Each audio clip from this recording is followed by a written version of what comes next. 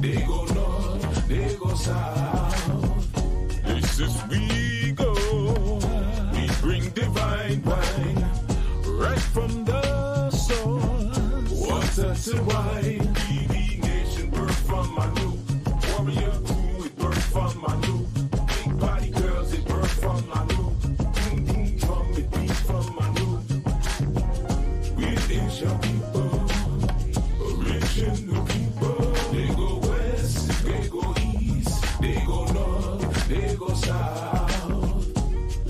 Where are my people? Right here. My beautiful people. Right here. Ancient of days. Right here. Faces engraved. Right here. Birth from the spirit. Right here. Just here for a minute. Right here. Ruled from a cloud. Right here. Sing it out loud.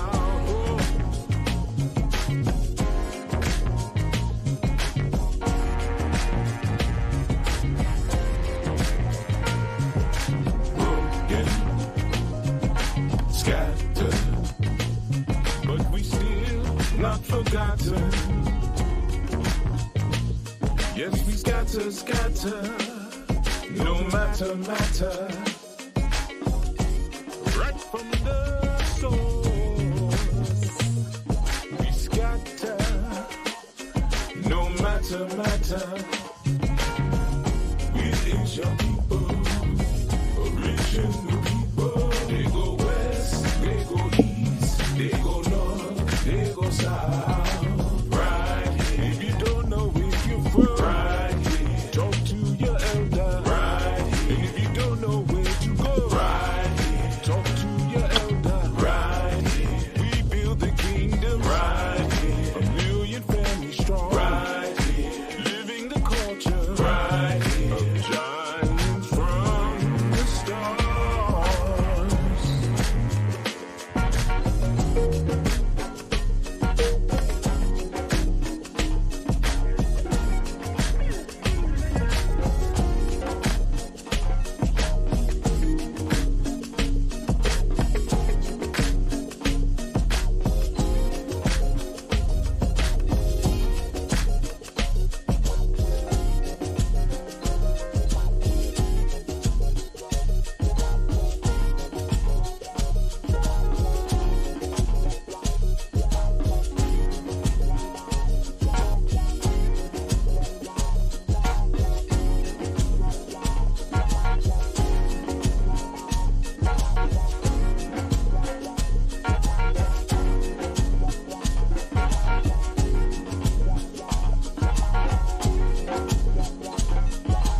Right here, right here, right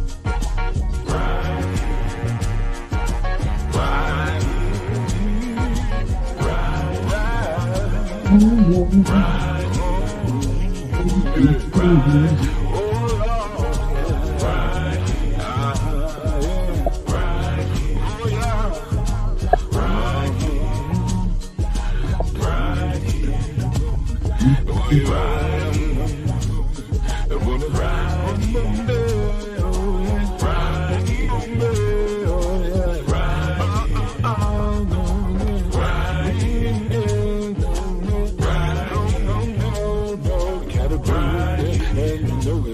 You gotta rise and you know it. You gotta rise and you know it. Oh, put your back into it. We all gotta go through it. Oh, yeah. Oh, yeah. Oh, no.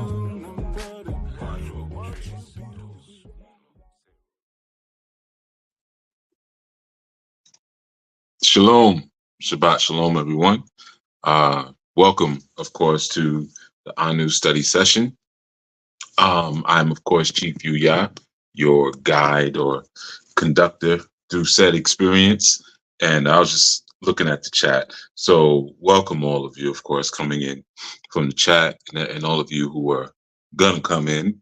And as I always say, those who pick up later, because thank you for the one. On the one, thank you for the one.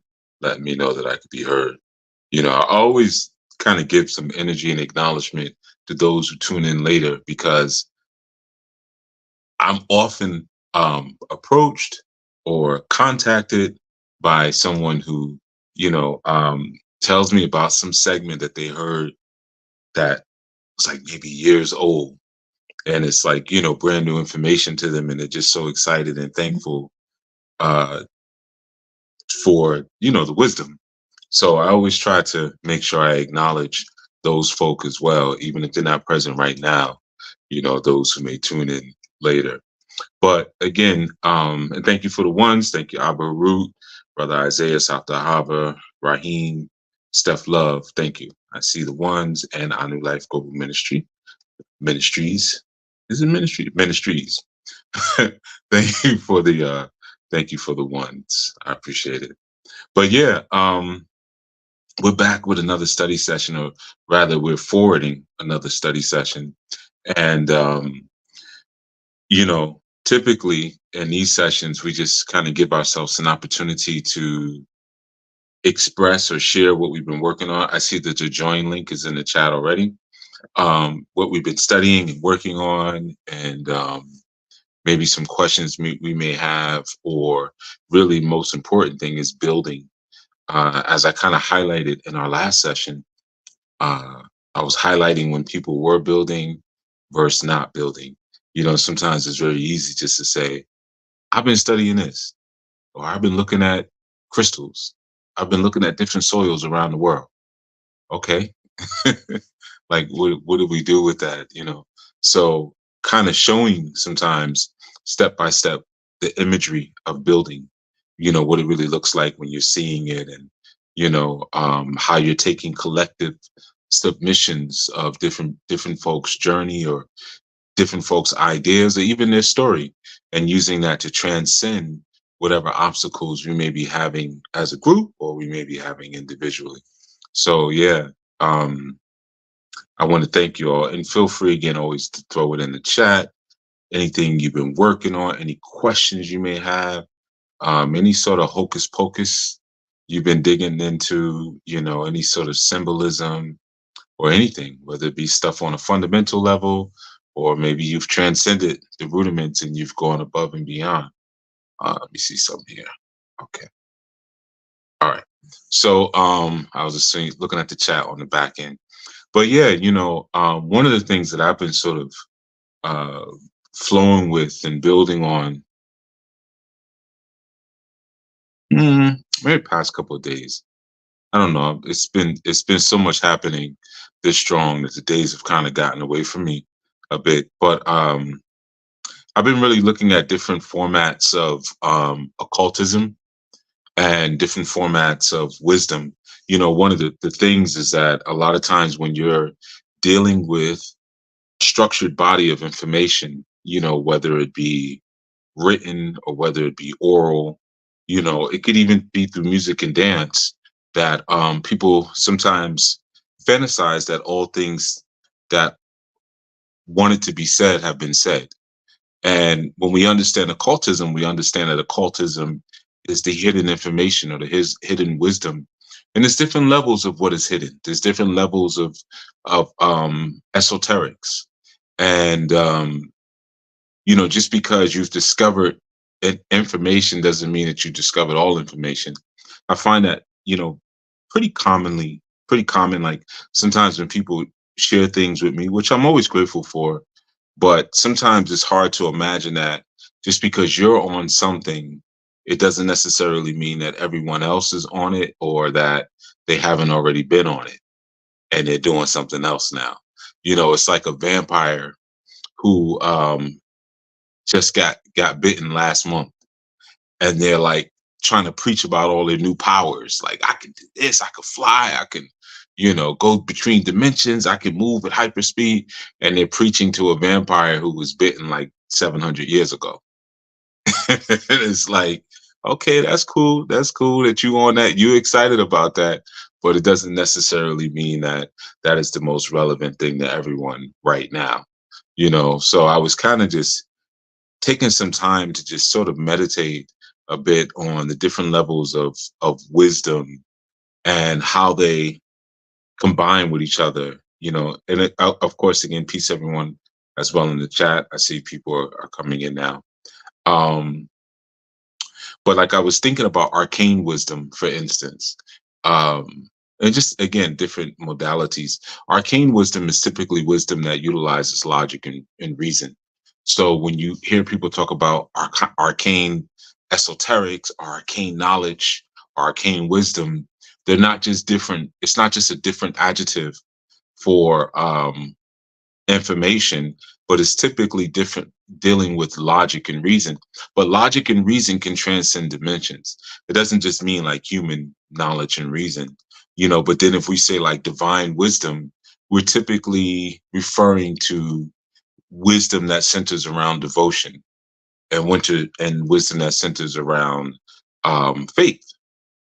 Faith and devotion would be like your divine wisdom. Yeah, shalom to you as well, Master Benelete. I'm glancing at the chat, periodically. Then you have like primal wisdom, right?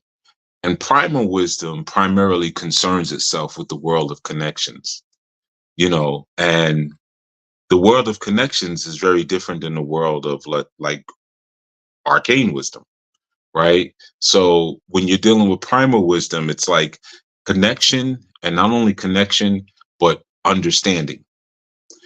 So connections and understanding are not necessarily like I'm trying to understand a connection, or I'm trying to connect the different understandings. Sometimes when people rush into that, they never understand anything.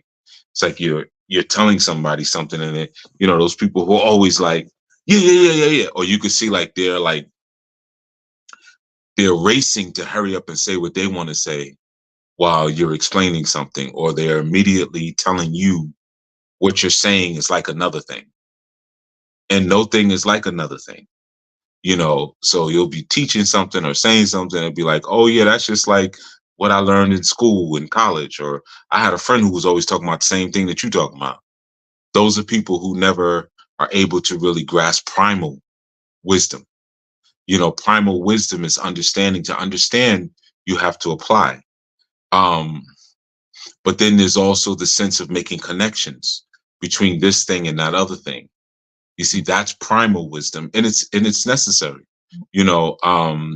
Then you have, of course, occult wisdom, right, Master Minute? So basically, what you're saying is, anytime you hear, so basically, what you're saying, that's a person that has no clue as to what you're talking about, but they won't allow their ego to be suppressed by a possible opportunity to learn.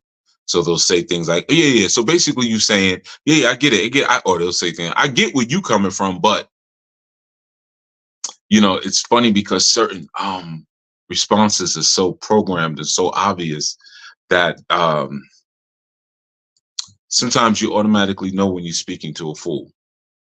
And the fool doesn't know that that they're a fool. But sometimes and the worst thing you could do is let them know, because once you let them know, that's when all the rambling or the anger or the hostility begins. So you just let the fool think that they got that. So basically what you're saying is this, and if I just do this and that, and if I yeah, oh, that's the way you see it, sure. Because sometimes it takes so long to take a person through a process where we need to get down to the primal aspects of knowing things. We got to take you all the way down to your first thought foundations. And I may not feel like doing all that. You may not be worth it to me. So the most I may be willing to give you is just, yeah, all right, I hear you.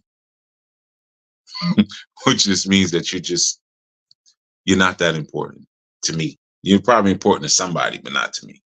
Right. So you have, again, like this is just what I've been meditating on as of late, just different components of information, like, and then your occult. So like, what did I say? I said your divine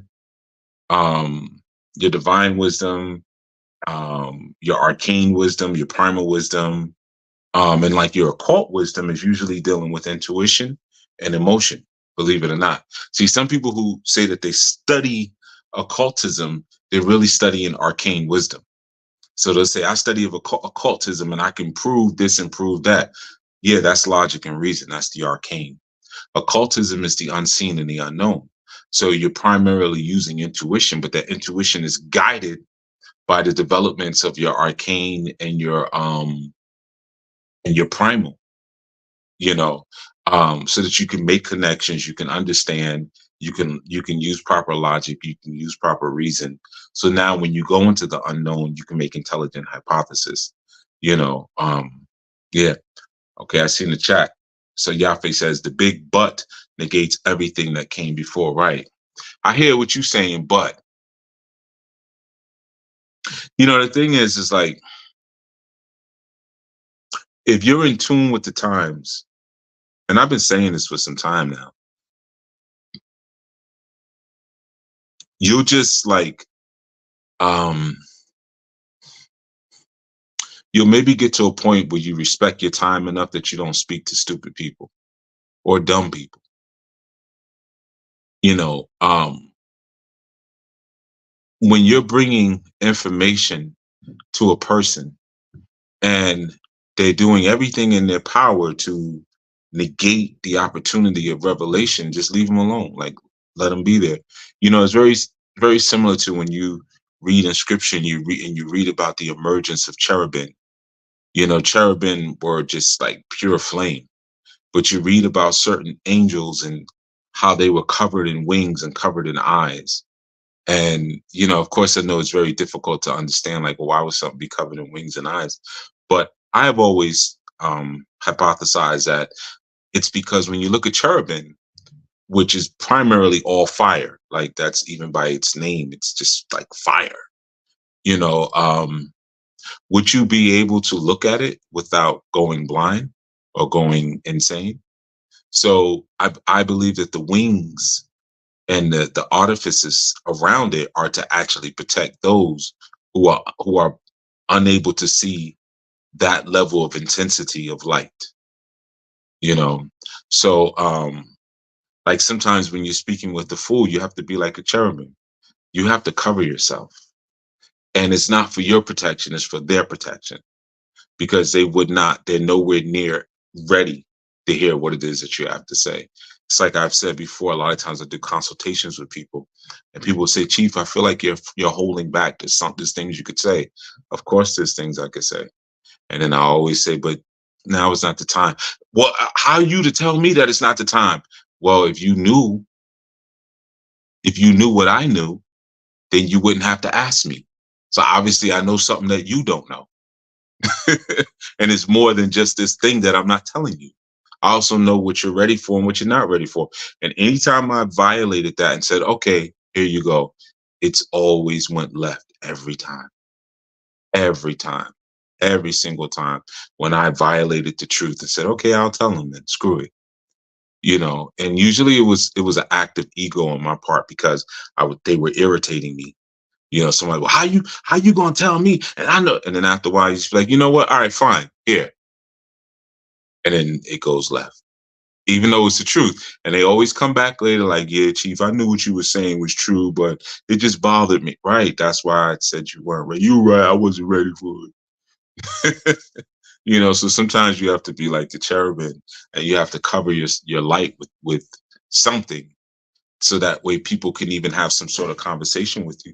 You notice every time that angels came into the scene or onto the scene in scripture, they always said like the same exact phrase.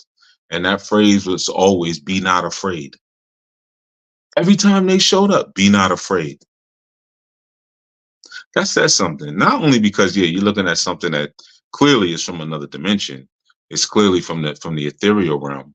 But at the same time, it's bringing such a reality to you that it has to say, look, you're okay. You're all right. Don't be afraid. I'm not going to hurt you. I came to deliver a message to you. You know, House of Yudah says, sounds like one puffed up with so much pride and no humility, right? Which is the masses of people, you know, it's the masses of people who, you know, like they have this very dangerous sort of phrase that is invested into nowadays. And that's the word, like, spiritual. Everybody's spiritual. I'm a spiritual person. I'm a spiritual person. Just gonna move mine. I got the chat in front of me. I just want to move it so I can see a little better. I'm a spiritual person. What does that mean? And you notice a person who says they're spiritual, they think that allows them to get away with something. As opposed to if somebody says, well, I follow the Quran. I follow the book. See, that's a much different statement than saying I'm a spiritual person. If someone says, I abide by Torah, that's different than somebody saying I'm spiritual, right? Because spiritual could be anywhere, and it changes and it mutates based on how I feel and based on the level of pride that I've puffed up in myself. That's why certain kind of people always go to certain kind of religions. If you don't want any rules, go get initiated into Orisha. And then the moment your Iya or your Baba gives you a rule, you're gonna leave that house. But now you left that house, but you still have your pots and your lekes, and you're like, well, I could talk to Oshun by myself. I could talk to Oya myself. That's what you wanted all along. It's like the woman who gets with the dude just to have the baby, but she really don't want the dude. So once she has the baby, she figures out a way for them to break up. She sabotages the relationship, right? Because ultimately she didn't want to be beholden to anyone else's ideas, advice, or word or anything else, right? So certain kind of people always gravitate to certain kind of experiences, Zach says it seems like people want to have something concrete to balance, but out their emotions. When you present something else, then everything has to be questioned. Yeah. I mean, wanting something concrete to balance out their emotions, maybe, but sometimes people are they're emotional junkies. So they want to get into an experience that triggers emotion, so they can get their fix. It's one of the reasons why I stopped doing consultations as much, because there was so many people who would call me just to get an emotional fix, primarily knucklehead females. I'll just be honest about it. They would call me and then they would ask a stupid question they already know the answer to. And I would like, Chief, why am I still single? Now, they may have asked me that question 3 years prior, and I told them why and what they need to do. They never did it. Then they come back, why am I still single? I don't know. Come on, Chief, I know you know. Come on, Chief, don't do that. Don't do that. Then as soon as you tell them, well, your attitude sucks. You're nasty. You're rude. Then it's, okay, tell me else. Tell me what else you feel. I didn't call for this. Right. Yes, you did. Yes, you did, because nobody cares about you. So you needed that emotional fix to feel like somebody gives a damn about you. But it always backfires with me because I have very creative ways to show a person that I do not care anything about them.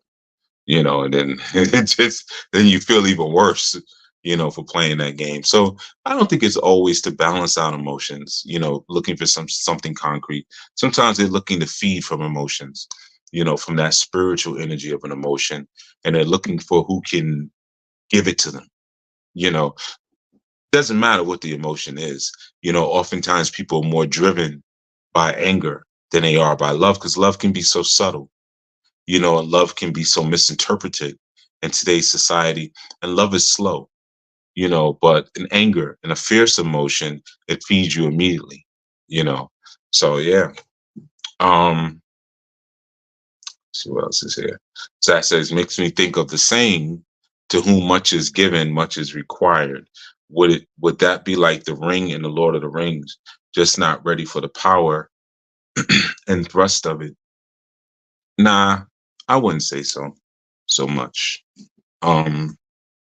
Absolute power corrupts absolutely. So sometimes people have a certain lust for power, like a lust for a ring. But your desire to even want that power is a part of your corruption. It's like someone who goes into the acting feel, why do you want to be an actor? Because I want to be famous. So then one day you become famous and then you go insane because your motivation for wanting to be in that space was already corrupt. What kind of insane person would want to be famous? And then if we even look in that field, what kind of person would want to be paid to lie for the rest of their life? Pretend to be something else. And do that so well that you forget who you are. What kind of insane person would want to live that way? Let me see. But you think about it, like actors, we hold above everybody. You know, like they have some wisdom that others don't have, and most of the time they're just insane people. I've worked with a lot of actors in my time. They're oftentimes very spiritually imbalanced, very spiritual, but they started out spiritually imbalanced. So they found this field that they can go into where they could hide.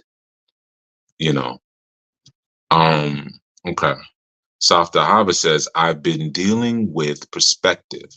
When you speak about divine wisdom, that causes me to think about having a divine perspective, excuse me, which is allowing me to see things differently, not based on my lack. Okay. That's general, South Dahaba. That's very generic. Okay. I'm gonna get on you. That's generic because you do that a lot. She was like, wait a minute, I said divine, and I said the divine and the divine perspective. What does that mean? Now I need more from you at this point. As opposed to, or not based on my lack, divine wisdom allows one to have a divine perspective. I need more from Muhammad. Screw that. I'm holding you to a higher standard. Jason says, pulling out of the matrix too fast will leave you disoriented. Shell shock. That sounds like a weak ass excuse, Jason, for staying plugged into the matrix. That's a weak ass excuse. If I pull out of the matrix too fast, I could become disoriented and shell shock. So what? And some days, if you work out too hard, you'll throw up. We all know that that's good. That's just a sign that I'm doing something that I should have been doing. You know, if you try to learn a new language and see if you don't get a headache. Like really, like not just on an app and you're playing around. Like take a language class and immerse yourself in it and take 2 hours where someone is just throwing words at you and you got to remember you're going to have a headache. It's called a language headache. I've had them many times, you know, because your brain is trying to rewire the way it's looking at things. You know, it's switching things around. I remember when I first learned Hebrew, I would get these headaches all the time, and I never get headaches. And I realized it was, you know, I found out about. I took because I only took a couple classes, but after I was already learning it on my own. And you know, when you're learning on your own, sometimes you develop bad habits. And when I went and learned with someone who really was teaching me properly, like I had to rethink the way I was looking at things. And she was like, it's okay. That's like normal because your brain is rewiring itself. Yeah. So, nah, man, ain't going for that from you. Ain't go, you know. Zach says, I left because it just not resonate with me anymore. Right, that resonating term. Spiritual people like to use that term. It doesn't resonate with me. Well, what is a resonance? A resonance is a standing vibration. A resonance is you know, like one singer that has amazing resonance is Anita Baker. She's got really good resonance. And what that is when you hear her sing a low note and then go up to a high note, her voice doesn't change much. You know, some people, when they go from low to high, they sound like a completely different person. A great example of that would be like LL Cool J. If you hear a song like Hey Love, he sounds like one person. And he sounds similar to like Love You Better. But then if you hear a song like Jack the Ripper or Who Shot Ya, he sounds like a different person because he doesn't have a lot of resonance. And so when he hits when he gets more aggressive or he puts more energy into his throat, his voice completely changes into something else. DMX was another person who had a lot of resonance. Whatever tone he was at, it sounded like the same exact voice, just higher or lower, but it's the same voice. So when someone says something doesn't resonate with me, it essentially means that I'm unable to take exactly what my vibration is right now and who I am right now and take that to the next place with me. So no, that doesn't resonate with me, meaning I can't carry my old identity into this new awareness. But if I was a spiritual person and understanding that spirit is always moving in a spiral throughout the universe, and the universe is not a large place, it's a very small environment, but I'm taking this spirit to grow and expand this universe, then I would understand that my resonance, my frequency, my note is going to change constantly. Just like everything else changes. We don't look like we looked when we were younger. Some things you can't bring with you.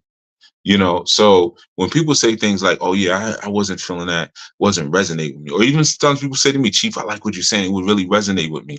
That doesn't mean anything to me. That's like damn near a red flag. If I'm looking at the person, I've seen it kind of a clown, and they're like, yeah, Chief, what you said resonate. I'm like, uh-oh, I didn't say it right then. I didn't say it right. Because if me saying this still allows you to feel comfortable, I did something wrong. So anytime you hear that foolishness, like, yeah, I left, I was with the church, or I was with this person or this ministry, but they said something that didn't resonate with me. That's just a stubborn clown. That's a stubborn, rebellious clown, and it's so valuable to know when you're speaking to someone who's just, I was having that conversation with someone recently, and they were asking about, I don't know what we were saying, but I was sharing the difference between a rebel and a revolutionary. A rebel defies authority, whereas a revolutionary denounces authority. And it's a very big difference, because if I rebel against an authority, I still acknowledge that authority as the authority.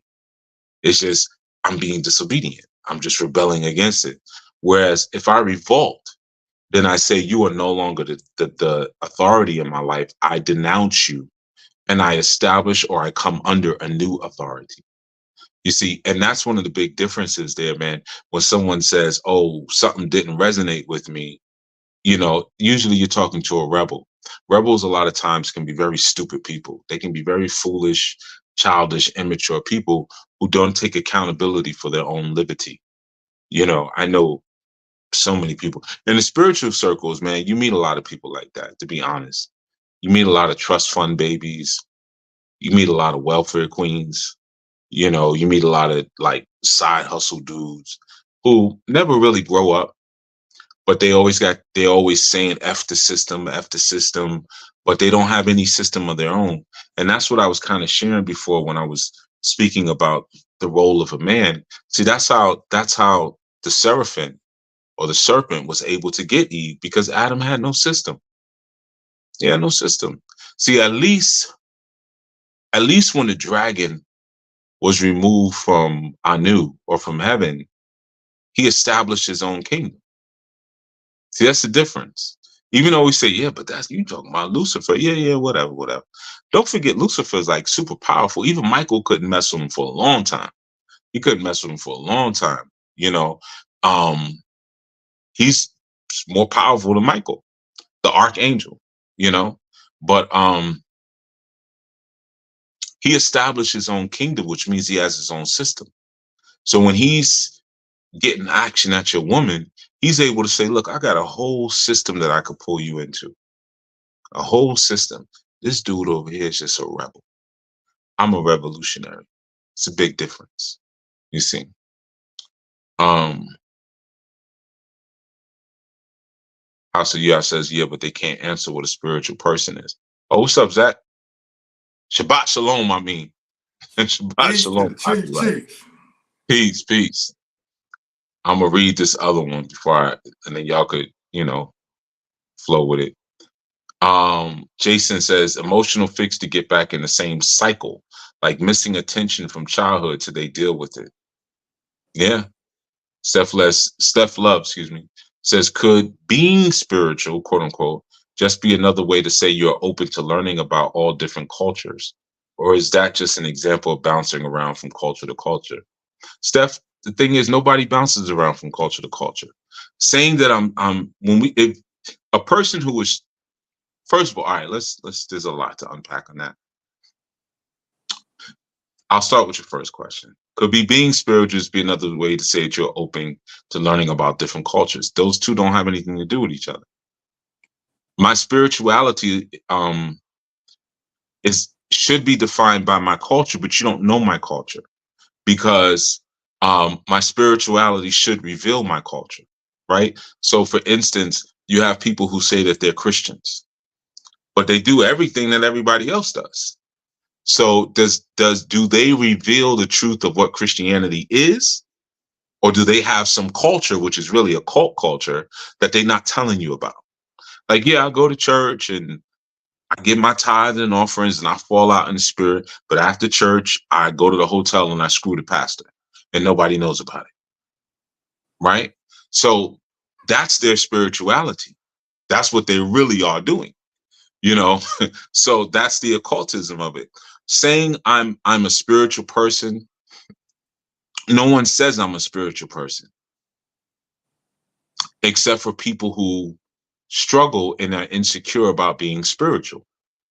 Because what is it to be spiritual? And when everything is spirit, you have evil spirits in the world. So if I say I'm a spiritual person, does that mean that I explore the life and the wisdom of evil? It could be.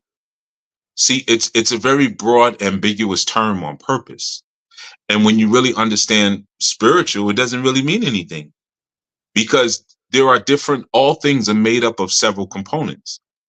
You have the body, the mind, you have the spirit, you have the soul. So if I say I'm a mind person, what does that mean? Nothing, because all things are made up of the mind. If I say, well, I'm a very body person, everybody is. You're not saying anything. I'm a very spiritual person. Everybody is. If they didn't have a spirit, they wouldn't be walking around. So to say I'm a spiritual person, it only means that I've decided to have no authority. That's all it really means, in all honesty. Saying I'm a spiritual person is like saying I'm a very smart person. Only dumb people say they're smart. That's like people who look in the mirror like, yo, I'm a baddie. Anybody who looks in the mirror and says that they are a baddie are most likely 5'5", 280 pounds. Let's just be honest. So when you're a baddie, you don't say anything. Like you're not fazed by that. Like, Steph, like, have you ever gone to a country where everyone is beautiful? Like, I've gone to countries where, like, these are some really beautiful people. So people are not fazed by beauty because everybody's beautiful. They're fazed by other things like kindness and being able to keep a good home and being respectful and things like that. In America, we're fazed by beauty because a lot of us are so ugly, like literally, like physically ugly. A lot of us don't take care of ourselves. We don't eat the right foods. We now, like, if you look at like this young generation, like Raheem's generation, Raheem looked the same age as me and Zach. You know what I mean? Because his generation, all they do is pop pills. You see? So they look like ridiculously old before their time. You see, my skin is just as smooth as his. What kind of sense does that make? You see? Because in my generation, we just smoked weed and drank a little bit. Weed keep you young. So no, I'm joking. I don't smoke weed, but I did. But the thing about it, so it's like like a term like that, it means nothing. It's an escape. I'm being spiritual. No such thing. No such thing. Because all proper spirit comes from a kingdom. Dolphins have a kingdom that they come from. And do you know that every spiritual kingdom on this planet is linked to a cosmic community off the planet? So if I say I'm a spiritual person, I can't get into the dolphin kingdom. I can't get into the whale kingdom. I can observe it and appreciate it. And then I can look into the sky and see the Sirius star system. Because there are some people, we call those star seeds. Some people, they reflect the energy of certain constellations, certain star systems. Palladian, you have Palladian people, right? But if you're not that, you ain't that. You can't get in that. You can observe it. So just saying that I'm spiritual, it means zero. But what's more scary when you say I'm a person who follows this law? Because if you think about America, America ain't got no problem with you saying you're spiritual. America has a problem with saying that you follow the laws of God, of your God, and you name the God. If I say I'm a Sunni Muslim and I follow those laws, what? We got a problem. If I say I'm an Israelite and I follow the laws of Torah, uh-oh. But if I say I follow the law of God, nobody cares. No big deal. You see? Because when I'm not assigning myself or claiming a kingdom. So that's the first part of your question. Second part, or is it just that an example of bouncing around from culture to culture? No one really bounces from culture to culture, because anybody who bounces is already a part of one culture. And it's like when you get with certain people in a relationship. Like I was reading something where Marlon Wayans was saying that he never married because he didn't want to make his mother jealous. So he never got married. Though he does have children, but he never took on a wife. So if he would have taken on a wife, that would have seemed like he would have entered into a family culture. But the reality is that his allegiance was always to his mother. So he says, because I'm not really buying that either, because the dude wore a dress. So who knows really what he's talking about, right? So, but the point I'm saying is that a person who has the mindset to bounce from culture to culture is one who's already made up their mind about a culture. So they're just going and observing and visiting different cultures. I visit different cultures, a lot of them, but I'm very rooted and understand what my culture is. But someone who's like, oh, well, I'm this one week and I'm not the next week and I'm not the next week. Their culture is to be a vagabond. This is a child of Cain. They are a vagabond. They're homeless. That is their culture. Their culture is hoboism. Or gutter punk, if you're familiar with the gutter punk, community. That is their culture. So yeah, one day they may look like I'm a Christian, because they was giving out food at the church. The next week I'm a Muslim, because I saw one of those Muslim women. They look gorgeous. So I got to get a Muslim, and I heard you can have 4 wives. When that doesn't work out, I'll be a Zen master. Because I saw, Crouching Tiger, Hidden Dragon. I want to learn how to fight. So now I'm getting into Confucian, Buddhism. But the culture is what it was from the beginning. This is a homeless person. That's the culture, you see. So I know that was a long answer, but it was a good question. What you brothers talking about? Would that be the same as flowing though? Like, I remember when you was talking about that if one is in the next to a toxic plant, like going back to that analogy that you used with the goats, and one then not really understanding their own culture, the only thing they can do is observe other cultures, then how would essentially they would find their own, or get back to their own when, a lot of people are like, I don't know where I came from. I don't know. So now in order for me to get ahead, maybe they say that I'm spiritual so I can start to absorb these different things in order to try to gain some understanding of themselves and try to gain an understanding of how to get ahead, I'm assuming. Okay, absolutely. 2 things with that. What does being spiritual mean? Like etymology, what does it mean? I would go, I don't know. I would go along to say, people say I'm an empath and I just feel things. So it just means so check that out. Okay. You barely know. And you're sitting underneath my teaching. Someone outside of here saying I'm spiritual. They have no clue as to what that word even means. I promise you.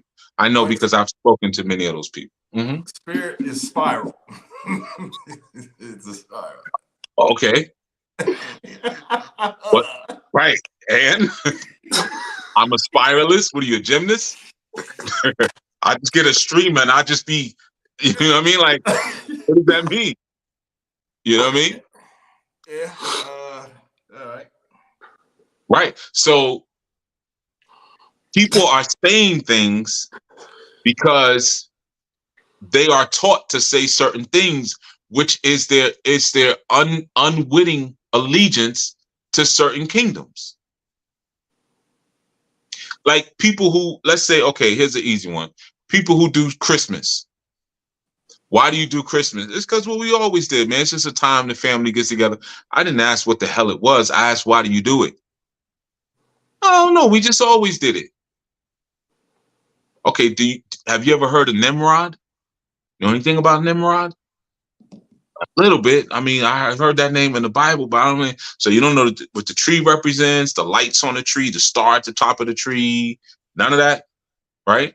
But you are a servant to that God or to that archetype, even though you don't know what you're doing. So if I just say something, well, I'm a spiritual person, that's like me saying, well, I'm an American, right? But I don't even know what the heck that is. I don't even know what that means. But I'm just saying it because I was told to say it. Does that mean that I'm any less allegiant to that deity? No. I am still a follower of that deity. You see? So, I mean, whether you know what it means or not, like when somebody says I'm spiritual, they don't even know what that word means. But they throw it out there because that's the new cover word, which to get out of obedience to the Most High. To say I'm spiritual. So it sounds clean. So just like somebody might not say, oh, well, God's speaking to me. They'll say, the spirits are speaking to me. What does it mean? The same exact thing. You're saying that something I don't know what the heck it is talking to me. That's what you're saying. So whether I say I believe in God or I believe in the Great Spirit, I'm saying the exact same thing. I'm saying I believe fairy tale. I have a fairy tale allegiance to something that I don't know what the heck it is. So I can't even put a name to it. And something told me, or someone told me, that I have to believe something. You got to believe in something. That's why, like, when people say the word believe to me, I say, well, I don't believe in anything.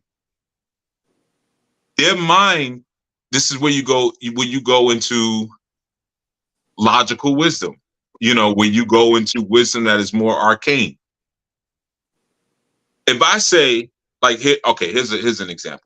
Sometimes I may speak about what has happened to my people through oppression and racism.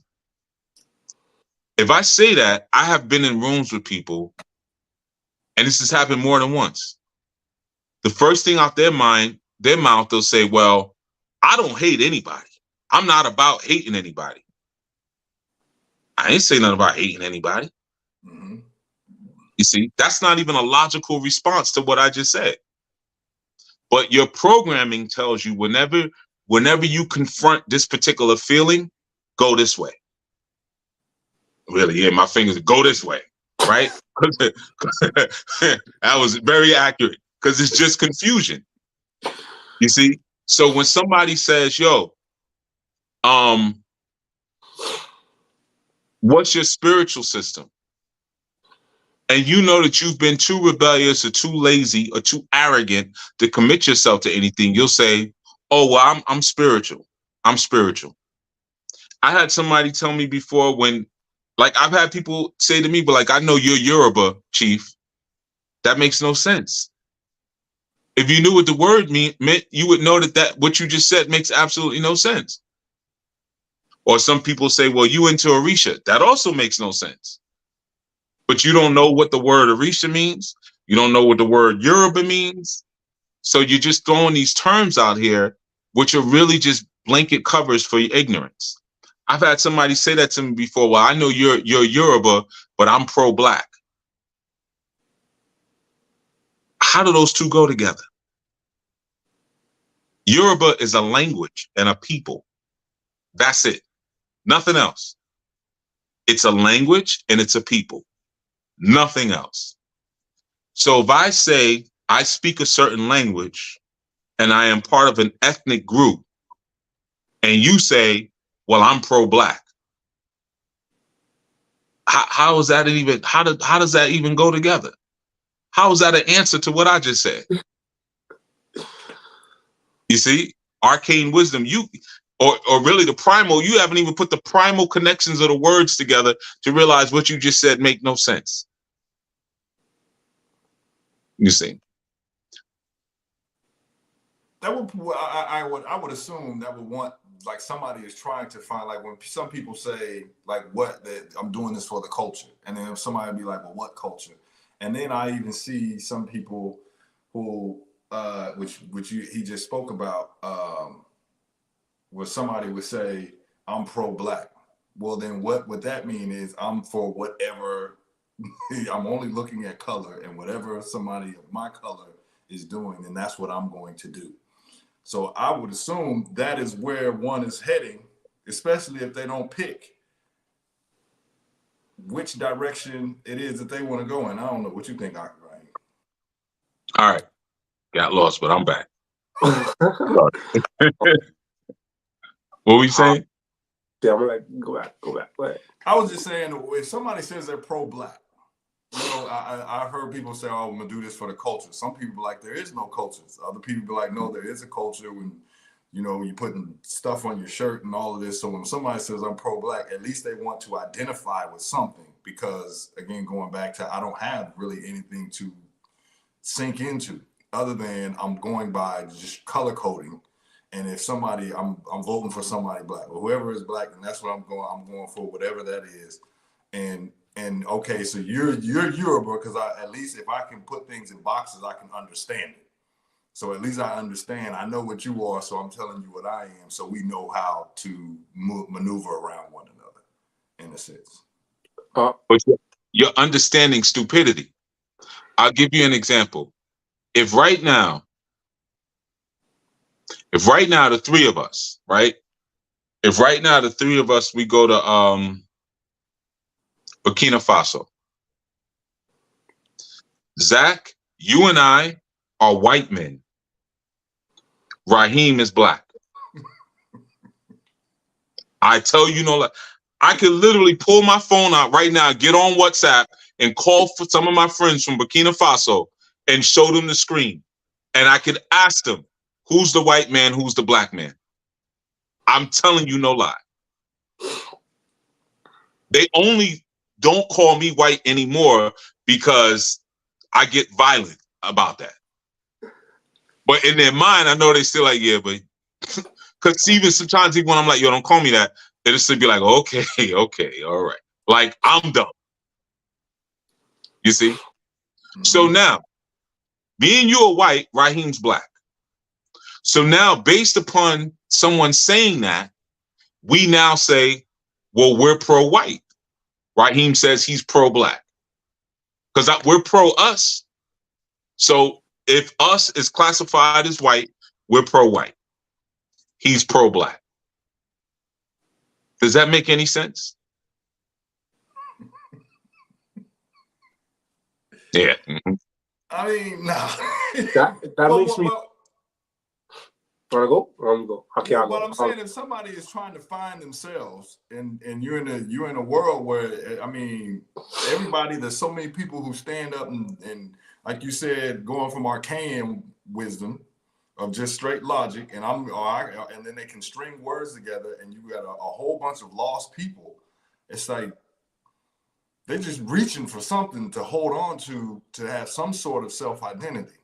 And if that self-identity is like removing somebody, which, you know, I'm assuming they wouldn't say I'm a religious person, because then it's like, oh, well, you're stuck. So instead of me saying I'm a religious person, I'm gonna go to spiritual to say that I'm open to going down multiple different roads.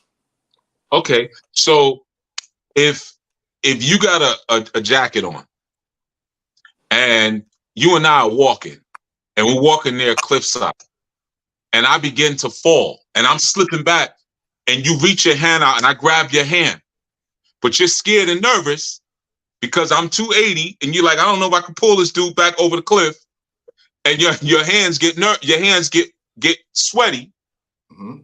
right? But you stopped me for a second from falling over the cliff. Should I not reach for your jacket and pull myself up by your forearm? You should. Right. So when we're reaching out just for anything, just like when you're falling down a cliff, you're reaching for anything. But once you grab something, just for a second, you're going to check the surety of that thing. I may be falling off a cliff and grab at a little branch. Now I'm ripping that thing out from its roots. So within a few short seconds, I'm going to see if this thing can support me, if this thing is what I think it is. And if it's not, I'm going to reach for something more solid. But if I only hold that branch and I'm hearing the roots tear out of the ground while I'm holding it, and I'm still going to fall, and I say, yeah, but I'm pro little branch. That's insanity. You see, there's a difference between falling to your death and reaching for anything, which a lot of times is not even necessary, because our food, clothing, and shelter half the time is straight. What are you reaching for anything for? That's because you're mentally lazy. So I'm just going to reach for the first thing that's in front. That's why everybody walking around with crosses around their neck, talking about I'm a Christian. It was free. Church is free. You know what I mean? If the Christian church charged a cover fee and the masjid was free, everybody would be walking around talking about I'm a Muslim. You went into the easiest, quickest thing that you could get your hands on. But you really didn't have to scramble like that. You made it seem like you had to scramble, but you didn't have to. You could have took your time and tested and proved each thing that you were grabbing onto. You see? Yeah. But now, because you didn't, you're now doing what you do out of fear. See, that's a difference between loyalty and faith, right? We always talk about I'm loyal. Yeah, you know what I'm saying? I'm loyal, right? Everybody's loyal. But loyalty comes from two places, fear or love. That's where loyalty comes from. So loyalty is emotional based. Most people don't say, because it sounds a certain way, I'm faithful. Like if I say Zach's my brother, I'm loyal to my brother. I'm loyal. I don't care what you say. Yeah, that sounds tough. If I say I'm faithful to Zach, you see what I'm saying? It's like, what? What you say? So basically what you're saying is... So basically what you're saying, right. Let me put it again, because Diddy is from Mount Vernon and you from Mount Vernon. You see what I'm saying? Oh, now I knew something was funny with him. You know what I'm saying? So that's the thing. It's like, but my loyalty is mutable based on how I feel. You see? But my faith is something different. So a lot of people, they're reaching out and grabbing things out of emotion, but they're not really taking the time to test it through faith. Is this really the thing? So if I say I'm a spiritual person, what does that mean? That means I'm just grabbing when I don't really need to be grabbing. So when I say something like, yeah, I'm an Israelite. Oh, you like one of them Hebrew Israelites? No, I never said that. So I don't know which church. You go on the Anu Life Global Ministries website, it says we're not associated with any Hebrew Israelite. So, but you're too lazy to read that. And if I say I'm an Israelite, you don't even know what the word Israel means. You're too lazy to do any of this stuff because you've been trained and softened a certain way. You've been softened. You see? So this is why even in Anu, we have movement requirements. You got to move. Like I was putting in the chat earlier to you, like, yeah, this strong was crazy busy for me. Some days I didn't get up. Like I got my movement in every day, but not like I should have. You know, but I still, at the very minimum, I'm gonna get down to 100 push-ups at least. If it's a day where it's like, oh my God, the day got away from me. Let me, you know, while I'm waiting for my dinner to come out, let me just do a quick 100 push-ups. Something, right? So I'm not gonna let myself soften to the point where now I'm moving out of fear and I'm not prepared and ready. See, that's what this society has done to you. So when I say I'm a spiritual man and I'm looking around, how long it take to look? how long it take to test something? I ain't gonna test nothing. I'm gonna go with what resonates with me, with what I vibe with. You see, I have a relative who's a Buddhist. This relative's always running their mouth. They don't like listening. So when they became a Buddhist, I was like, that makes perfect sense. Perfect sense. You just sit there and chant. Yeah, we chant. Of course you do. Of course you do. Because you're always running your mouth. So, of course, Buddhism is the perfect religion for you. You see what I'm saying? So that's what resonated with you. But if I introduce a system to you where you have to shut up and listen, that don't resonate with me, right? Because you're shaping your God around your own personality. You're shaping your laws around your own personality. That's called self-idolatry. So if I say I'm a spiritual person, what that really means is I'm the God. And I'm looking for different experiences where I can be celebrated and worshiped. And they got that saying too, go where you're celebrated, not where you're tolerated. Where you're tolerated, right. That's what that means. That makes me think of what you said on the last, I think it was on the role of the mother or the wife. You were speaking about when a mother doesn't do her job, a child is always jumping through different personalities or different things that they're doing every couple months, right? And you see that in most people too as well, where like they go into a new space and they're like, oh, I'm doing this, I'm trying this, and like they're still kind of trying to grab stuff, but they never really have that foundation. And it makes me also think about when I went into the Moss Shed for a bit just to kind of see what was going on. One thing that I realized is there was like 3 other people that joined around the time that I started going, and it was these 2 girls, and you could tell they had a questionable past, and they weren't coming in to be submissive. They're coming in to kind of hide what had happened before. And for me, it was always a thing where I would speak to Aki Zach like twice a week. So I'd speak to him and he'd be like, how's that thing going? What'd you learn? And it was never a thing of, okay, are you going there? Or is it a thing was like, hey, you're learning this, but how does this relate to what we have over here? Right. And one time you had asked me like, if you've seen that it's inferior, why are you still over there? And that made me realize like, okay, you have that branch in your hand, right? Well, you have 2 branches in your hand. You got the Anu in your hand, and you got the other thing in your hand, and you realize one is super sturdy, but the other one, you ain't really got much with it. But you're still trying to keep tugging to see like what's there for you when there's not much there for you.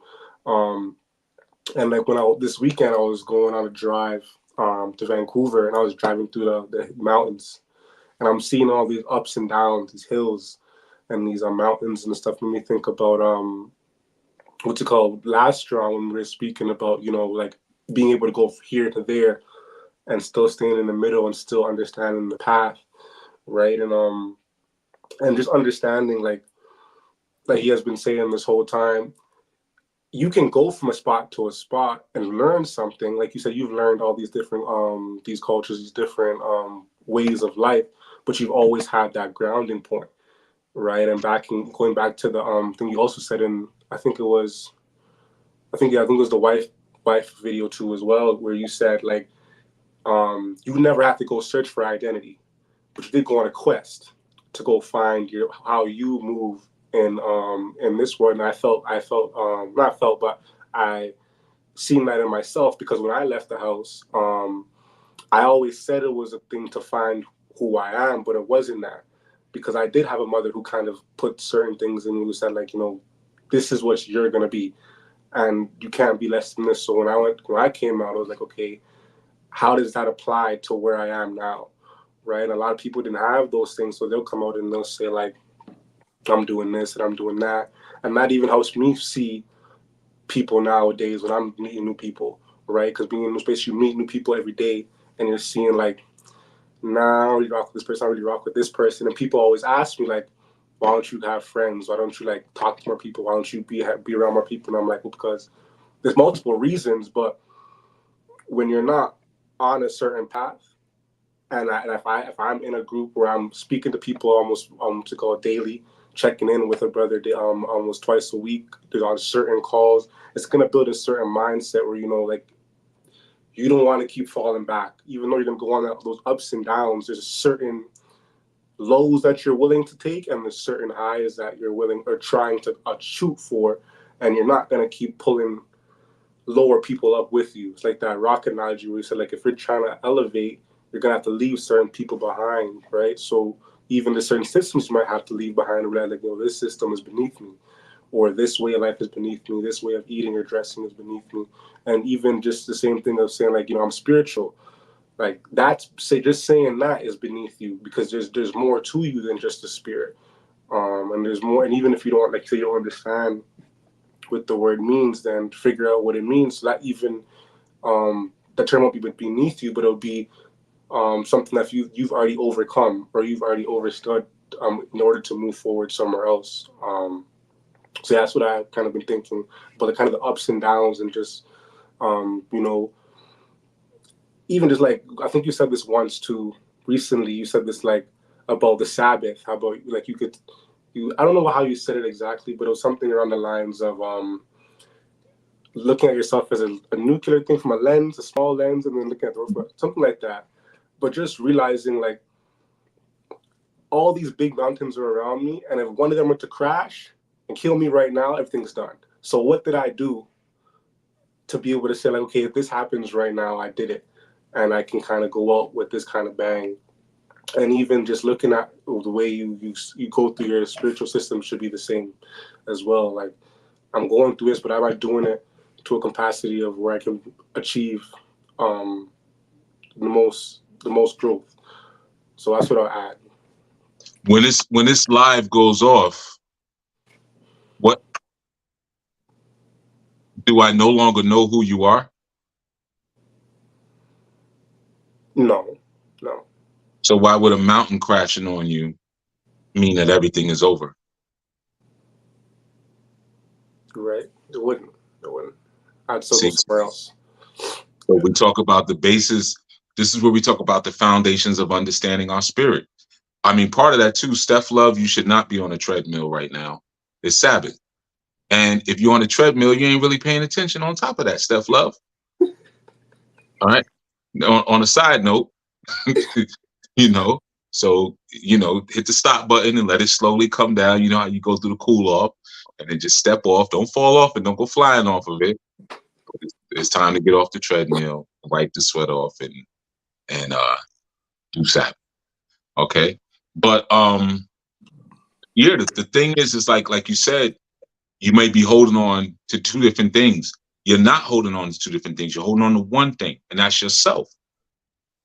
You see, like, certain disciplines are very jealous.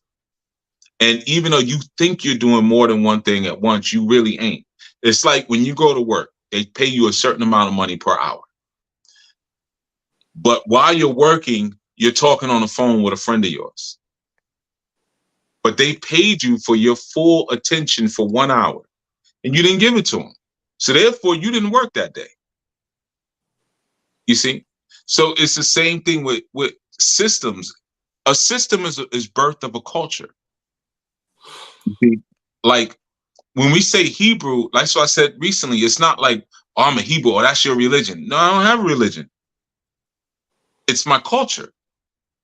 So even if I wasn't following all the laws, statutes, and commandments like I'm supposed to, because that should birth the culture, it's still my culture.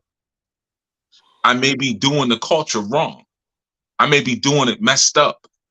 I may be violating the culture, but it defines my whole culture. Now, once I'm defined by that particular culture, I'm not holding on to anything else. It may look like it. It's just like, if I go into certain, if right now you freaking, I don't know, you got into a situation where you needed me to speak for you, right? I'm going to speak a certain way. I'm going to dress a certain way. It doesn't make me any less than what I am. I might put a mask on and be like, yeah, he actually is a good guy. No, sir, he's not a jerk. He just comes off as one. And yeah, I know everybody hates him, but no, you know, but you know, So that's the thing. You're always holding on to one thing. So even when you think you're bouncing from system to system, I'm doing this and I'm trying. Like when I was going from system to system, I was never really a true adherent of those systems because I had an agenda. The only difference is that I would share my agenda from the very beginning. I would warn people and tell them, like, look, whenever people wanted to elevate me, I always had people wanted to mentor me all the time. And I would always say, like, listen, let me share with you what my ultimate vision is. My vision is not to stay in this space or stay in this space. So based on that, if you don't want to teach me or you don't want to work with me, I understand, but I want you to know that I'm not going to be like your son and take on your inheritance and carry your legacy forward, right? I was always getting those kind of like offers, if you will. I was always clear, like, no, I'm going over here. So like, even when I was in the Christian church, I was always about liberation. It was still like, no, I got to help liberate my people. That was always the movement. You know, when I was in the masjid, it was like, I need to understand about these great men and women who came before me, who stood for Black liberation. When I was dealing with Ifa, I was like, I need some magic. So that way I could protect my people and protect my family. I need magic. Every system I've been in has been based on one culture that I've held. And that culture was a liberation theology. It's always been liberation theology. So even now in this moment, you're seeing Anu and this and that. It's still the same culture that I'm holding, liberation theology. Why are you doing all this Anu people stuff? Because my people are mentally enslaved. So then why are you doing Anu? To free them. So you still on that liberation theology. Yeah. That's been the culture of Silic from the very beginning, regardless of the different chambers that we may go through. You know, we go through different schools of thought and different chambers. Now, I didn't have a chief Yuya. Y'all lucky. Y'all got a chief Yuya. So I didn't have anybody to say, look, I see the promised land. It's been shown to me in a vision. And this is the path. If we take this path and we do these things in the beginning, it's going to be uncomfortable. Like you saying, holding on to two different branches. Yeah, well, the Anu branch got thorns all over it. It's cutting you the hell up. And it's saying, you sure you want to do this? You sure? This one's a whole lot. Like I always tell people all the time, if you're not going to do what you're supposed to do, go to church. Church is way more fun. Like they do trips, they do barbecues, you know, they be having singles night, they be having fright night instead of Halloween. You know what I'm saying? The music is, come on, we know the music is crazy. You know what I mean? The women dress way sexier. You know what I mean? Like if you gonna really halfway do it, go back to church. You know what I'm saying? It's more fun. Now, it's considerably more expensive. You know, so there is that part. There is that part, but it's more fun. You know, so that's the thing. But if you're going to be over here, this is an environment for people who are ready to bleed and ready to sweat it out, and not because the information is good or I believe in chief. Forget all that, because deep down in you there has to be a liberation theology. And that's the only thing that's going to make you keep holding on, you know, to say, nah, this is freeing. And freedom is important. For some people, freedom is not important. It's not a big deal because they like how they're being taken care of. They're fine with that. I never was attracted with the way that the overlords of American society offered to take care of me. I never felt like it was enough. Because if you tell me to pay taxes and there are libraries in this country that I don't have the clearance to walk inside of, then I don't want to be your friend anymore. I don't want to be your friend. You got rooms in the Pentagon that the president can't go inside of. And you want me to devote my allegiance to that? You wildin'. Hell no. No. N-O-double-O. I can't do it. You know what I'm saying? So for me, I was always clear that I want liberty and I want freedom, and my God wants liberty and freedom for me. And if it ain't about that, I'm really not interested unless whatever you're teaching me would help to achieve that. I studied under martial artists who were Muslim. I studied under martial artists who were atheists. I studied under martial artists who were diehard Christians. You know, who before we doing tournaments, all right, everybody take a knee, let's pray. I do all that goofiness. You know, I studied under a lot of people, but I knew Zach know what I'm talking about, because they be having football coaches that be making that do that. Y'all make sure, no matter what y'all do Sunday morning, y'all better be coach make you go to his church. And y'all sitting in the tight ass suits on, half drunk, front row. Yeah, no, coach made you do it. You know what I mean? So I've been in environments like that too, man. You know what I'm saying? But yo, I'm gonna learn this, because I'm gonna take this and I'm gonna bring it back to the brothers and sisters who ready to get it on with certain other factions of government who are not treating us right. If this is what I got to go through, so I'm going through. But it still was based on the same thing, liberation. You see, so Anu doesn't really work unless you're about liberation, because then it just feels backbreaking. That's when people leave and be like, "This is too hard. This shouldn't be this hard." You're right. It ain't gotta be this hard. It ain't gotta be this hard. There are easier ways to go. Orisha stuff is fun. You know, it's fun. Like, Bob allows them make it seem like it's scary because they want that bread, but it ain't really scary. Playing around with demons and stuff could be fun. I mean, to be real with you, because it's like having a genie in a bottle. You want to hurt somebody? All right, well, here's how you hurt somebody. You want to make this person, you watch this person walk down the street, you want to make them trip, watch this. You see, it could be fun. Is it liberating? No. It puts you in bondage. It puts you in bondage to that spirit now. And that sucks, because that spirit wasn't even bigger and better than you. And you fed it so much of yourself, it now has more of you than you got. That's what ends up happening. It's the same thing we do with the system. By the time you retire at 65, the system made more money off of you and did more things with your bread than you were able to do with your own bread. You worked at some company and they say, "Oh, we got an employee retirement plan." You do? Yeah, we'll match you. We'll give you 50 cents on the dollar up to $7,500. You will? Well, darn it, I'm going to stay here forever. And then somebody like me would come along, scruffy beard and all, you know what I mean? Hippie dashiki. And you'd be like, "He ain't got no money." And I'll be like, "Well, why would you put I understand that it's pre-tax dollars. I get that.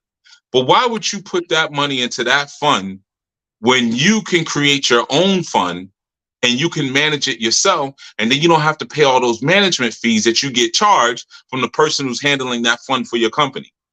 "Well, I don't know nothing about taxes. This is easy. They just take it out my check." Well, how long would it take you to learn about investment? I mean, if you just maybe took a month or maybe 3 months, you could learn some basic things about taking your own money that you worked for and multiplying that money. Be fruitful and multiply. Remember that? Like, you could just go do it yourself if you decided to take on the wisdom and the information and weren't mentally lazy. You see, so that might be a little harder, because you might have to sacrifice a couple months to learn things. You might have to listen to podcasts that you find boring, or buy a couple of books, or maybe even hire somebody for a counseling session to get you started.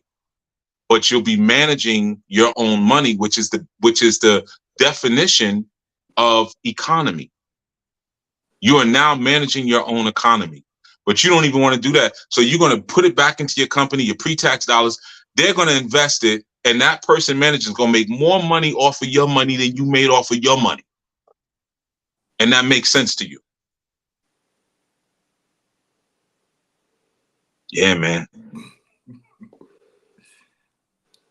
So when you was talking, go ahead, brother. okay, so that made me think about that time. I think it was a couple strongs ago when you said, why can't we take? And like the idea of having a free dome, so obviously out to God, your head, within your mind would be heaven. So I'm getting a free dome. Is that what you were referring to as taking? Like what would we be taking? Because you said taking what they have. So I'm trying to understand, like, were you speaking about the ability to think freely and move freely, or were you talking about something else? Your Instagram handle was Ra Takes Life all this time.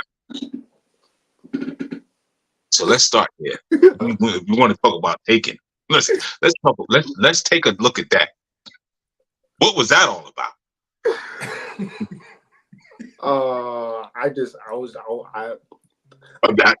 Come on, get it out. I just thought, like, if Ra could give life, then wouldn't that mean that he could take it back from you too? So he could take pretty much whatever he wanted realistically if he really wanted it. That was my idea. So I was like, okay, I want stuff right now, so I'm gonna just put it as that and just call myself that. But it didn't make no sense until I thought about it when the video came out with. So I was like, yeah, it should be give, not take. So I got it backwards. Ra gave you life? Nah, because what the thing was is I put okay, so like Ra was supposed to be like the Most High in the sentence, and it's like the Most High gives life, the Most High can also take life. That was kind of like, you can't go higher than the sun. Yeah, because you can. You should be able to, yeah. So now how is the sun the Most High?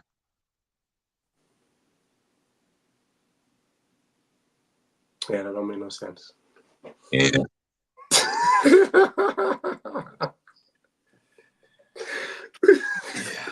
Speaking of making no sense, I mean, let me fix what I said the last time. Ma'at means authentic. I remember that now.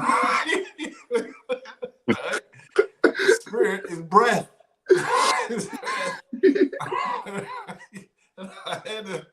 I'm glad that this happened. I'm glad this is happening.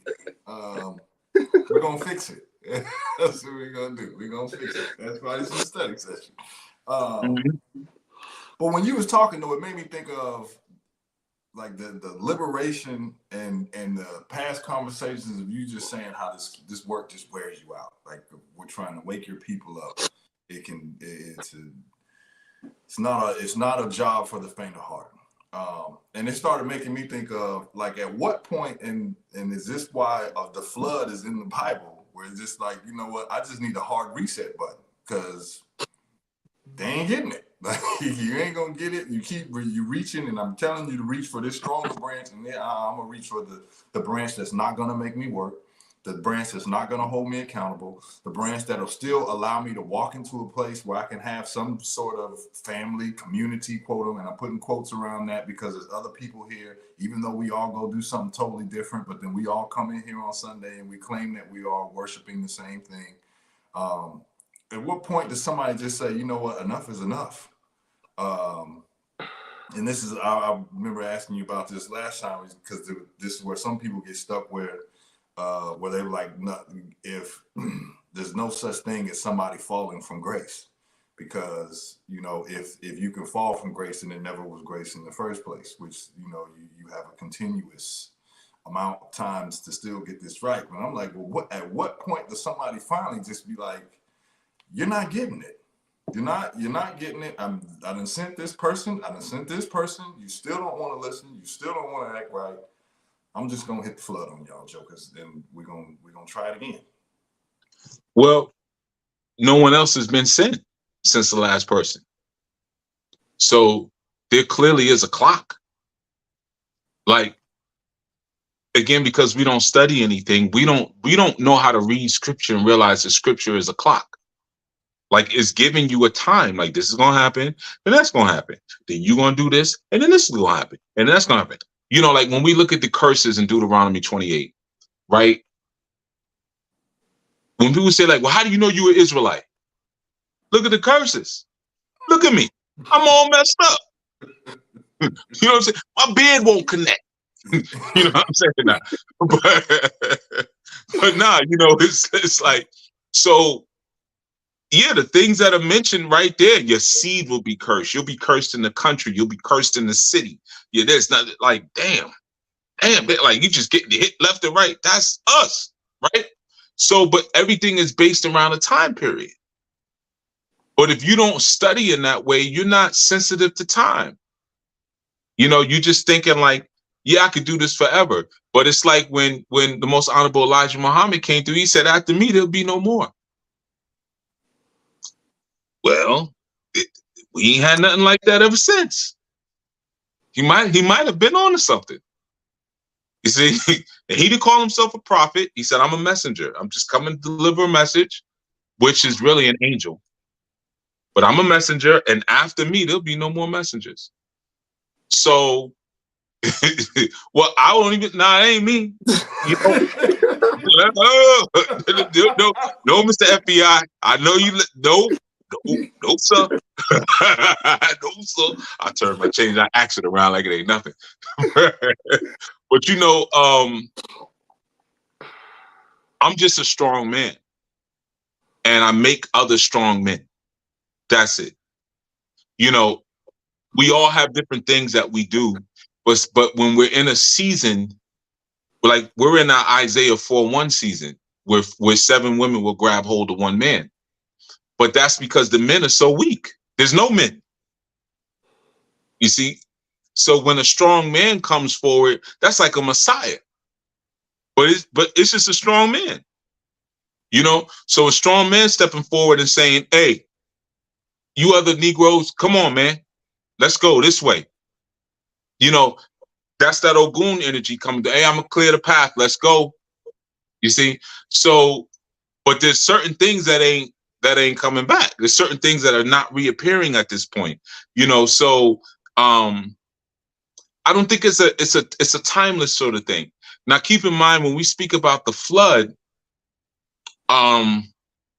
that's because that was really like that was an administration issue. That was a problem with administration. It wasn't really so much the people. It was the administrator, because you remember, it was the sons of men having children with the daughters of men. They were abducting and raping these human women and making all sorts of abominations. You know, not 30 and 40 feet tall people, 10 feet tall people. You know, we know how tall they were. They were measured, right? But they're making these things that should not exist. But you came down from the sky, the spaceship. I didn't tell you to come down here. You the one, you know, catching up people's daughters and stuff like that. We just down here trying to figure out how to grow this corn. You see what I'm saying? So that's like more of an administration issue. Now we have a different thing where the polarities have been reversed because those people now walk the earth among us. And we're making the decision like we did when we left out of Kemet. No, actually it wasn't even Kemet at that point. When we left out of Mitzrayim. And we said, no, we want this. We want these foreign gods. Yes, they were oppressing us. Yes. But we love the devil. You see? Mm-hmm. So there's like there's a certain time frame that's been put in front of us that we have to pay attention to. And sometimes the mythology and the story and occultism is of your own life. Like I said, when you're reading scripture, you're reading the journey of a soul. There was a time when I was in the synagogues teaching, like a young 13-year-old Yahushua. There was a time when I would become frustrated and flip tables over, like an older Yahushua. And then there's a time when it's like, Father, I commend myself into your hands. For me, that's just like, man, F it. These Negroes just want to party and BS, F it. You know, Most High, just when's the flood? When's the media coming? You know what I'm saying? We need a media. Wipe these mother effers out. Be in the basement. You see what I'm saying? So it's like, it's a process that we all go through of, you know, there's a time we put in certain work and then there's a time when we pull back. Like even the crafting of the Anu way was me saying, you know what? I'm not dropping any hints anymore. The Anu way is do this, do that, do that, do that. I never spoke like that before because I would always, well, what do you think? what do you think? And how do you see it? You know, and there's a time for that. And there's a time to say, you know what, you ain't gonna see it. So just come on, do it this way. And then you'll see it after you do it. I ain't gonna be sitting here explaining this stuff to you all day. You know, so yeah, I would say that when you're in step with the Most High, you know when it's time to make certain kind of movements, and when it's time to jump in the fray. But there's also cycles. It doesn't mean like people say, well, these are the end times. We're at an end. We're at a end, but there are ends and there are beginnings. And for this dispensation of time, we're in the end. But if you read scripture, they were saying it was the last days then. It was for them. Mm-hmm. Then we got a new beginning. And now this beginning, what we have, you could tell by the fact that so many things are not being created, and it's a total desecration of life that we live in. They're saying by the year 2030 that most of a large percentage of the meat that people eat will be created out of 3D printers. You know, makes sense. Well, people eat Beyond Meat and all that stuff like that. So why not make it in a 3D printer? So now we're in Star Trek. We're in Star Trek days. You know what I'm saying? So there's been a total desecration of life, but that ain't nothing new. We got stories about the Minotaur. We know that herpes came onto the planet and syphilis from dudes up in the mountain banging it out with sheep. You know? So yeah, you've been raping those. Well, screw the algorithm. I'm only gonna get 100 views on this video anyway. So there, I'm on permanent shutdown anyway. But I'm telling you, when I be creating accounts on other stuff, they blocked my account. I'm blocked on Twitter. I didn't even put anything up. Like once they see that name, blocked, suspended. I type emails. Hey, I didn't do anything. No, I don't even get a response. All right, well, that's all right. Screw you too. You know. But you know, so it's like yeah, man, we're in an age now where if people cannot wake up and see this is the end of things, then they're just gonna go, because it takes strong men and women to see where we're at today. That's the reality, and only the strong will survive. We're kind of in a Darwinism sort of reality right now, and the strong see the validity of certain spiritual. And people still saying I'm spiritual, and you say, okay, what is the structure that you would teach your children? I'll teach them to be good people based on what foundation and what reference. Now, if you say something like that, they'll think that you're weak because you have a reference point. Oh, well, I'm just in tune with the vibration. Shut the F up with that. Get out my goddamn face with that. Like, ain't nobody been more in tune with the vibration than me. I was in tune with the vibration before some of these Negroes was born. I'm just keeping it. I don't mean to sound like an old man, but I guess hell, we here now. You know what I'm saying? We here now. We started with the flat top, now we here. Okay.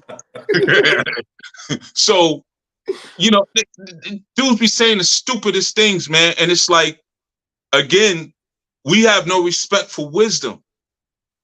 You know, there's an old artist that remember, I'm gonna say his name. The hell with it. I'm gonna give him some energy. We speak once in a while. His name is Orange Juice Jones. Right? Now, if y'all gonna laugh but it wasn't a funny song, it's a good song. He came out with the song The Rain back in the days. I saw you and him walking in the rain, right? But he actually was not a singer. He figured out how to sing. He figured out how to produce music.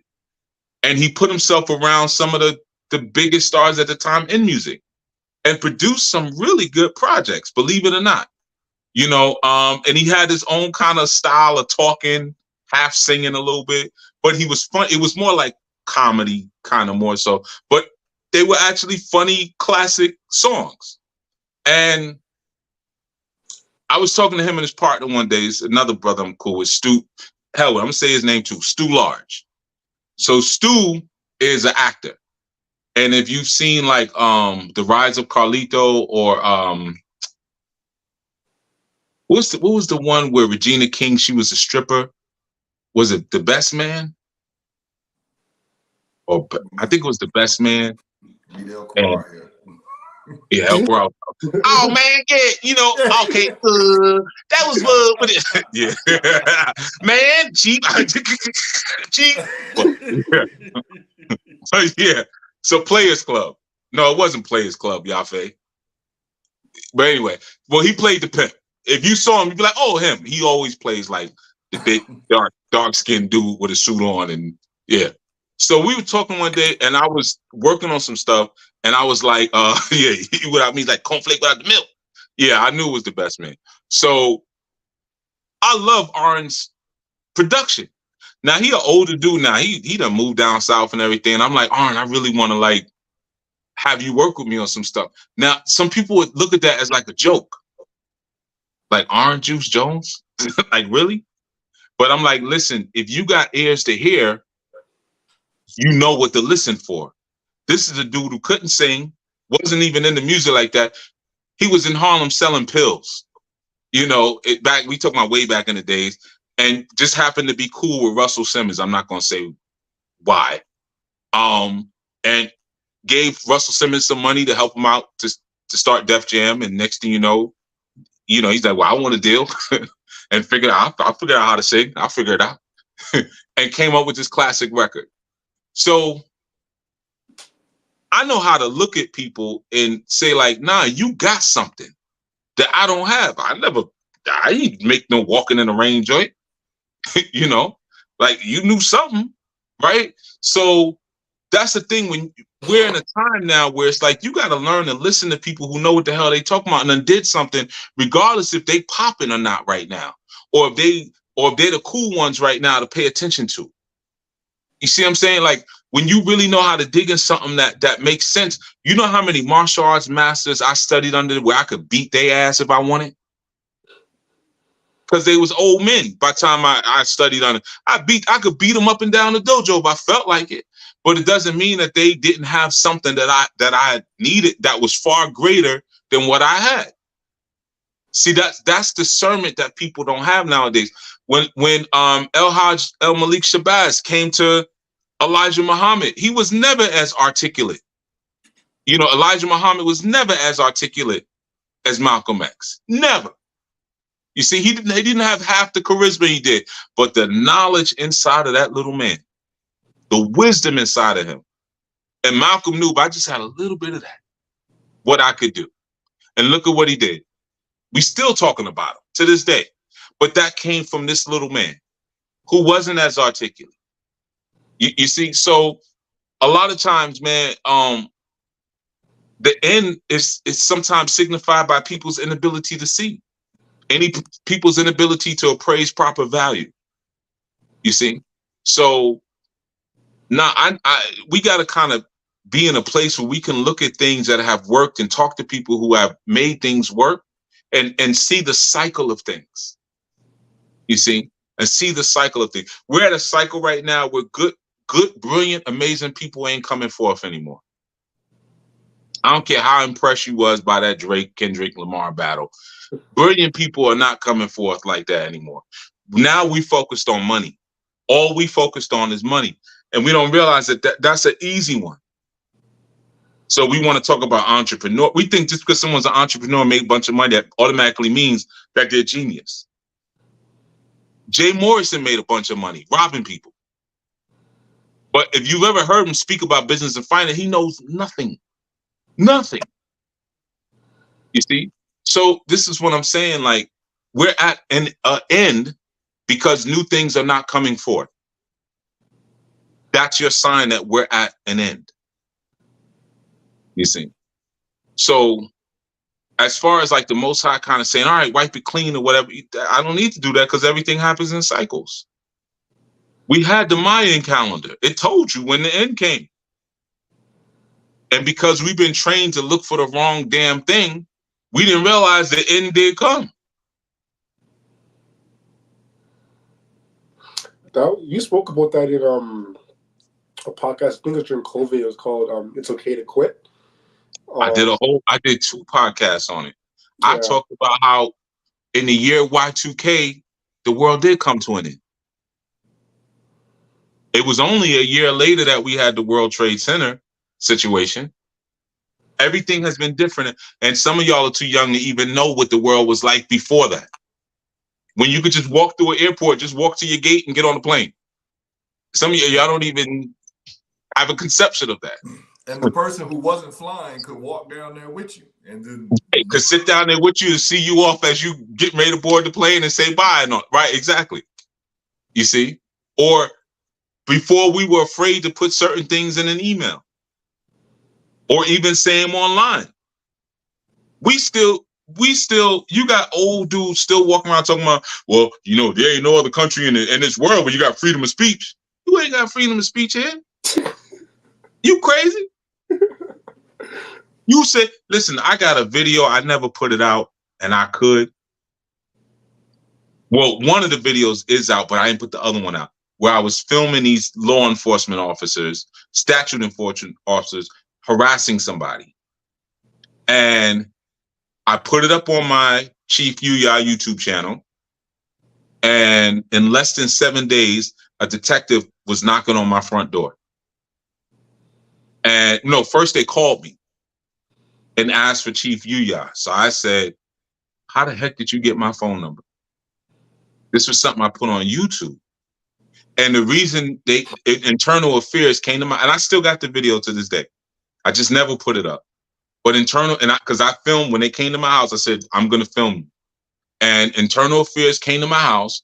And because there was a comment that the cop said when I was walking away, he was blocking my camera. He was standing in front of me trying to intimidate me. And then he said, well, enjoy your beef patties. And you hear me on the camera say, I don't even eat meat.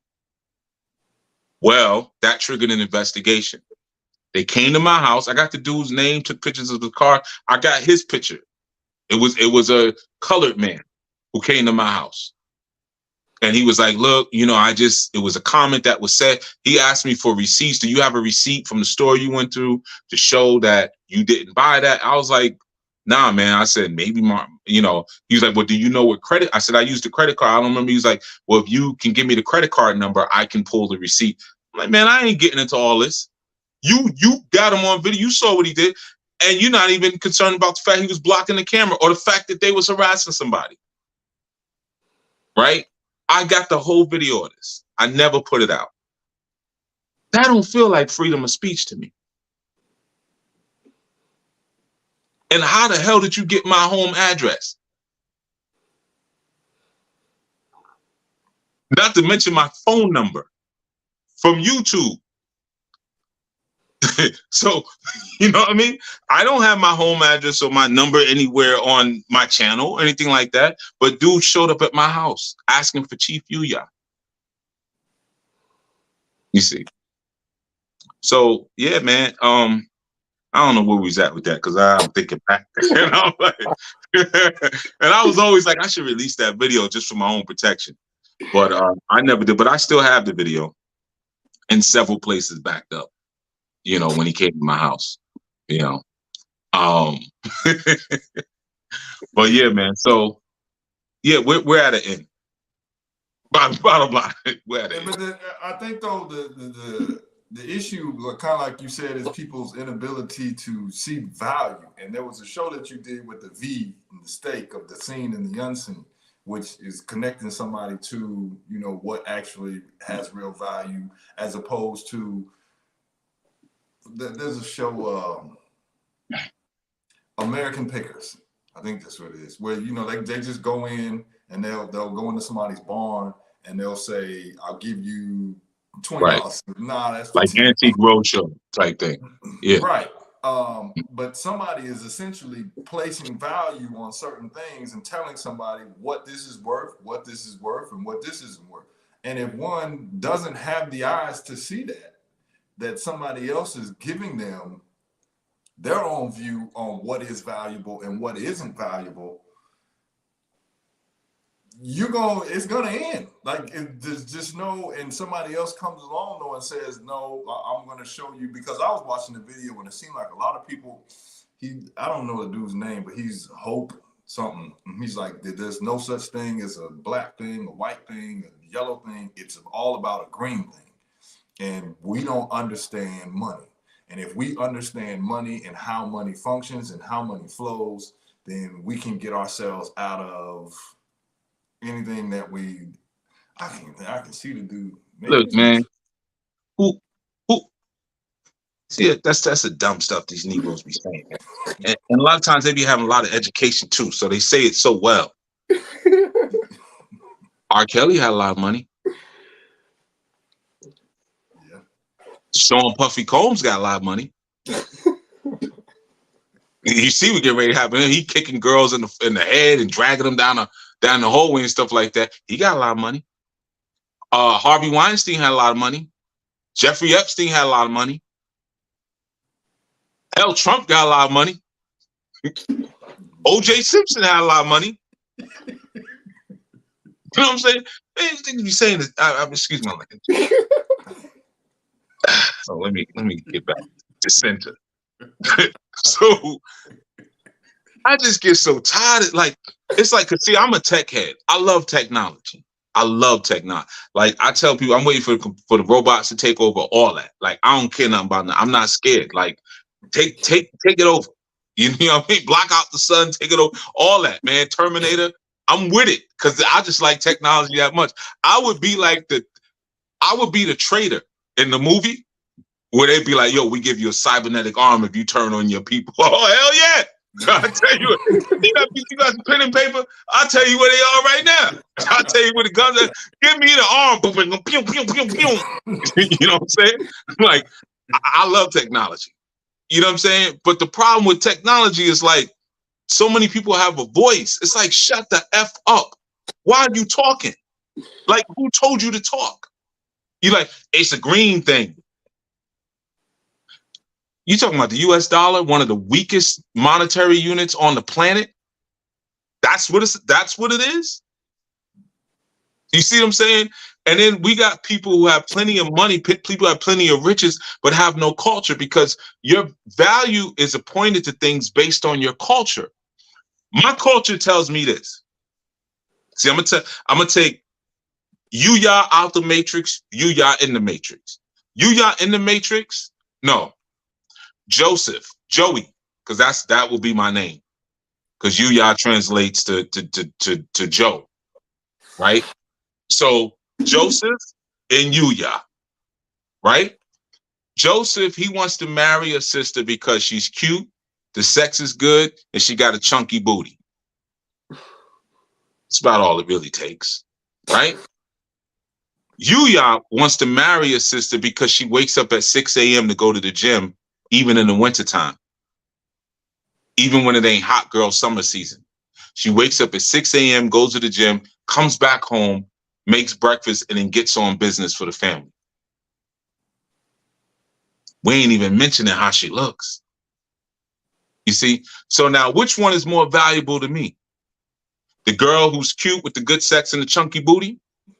Or the one who's disciplined enough to get up at 6 a.m. every day to have a powerful who commands her day every day?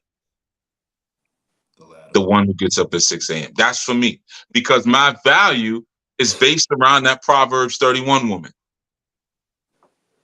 My value is not based around what the world says, yo, she's dead. I don't care. That may not be valuable to me. What's more valuable to me? A two-seater Porsche or a F-150? F-150. I could haul stuff in that. I can move my motorcycles around in that. I can move my quads around in that. I can move lumber around in that. I can move building material around in that.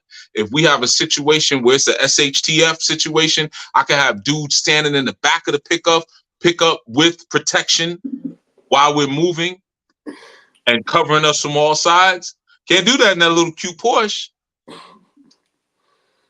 So my value or how I value things is determined by my cultural investment. You know, and yeah, dude can sit all day and talk about, yeah, we need money, whose money? I don't really need that. You see, how much can I grow on an acre of land? So what do I value more? Do I value the money or do I value a strong back?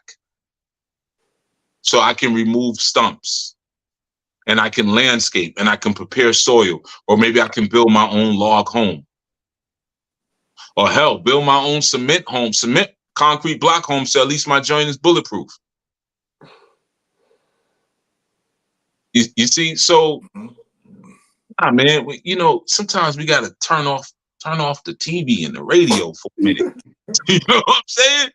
Like, turn that joint off, man. Sometimes we gotta like tune into the Most High, and what the Most High say is good is good. The Most High said light was good. But how many people be online talking about light? But we got dudes in Nigeria and South Africa who are doing amazing things with solar power. Like, we could solve 50% of the world's problems just by using the power of the sun. But we ain't talking about that. But the Most High said, that's good. You should be talking about that. The Most High said, the man who findeth a wife findeth a good thing. So we talking about pickup artists, how I can smash and dash. But am I talking about how I can get me a wife? Because the Most High told me that's good. I want what the Most High say is good. And the Most High didn't say find you a chick, find you a girl, and then make her a wife. That's another thing when we talk about understanding the mythology of Scripture and knowing when you know what other season is over? Building people. That's over. You come like you supposed to, or move around with that. Move around. You see, like a man who findeth a wife. So that means that the sisters in the back, like, well, you could show me. If you show me, I'll learn. I'll do. Man, what? Nah, I'm good. See, now some people will put value on that. Be like, yo, she a good girl, man. She listens. She do what I say. She's supposed to already come ready, built already, man.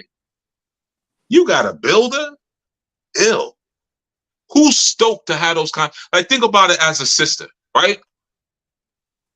If you a sister and you with your man, your husband, and y'all in it, y'all working in the bedroom and all of that, and every time y'all engage sexually, you never get to finish. He always laid out there with his staff stuck on the side of his leg, waiting for you to bring the warm towel, and you don't never finish. And you got to have that conversation with him. Are you excited to have that conversation? Are you stoked to be like, there's different stages of sex, and it doesn't begin with penetration. Like there's other things that's supposed to, you ain't excited to have that conversation. You're not. You just want to do it. Let's do it and do it right. So that's the season when who has time now? It's like when you hear women say things like, I'll be submissive for the right man. So I'm supposed to meet you in all of your dude glory and then wait for you to now become a woman after I've proved myself to you. What kind of time do you think we got right now when, like, we can't even send children to school without worried about them getting stabbed up? Or we got in New York City where we got to do the serial puncher. He walking around just punching women in the face, knocking them out. We got that in New York. Like we got to walk around just punching women in the face. And this seems like it happens like every 2 years. It's weird. Last year we had a guy who was just walking around stabbing people. And they were saying, yeah, stay off the streets because we got a serial stabber. Now we got a serial puncher. What's next? Oh, it's a couple years ago they had dudes coming from from upstate who was shooting people. These white supremacists. Who has time to be playing with people right now when we talk about the end? You see? So, I mean, and that's on both sides. So any brother who's like, look, I don't know nothing about growing no food. I don't know nothing about no weapons. I don't know about. Yeah, man, you just need to learn. Like, you need to just get your masturbation game right because you don't deserve a chick. I don't mean to say chick, excuse me, sisters. A woman, like, relinquish the woman. Relinquish her. Send her back out. You see, that's what Diddy should have did. You look at that video, he following her to the, man, relinquish her back to the streets from which she came. Your turn is over, sir. Sir, that is not your lady. Your turn is done. Let me go. Right? You know what I mean? He's a little kid. You want, let me go. You know what I'm saying? So, yeah, man, we're just in a different time now, unfortunately, and people are not in tune with how serious it is because we've been rocked to sleep, especially by ideas of like, I'm spiritual. Okay. Can you fight? Can you fight? If you throw a punch, will you fall over? Y'all laughing. Listen, man, I used to teach martial arts. I see some stuff, and you know, when you're a teacher, you can't laugh. You gotta be like, it's all right, don't worry. You know, I've seen stuff like that. I've seen people throw a punch and fall over. I've seen people kick and flip themselves over backwards. You know, it's like, yeah, it's a wrap. Like anybody could do anything to you at any time. That's got to be a scary feeling. Just to walk in the world, just like anything could happen. You know, so yeah. But I think that's where you get the like I said, like some people like, oh, the Lord will fight my battles. Like I don't need to do nothing, or you know, like that old saying, which my friends, like you keep turning cheeks, you ain't gonna have a cheek to turn. Yeah, because you know what? Again, we have all these slick terms for being weak. When you read about ancient Hebrew men, they were rough men of war. That's the reality. Everybody thinks the Muslims were the tough ones. They both were, because they were both Moors. Them old Moor men were rough. Like, yo, you walk around living in tents all day. There wasn't no comfort in your life. But nothing comfortable. I mean, because we talk about the men, right? These are rough men of war. But it's because you watch these silly little like movies they do, and they always got people. They always got the ancient Hebrews as people from Europe. They always got these European, like they go all the way out. Like, yeah, let it be. Or Rebecca, the Lord thine has to. Like, come on, man. If the dudes were rough like that, read the story of the Maccabees. Dudes went all out for their sister. They was like, yo, you took my sister? My sister? We killing everything. We airing the whole desert out. You know, we think people tough now because they go in the supermarket and air that whole. They like, we airing out the whole desert. You know, read the story about Europa. When that was a Moorish princess that was kidnapped by today's Europeans. When they took Princess Europa. You see what I'm saying? So if these dudes were that hardcore, what were the women like? Because, you know, we got this thing of the Southern Belle where you got these rough slave masters, and then these women sitting there with the fan. Oh, I do declare, and then the caters are so loud this year. Oh, you know. Imagine how rough these Hebrew women were. So these are strong, rough people of war. You see? So everybody was prepped and ready. So that whole the Lord will fight my battles, huh? Where do you get that from? That's the song? If I hold my peace, the Lord will fight my victory. Victory is mine. I know where you got it from. I was a church musician. I know the song. And I know it so well because we used to have to play it for devotion every Sunday. Any church I ever played at, we're going to play that. We're going to play This Is the Day the Lord Has Made. We're gonna play Victory. Victory is mine. Right. All these songs of pretend fictitious conquest that you know ain't never gonna come because you're too scared to make it happen. And making it happen doesn't just mean you go out there and you got to get bloody immediately, because you do got to get bloody eventually. You know, there's no revolution without blood. I'm sorry. Just don't work that way. But before there's blood, there's sweat. There's a lot of effort. And some of us have been lulled to sleep to the point there is no effort.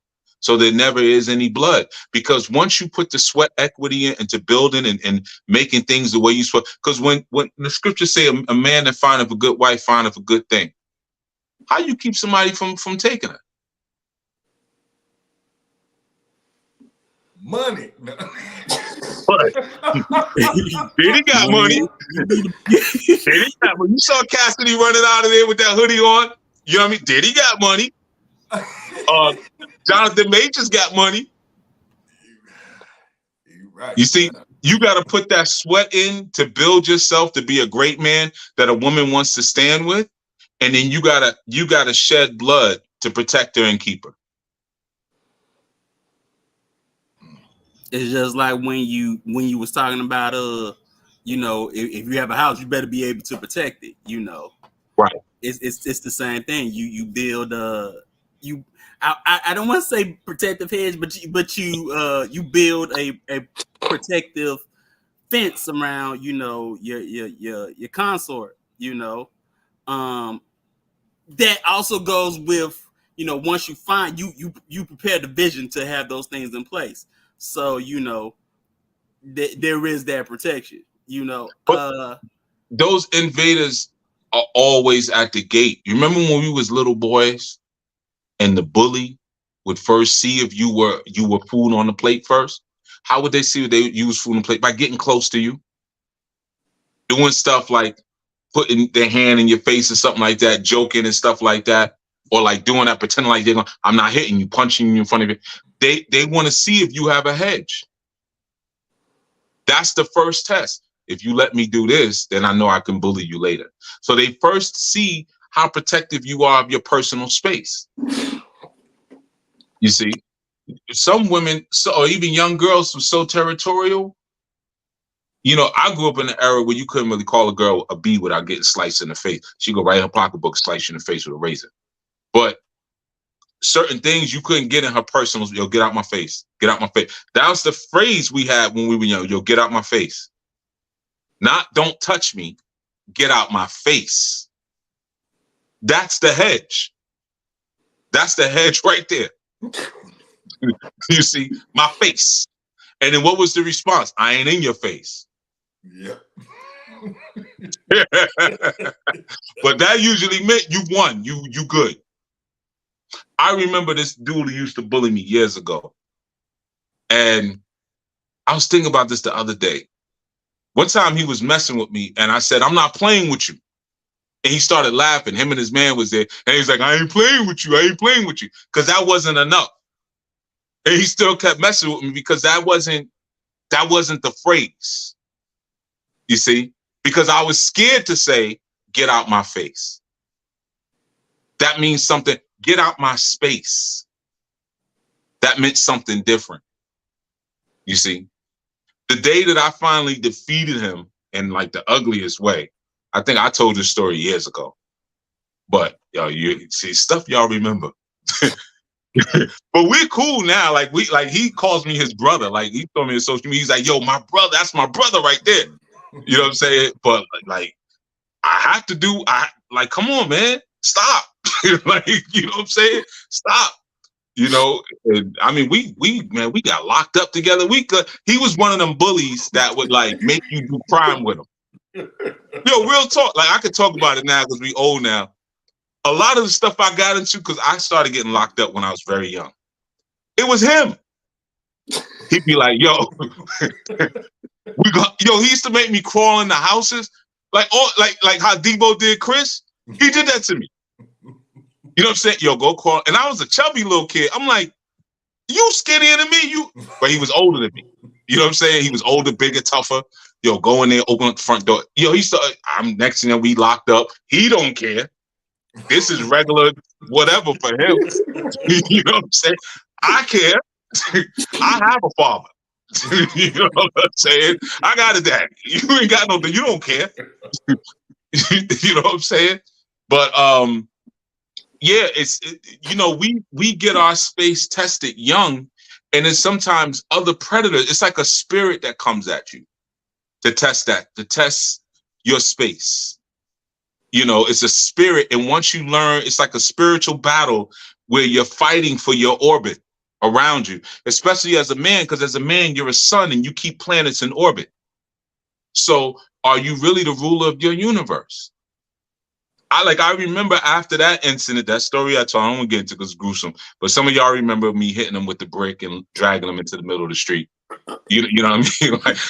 Like, yo, listen, I was, when you young, you don't have a concept of like, I could go to jail forever for it. You're not thinking that far ahead. Your brain ain't even developed yet.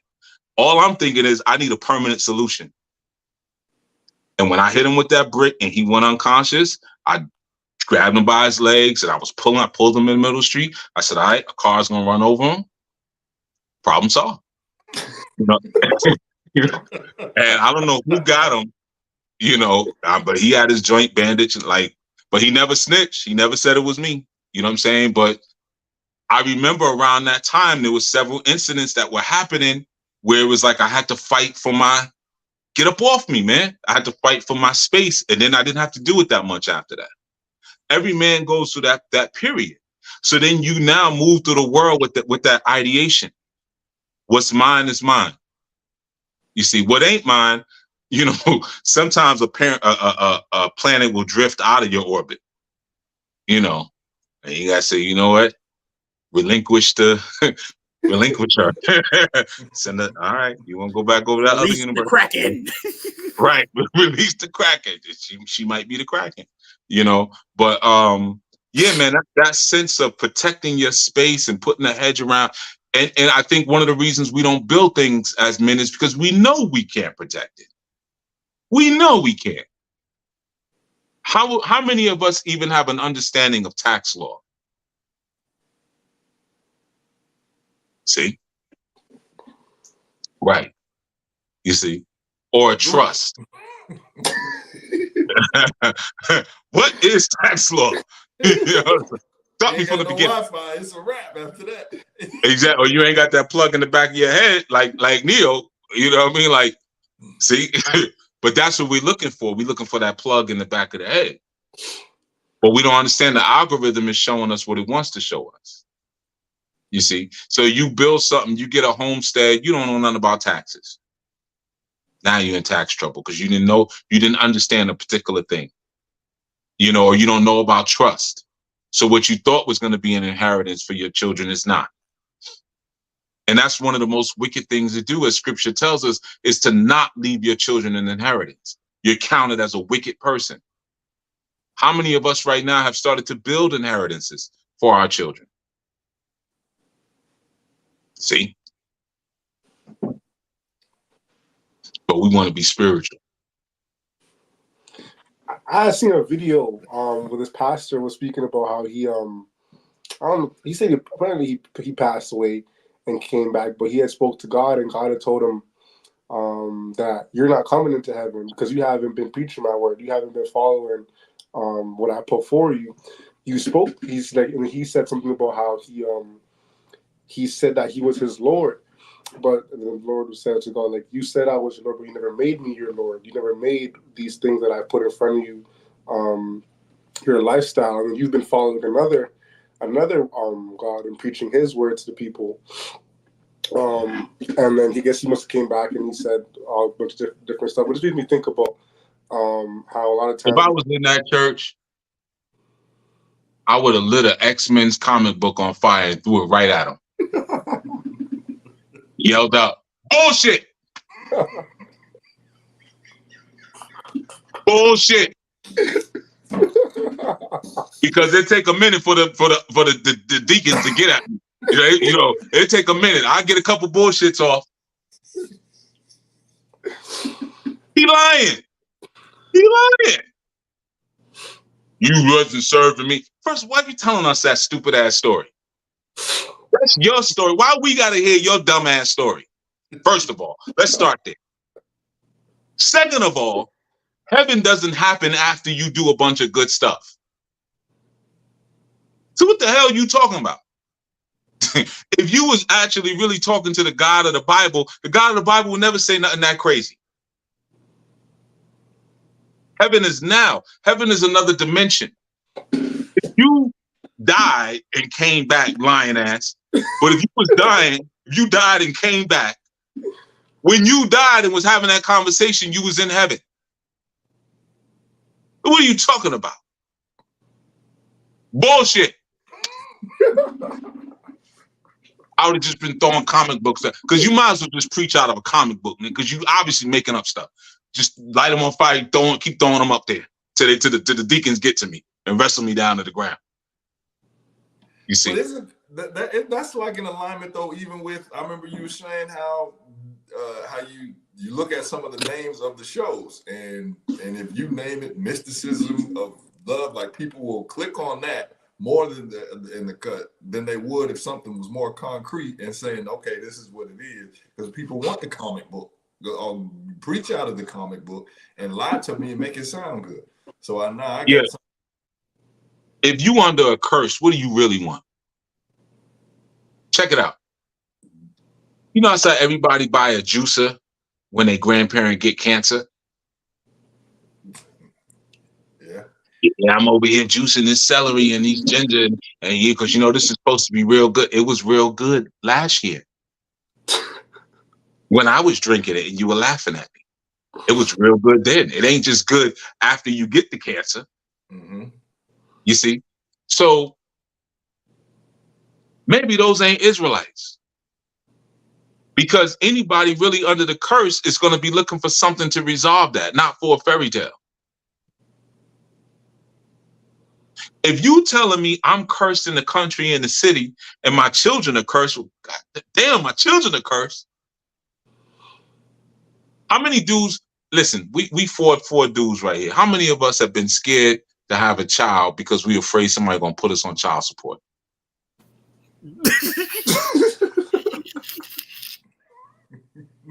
See what I'm saying? Exactly. We know what it is. We know what it is. I mean, hell, I done finessed women into abortions. Girl, let me see that. Right, exactly. Let's keep it 100. If we being honest. Now I need to correct that, not women, because I wasn't an adult, but when I was younger. So I'm gonna say girls. Right? Yeah. I finessed and threatened. I'm gonna keep it 100, because there's a couple chicks who could jump in this live and then be like, "Oh, let me tell because that's how things come to light eventually." You're like, "No, he held a firearm." I'm dead. Listen. You think I'm joking? I'm not. I worked at Stearns. They don't even have Stearns anymore.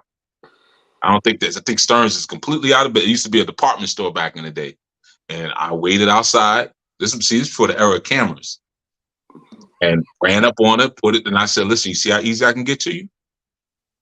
Mm-hmm. Keep playing around. And it's because she said something. See, this is part of the curse. She was supposed to get the abortion, and then she said, if you treat me nice, I'll get it. But if you keep ignoring me, I won't get it. I said, what? Oh, you confused about who I am. Okay, I got you. You see? Now, all of that is evil wickedness. I'm not saying that like, I'm not bragging. I'm saying that's an insane mind under a curse. Or we want to have a child and then we're afraid because like we're going to be put in the system. So we know the child itself is a curse. So why wouldn't, so if I recognize, damn, I'm out here living like a savage. I'm afraid to have children. Like, I'm showing more aggression towards the coming forth of life than I am towards those who are trying to take my life. So I need to do something that's going to fix that condition because I recognize my condition. I'm self-aware of the condition. Now, if I want a fairy tale, that means maybe I ain't under that curse. Maybe having some horrible ass children don't really bother me. Maybe that's not a curse that I recognize. Maybe having an old iPhone to me, that's the worst thing that could happen to me. Imagine dying with no land. To me, that's a curse. Here's another curse for melanin-rich people.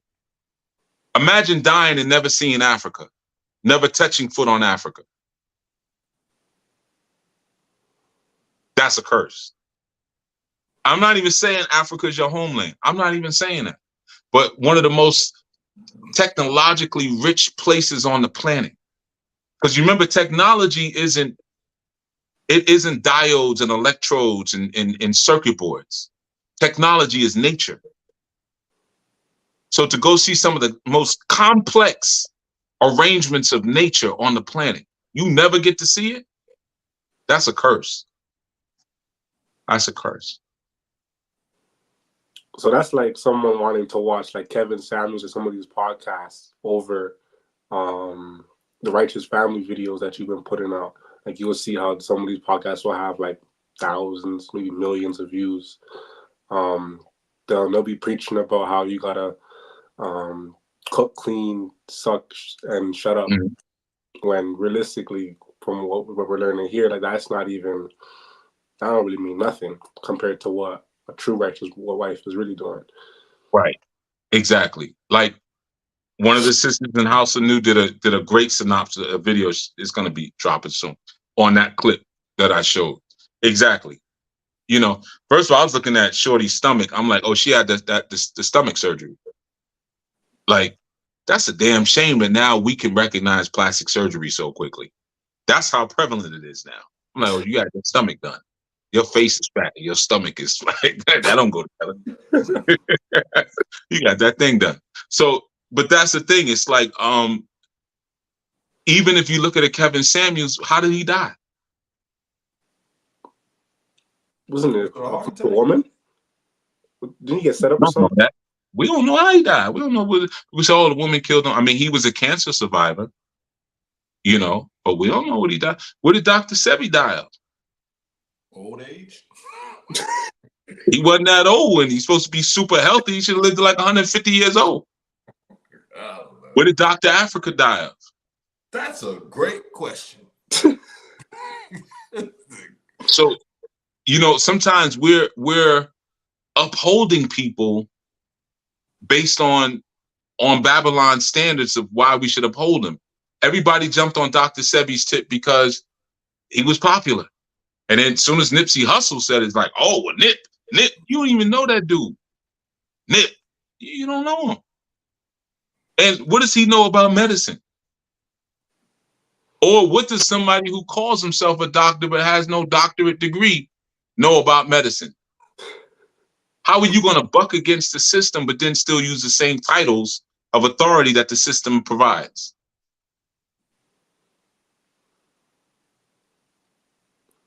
See, we don't question these things. Then you got new dudes who come forth. I ain't gonna mention nobody, but you know what I'm saying? You got new health guys that come forward and they fill in those gaps. But because we don't have primal wisdom, we don't ask very important questions about these new guys.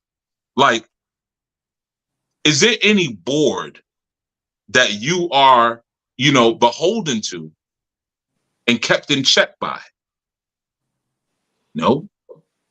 Who provided you with your credentials? Who did you study under? Who can verify your body of wisdom? Right now, see, I could go look up something about why toe fungus can be green. I bet you right now, no one on this live knows exactly why the color is green. So if I go look it up, and not just this, I'm talking about in the chat too. If I go look that up and I break that down, you're going to call me the next health guy. See how simple we are?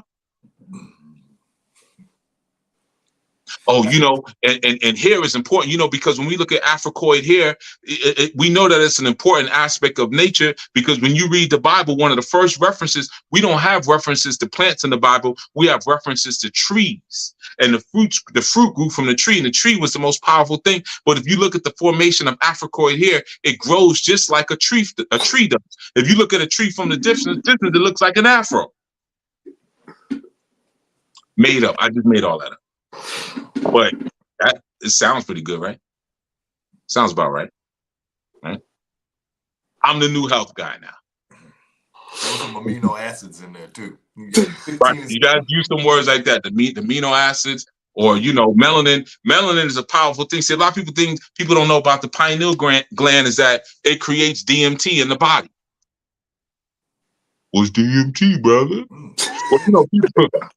See, that's what well, you know, people take shrooms. People are looking for that DMT.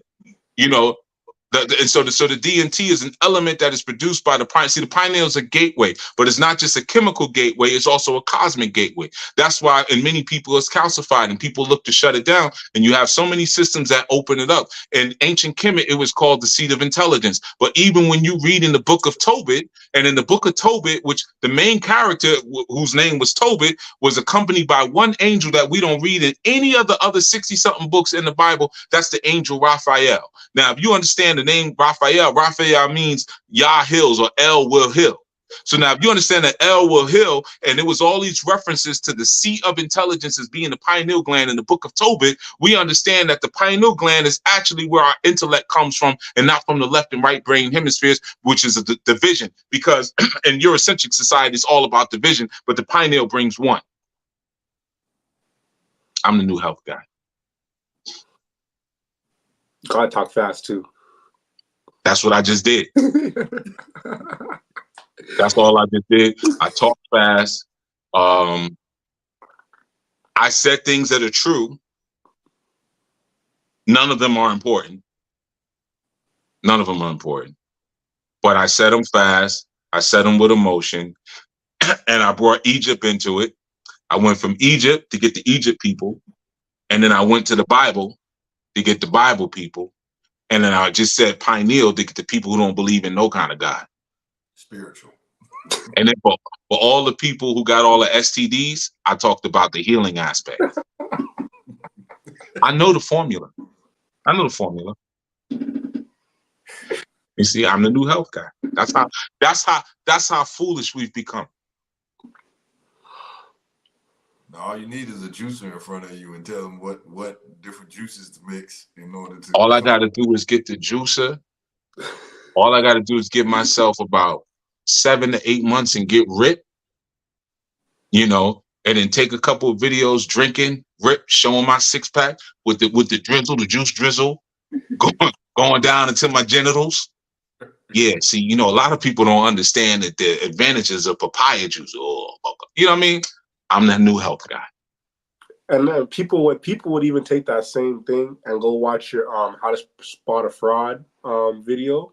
I think they just got it, not realizing the spotting of fraud is through the culture. So the more you're soaked into the weaving of how Anu works, that's will allow you more to see, like, hey, this is how you truly spot a fraud.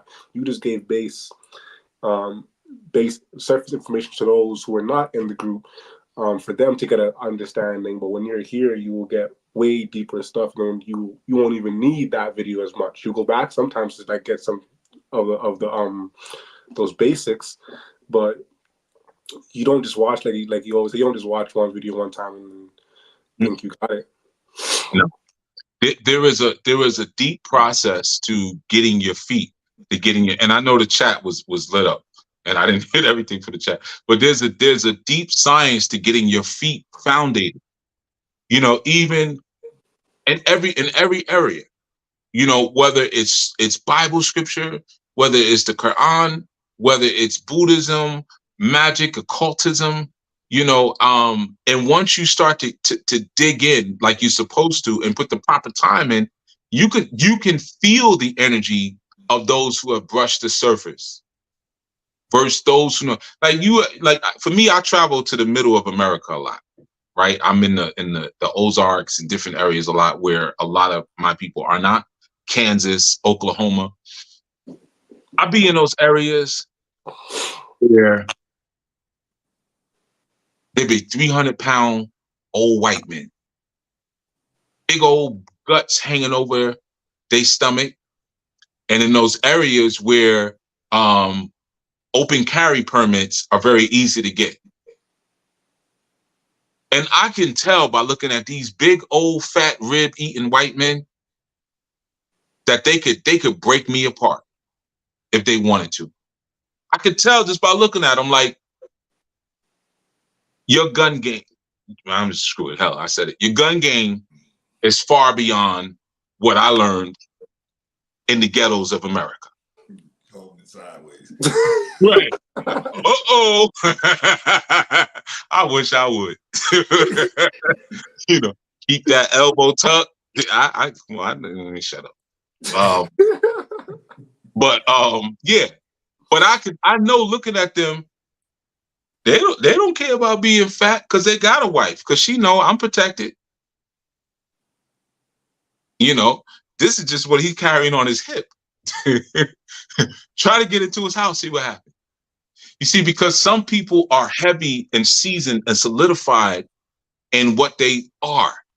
And you can feel the difference between those people and the people who just got a little bit and say, oh man, you know what?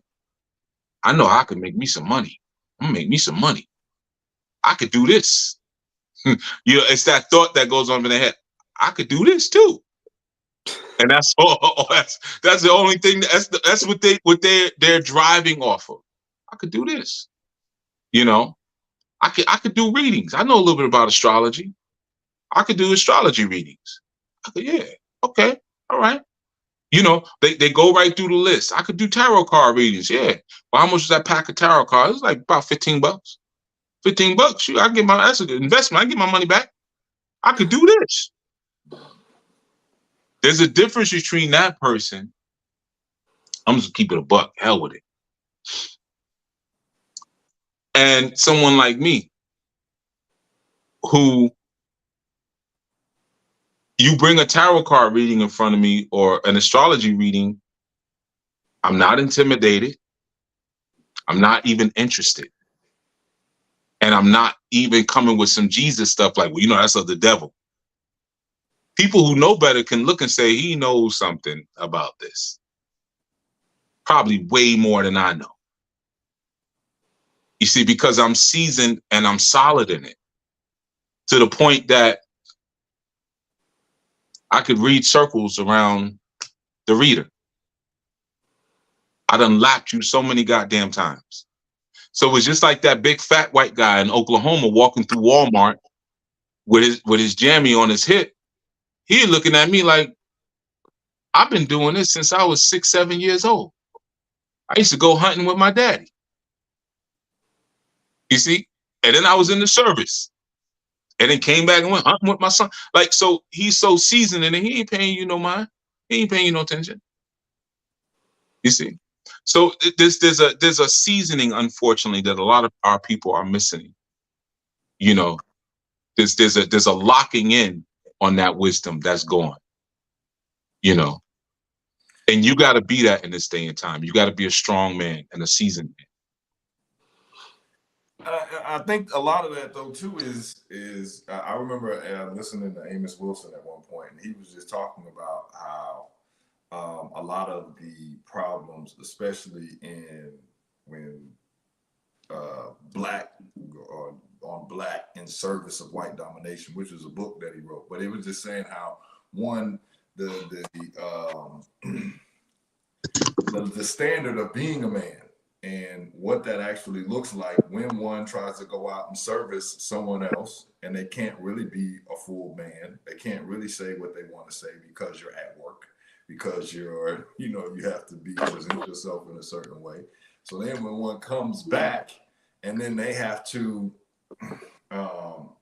deal with Aki El Karar, or now I'm looking at Aki Rahim, and now it's like, oh, okay, I couldn't be a man over here, but now I'm gonna beat my chest in front of y'all because you can't affect my money. You can't affect, if I'm going to go to jail or not. So now if you say something, you look at me crazy, it's on. Oh, what you looking at?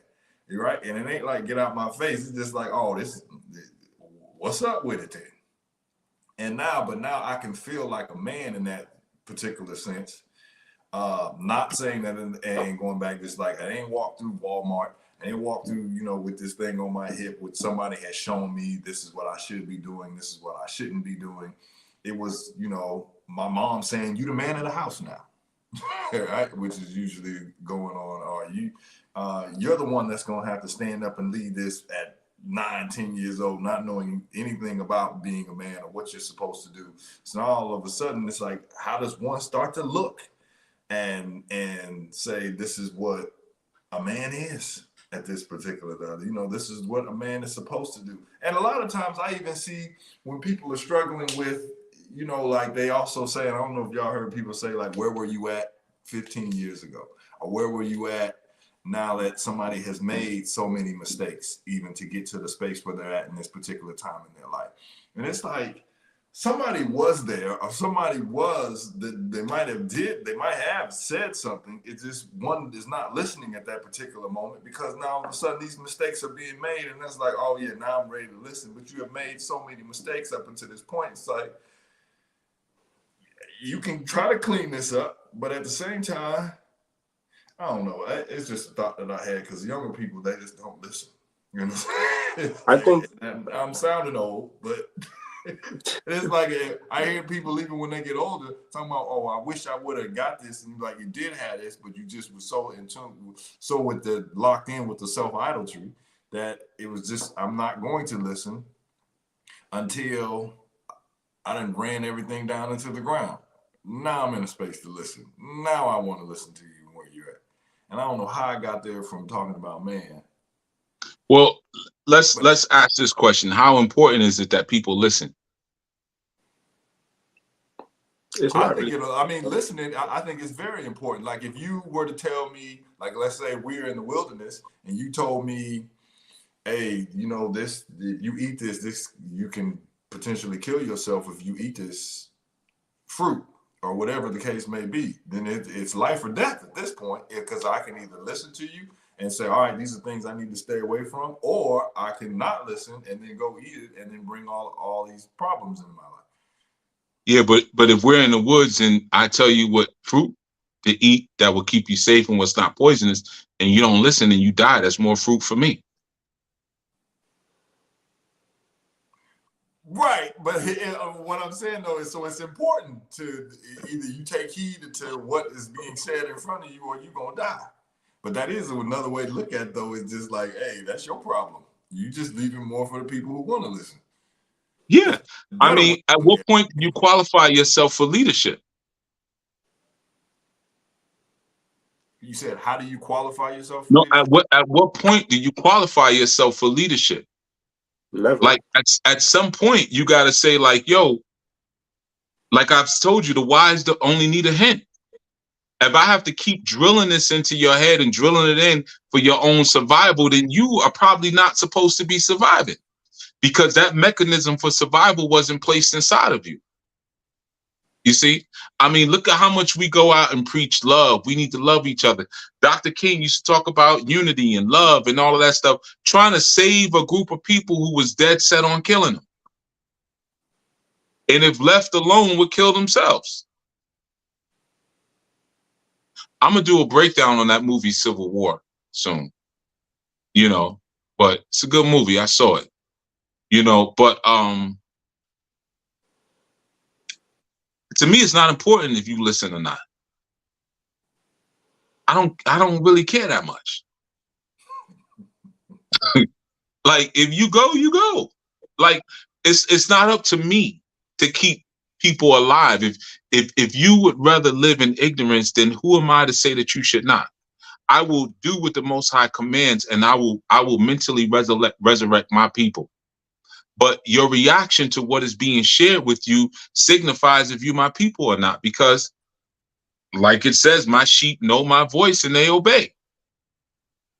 So if everything I'm saying to you comes with so much resistance, or you're like, you ain't me. all skin ain't kin. So I'm not really concerned about the masses of people. That's where our leaders have always gotten it wrong. Worried about the masses. And like I said before, when Noble Drew Ali transitioned, he ain't had that many people around him.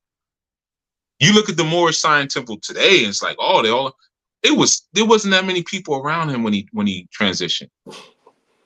It's a small remnant. And like I said, also, 5 crime families run the country. You know what I'm saying? 5. So how many people do you really need to make it like, see, this is good. If I have to convince you beyond 5 minutes, this ain't for you. Now you may say, oh, that makes a lot of sense. I'm gonna look into that. Yeah, well, people who this is really for don't need to look into it. People who this is really for, they don't need to reflect on it. They don't need to do none of that. Because reading scripture, when Yahushua was snatching people up, hey, come with me, I'll make you a fisherman. All right, we out. The only people he was going back and forth with were the wicked people who he was going back and forth with, so we would have something to talk about. Or the book would have been mad short. So he like, all right, let me go out there and kick up some dust so they'll know what kind of arguments are going to come at them. But you think he had to have those discussions? Like, I got this crew of 12 right here. These dudes is ride or die. And some of them ain't even ride or die. But I got a crew right here. I need to be pouring my wisdom into these cats. And if I go out and I teach and I share, that's a grace. But do what you want. Because either way, if you don't receive it now, you're gonna receive it later. It's just like when you're a parent. There's things you tell your child, and you know, even if they rebel against what you're saying, they eventually are gonna agree with what you're saying. Because they're gonna go out into the world and they're gonna experience exactly what you're trying to keep them from. So it's like, you know what? I can only do but so much, but you're gonna learn. Either way, you're gonna learn. So that's when we get our ego out the way and we say, you know what? You ain't gotta learn from me. I know you're gonna learn it. It doesn't. I don't have to take credit for it. You made me just think of something. I was having a conversation with somebody, and they were saying how detrimental it is that children are not being exposed or have the experiences that a lot of other children have, and therefore, when they get older, this is what turns people to try to do certain things because they've been held back from not being able to experience it. But on the other end, I've seen where a lot of people have been like, there's no boundaries, there's no structure. Do whatever you feel like doing because this is what you should do as a child, right? And it's just as detrimental, if not more detrimental, for somebody to not have any boundaries as opposed to somebody who has been kept from certain experiences. Because I'm telling you, this is the world, and the world is, where does a parent find that balance of exposing their children to certain things so that they can and know the difference when they're supposed to do certain things, and then when to pull back and then give them the space to explore for themselves? Man, I don't care nothing about them parents.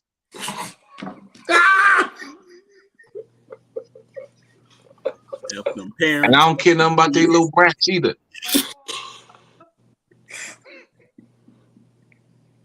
I care about mine. I don't care what they do. Just stay out off my grass. Oh gosh. just stay off the grass. Yeah. I don't care what y'all do. Don't throw none of your Nerf balls and stuff over my fence because you're not getting them back. You see? Don't come ringing on the doorbell. Can we get our ball? No. Keep your heathen asses off my grass. I don't care nothing about that. You see? I came for mine. Because that's not a concern that mine have. Because mine know this reality. There are always boundaries. A parent says, "Oh, we don't have those boundaries." Really? So you do not make your children adhere to the boundaries of society? They can just run across the street when the sign says "don't walk"? They could just walk outside butt naked? No, there are boundaries. But you've decided that society has become your father. That is your boundary.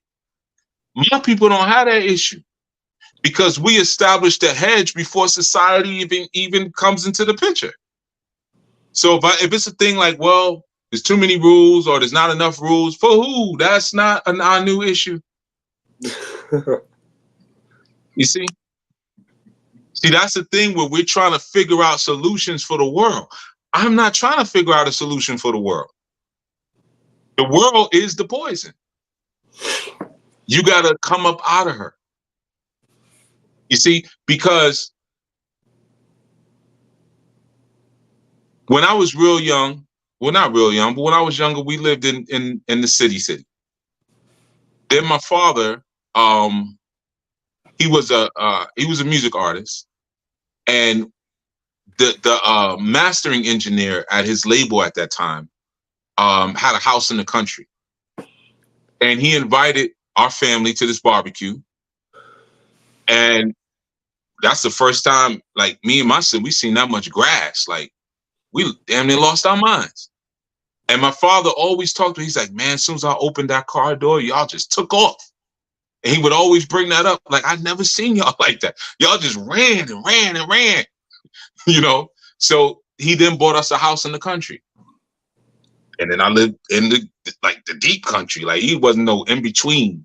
It was like, we's in the country, right? So the boundaries were different in the country. Because, yeah, you could go in the woods, but come back at a certain time.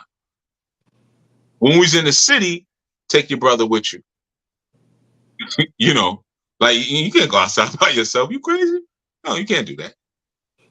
You know, and stay in front of the window where I can see you. Right? So the thing is, as an Anu man, I understand from the rip what the boundaries have to be. My children got to be in the country. All the children I raised talk like Raheem. You've been around my youth. You see, they don't talk the way they look. You know, Baba, is it okay if we go? That's how they talk. Baba, it's okay if we go down to the lake. What are you gonna? We just want to go down there and see what we can see. It's a substantial amount of fungi down there. That's how you know what I'm saying? I didn't grow up with that. You know. Oh my God! Hey, you should hear the girl. You know what I mean? But it's because of the hedge that I established. No, we gonna live in the suburbs. That's where we gonna live. Yeah. There's deers and there's bunny rabbits in the yard. The toughest thing you got out there is them possum. Yeah. You ain't never even seen a rat. You know, you maybe on TV, on like your phone, but you ain't never seen a rat for real. You see, let alone seen it scuttle across your living room while you watching the Cosby Show. You see, or Laverne and Shirley, and then it stops and then looks up at the screen and then keep running. You see, you ain't had that experience. So what I'm saying is that we have to look at the solutions for our nation. The solutions for our nation is that we have to have our women and our children in environments where they can have less boundaries but still be safe.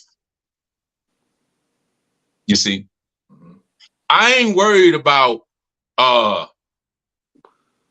if my home is next to El Karaj's home, or Menelek's home, or Zach's home, and it's getting late and the children are still over there. Or if their children are over my house. Because either I'm going to say, all right, y'all lay out a pallet on the floor, y'all going to sleep over, or y'all get the hell up out of here, go over to your own yard. But either way, it's all right for me to say it because I'm family. Oh, that's his Baba. Yeah, sometimes he talk to us like that. It's okay. I ain't got to worry about El Karar or somebody coming knocking on the. Hey man, I don't appreciate you telling my little daughter she get her nappy headed ass up out your house. They already know. Now we all family. That's how it's gonna be. You see, they gonna come back from El Karar's house doing the jitterbug and all them dances he be doing and stuff like that. Who told you to do that goddamn jitterbug? El Karar. Uncle El Karar had us over there jitterbugging. You see what I'm saying? So that is bound. Those are boundaries that we establish with prophetic foresight.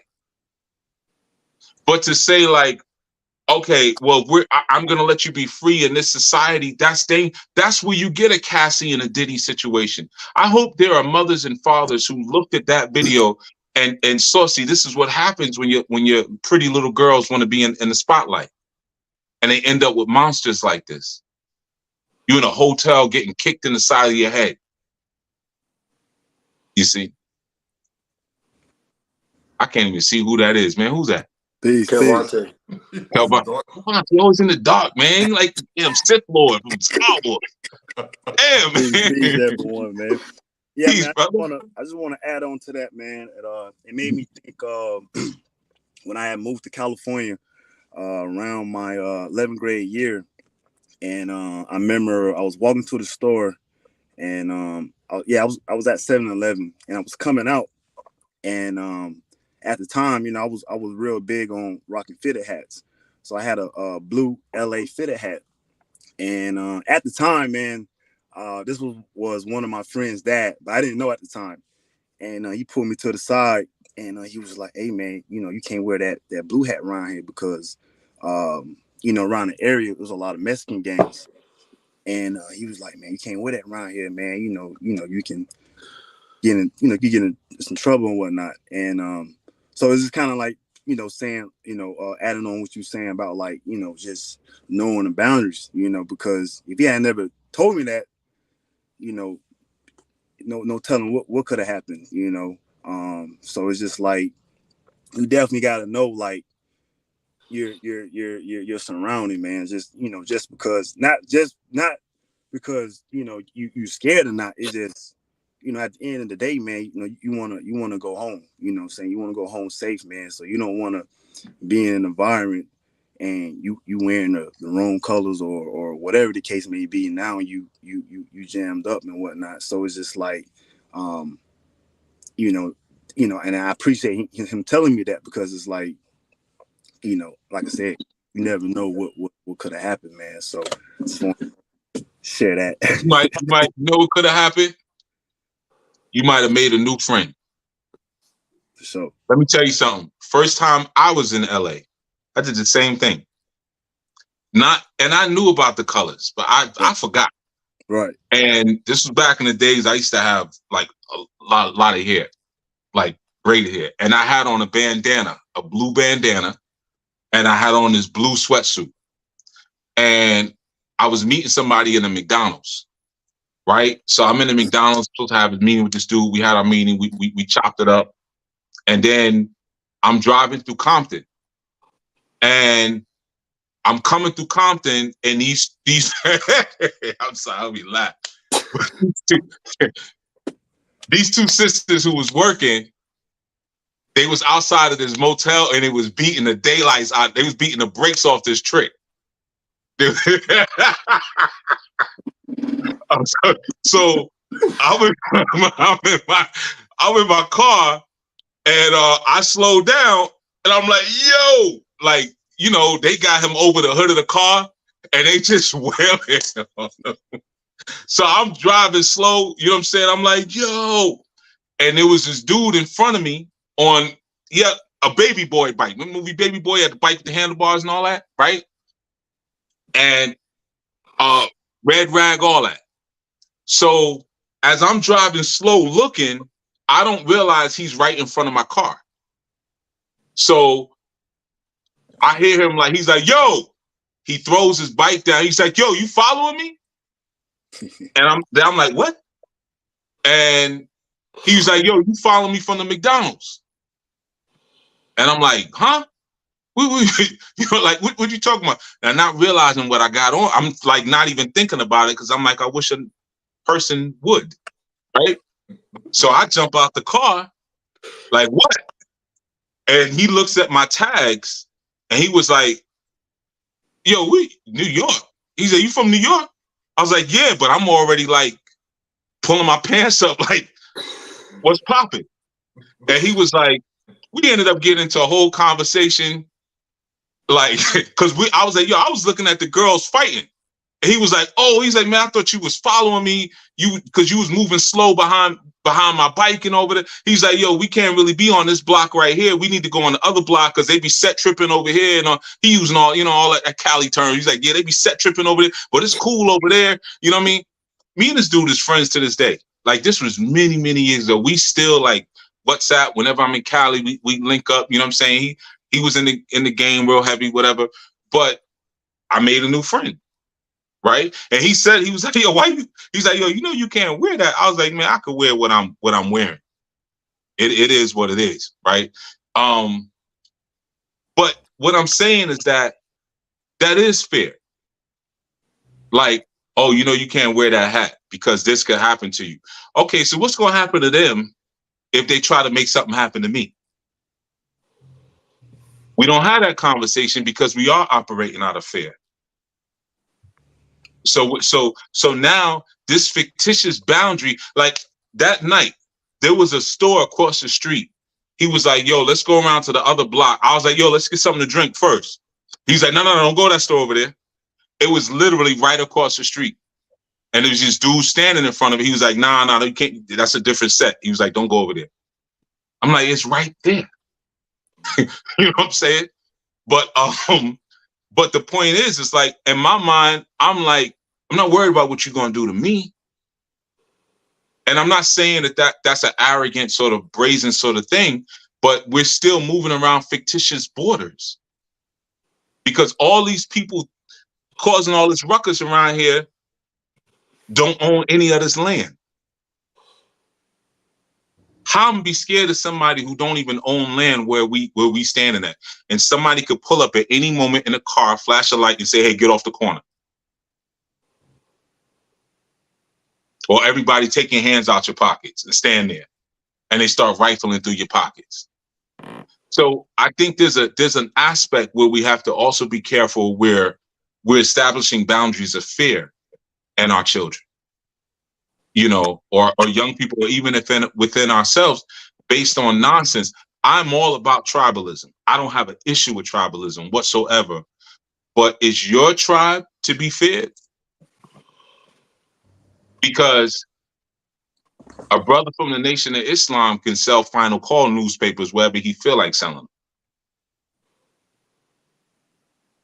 And you know you better not dare think about touching them. Sure. You see what I'm saying?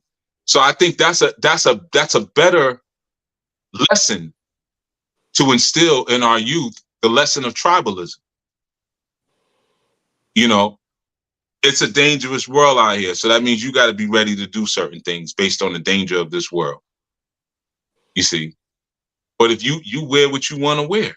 Now, granted, if you, like you said, I was really into fitted caps. Well, what's the symbol on this? I mean, it gets into a whole deeper conversation. Like, what am I representing by wearing this cap? You know what I'm saying? We could get into that aspect of it too, but that's a part of the tribalism. How would you know that brother's from the Nation of Islam? Bow tie, low haircut, no beard, small mustache, in shape, probably sunglasses on. You know, I already know by looking at him what his investment is. A whole lot of yes, sir, no, sir, when he's talking to me. Not really looking at me in my eyes, but when I'm speaking to him, he's constantly looking around and looking over my shoulders like he's always doing security duty and we're friends. I got a lot of brothers in the Nation of Islam. So, you know, so I already know what this is. So when somebody sees you, when they see that fitted cap, it shows your investment in something that is unprotected. I think that that is a more powerful thing to give your children, is the tools of protection. So, one thing that all this made me think about is like how, like, cause say we're in like the new community, right? And there's that one family, like, it's just like, you know what, the weakest link is whatever. If that link is so weak, and that like those children aren't gonna be much or whatever, and the parent, you know, how sometimes parents will gas up your child's head a lot, make them feel better, even though they're not really much. Is that bad, or is that a good way to upbring your children? Even if you know they're not going to be much in life, but I'm still going to put this in them, so maybe pray to that your children wouldn't be much in life.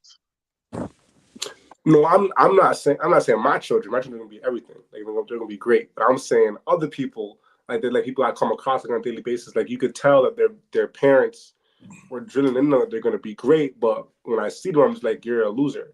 Nothing's going to happen with you. But your mom or your dad put that into you so much where you truly believe that, but that's not reality. So I was asking, that's a person who shouldn't be in your community. Okay.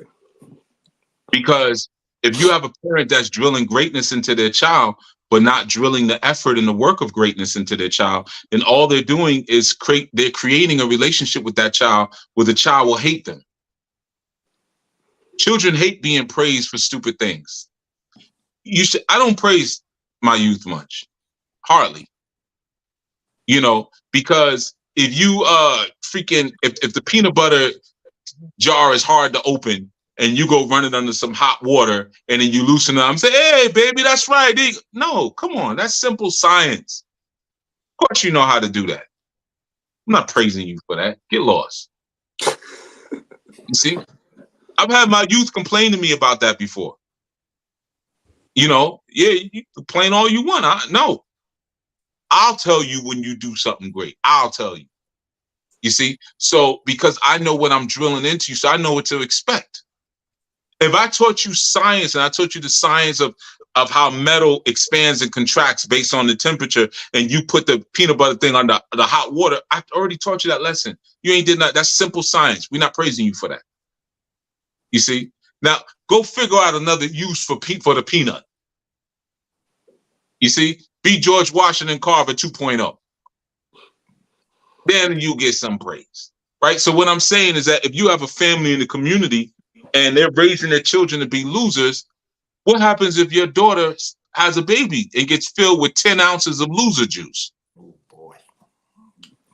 I'd be pissed. I'd be pissed. You'd be pissed at yourself for not addressing that loser man who was in the community. Yeah. You don't think I have removed whack dudes out of Anu before? I know, for sure. For a fact. Because they were weak. Can't be around. Can't be around. I had situations with guys who wanted to court women in Anu. And I had to say, because my job is never to say yes or no to a courtship, but there have been times when I have said, brother, you ain't ready. I'm not even doing that to that sister. I'm not even going to tell her that you want to court her. I'm not even playing that game with you because I'm not on my watch. So you say like, okay, so let's say we had a community. Well, why aren't we all living on the physical land right now? Because there is a filtering and a refining process that has to happen. I'm not living around nobody who's whack. Nobody. That's dangerous. That is so dangerous, man. You know, what if a situation pops off and somebody says, somebody's at the gate of the community or the compound and says, look, we just want to look around. Try to say no, but someone might say yes. Listen, they said nobody's going to be in trouble. They just want to look around and make sure everything's, listen, man, I don't know what y'all into, but you see, that's how situations happen. You know, so if you got youth like that around, it's the father's fault. And if the father is not being addressed by the men in the community, there's a problem. And if he refuses to be addressed, then he needs to be removed from the community. Bottom line. And If you're not strong, you can't be around, man. You can't. Yo, you don't need that many people around. I've said this 100 times. All you need is 3 strong men, and you could take over a whole town. Just need 3. So we always want these numbers. Well, if we had 100 people, or people sometimes they come in now, I knew they like, I thought it was more people. I thought it was like 500 people. Yeah, you probably did think that because you looking for that so you could have something to hide inside of. No, I know everybody that's here. I know everybody. I know your parents' names. I know your children's name. I know everybody's birthday. I know everybody that's here. I know your struggles. I know your victories. See, so my shepherding isn't done from a distance. I know who's strong and ready and who ain't. When I ask certain questions, I already know the answers. The Anu man is supposed to be industrious. If I ask right now, which one of you have your own business? I already know the answer. You ain't got no business at. You tell her. They got an online coaching service. You got an online coaching service? Yeah. You know, a business ain't a business until you have employees. I got Google running it. Right. The bots. The bots. AI. They on the back. See? See what I'm saying? I know the answers. You see? So that's why you have to, it's a small remnant that you build from. Small remnant, and if you want real stability. And it's a long process. And the value of that long process is it weeds out people who come with an agenda. How many people walk through the door? Yo, we need to get the land now. You need to sit your ass down. Sit down and read the Anu way. Read the 14 keys. You still ain't ready yet? Still don't know it yet? So how the hell I'm gonna live next to you? How you gonna live next to somebody who won't learn about how to maintain their armory? Who won't learn how to build? You know, some things you want to build a fence around the yard. Some things really work best if it's a 2 or 3 man job. But you got a Negro on your property who don't do his daily movements. So he got bad shoulders, bad back, bad knees, bad ankle. He can't even help. Then he don't know how to do nothing. What is he there for? You see? So as you going through a process, or what happens when the children are acting up and you're not around?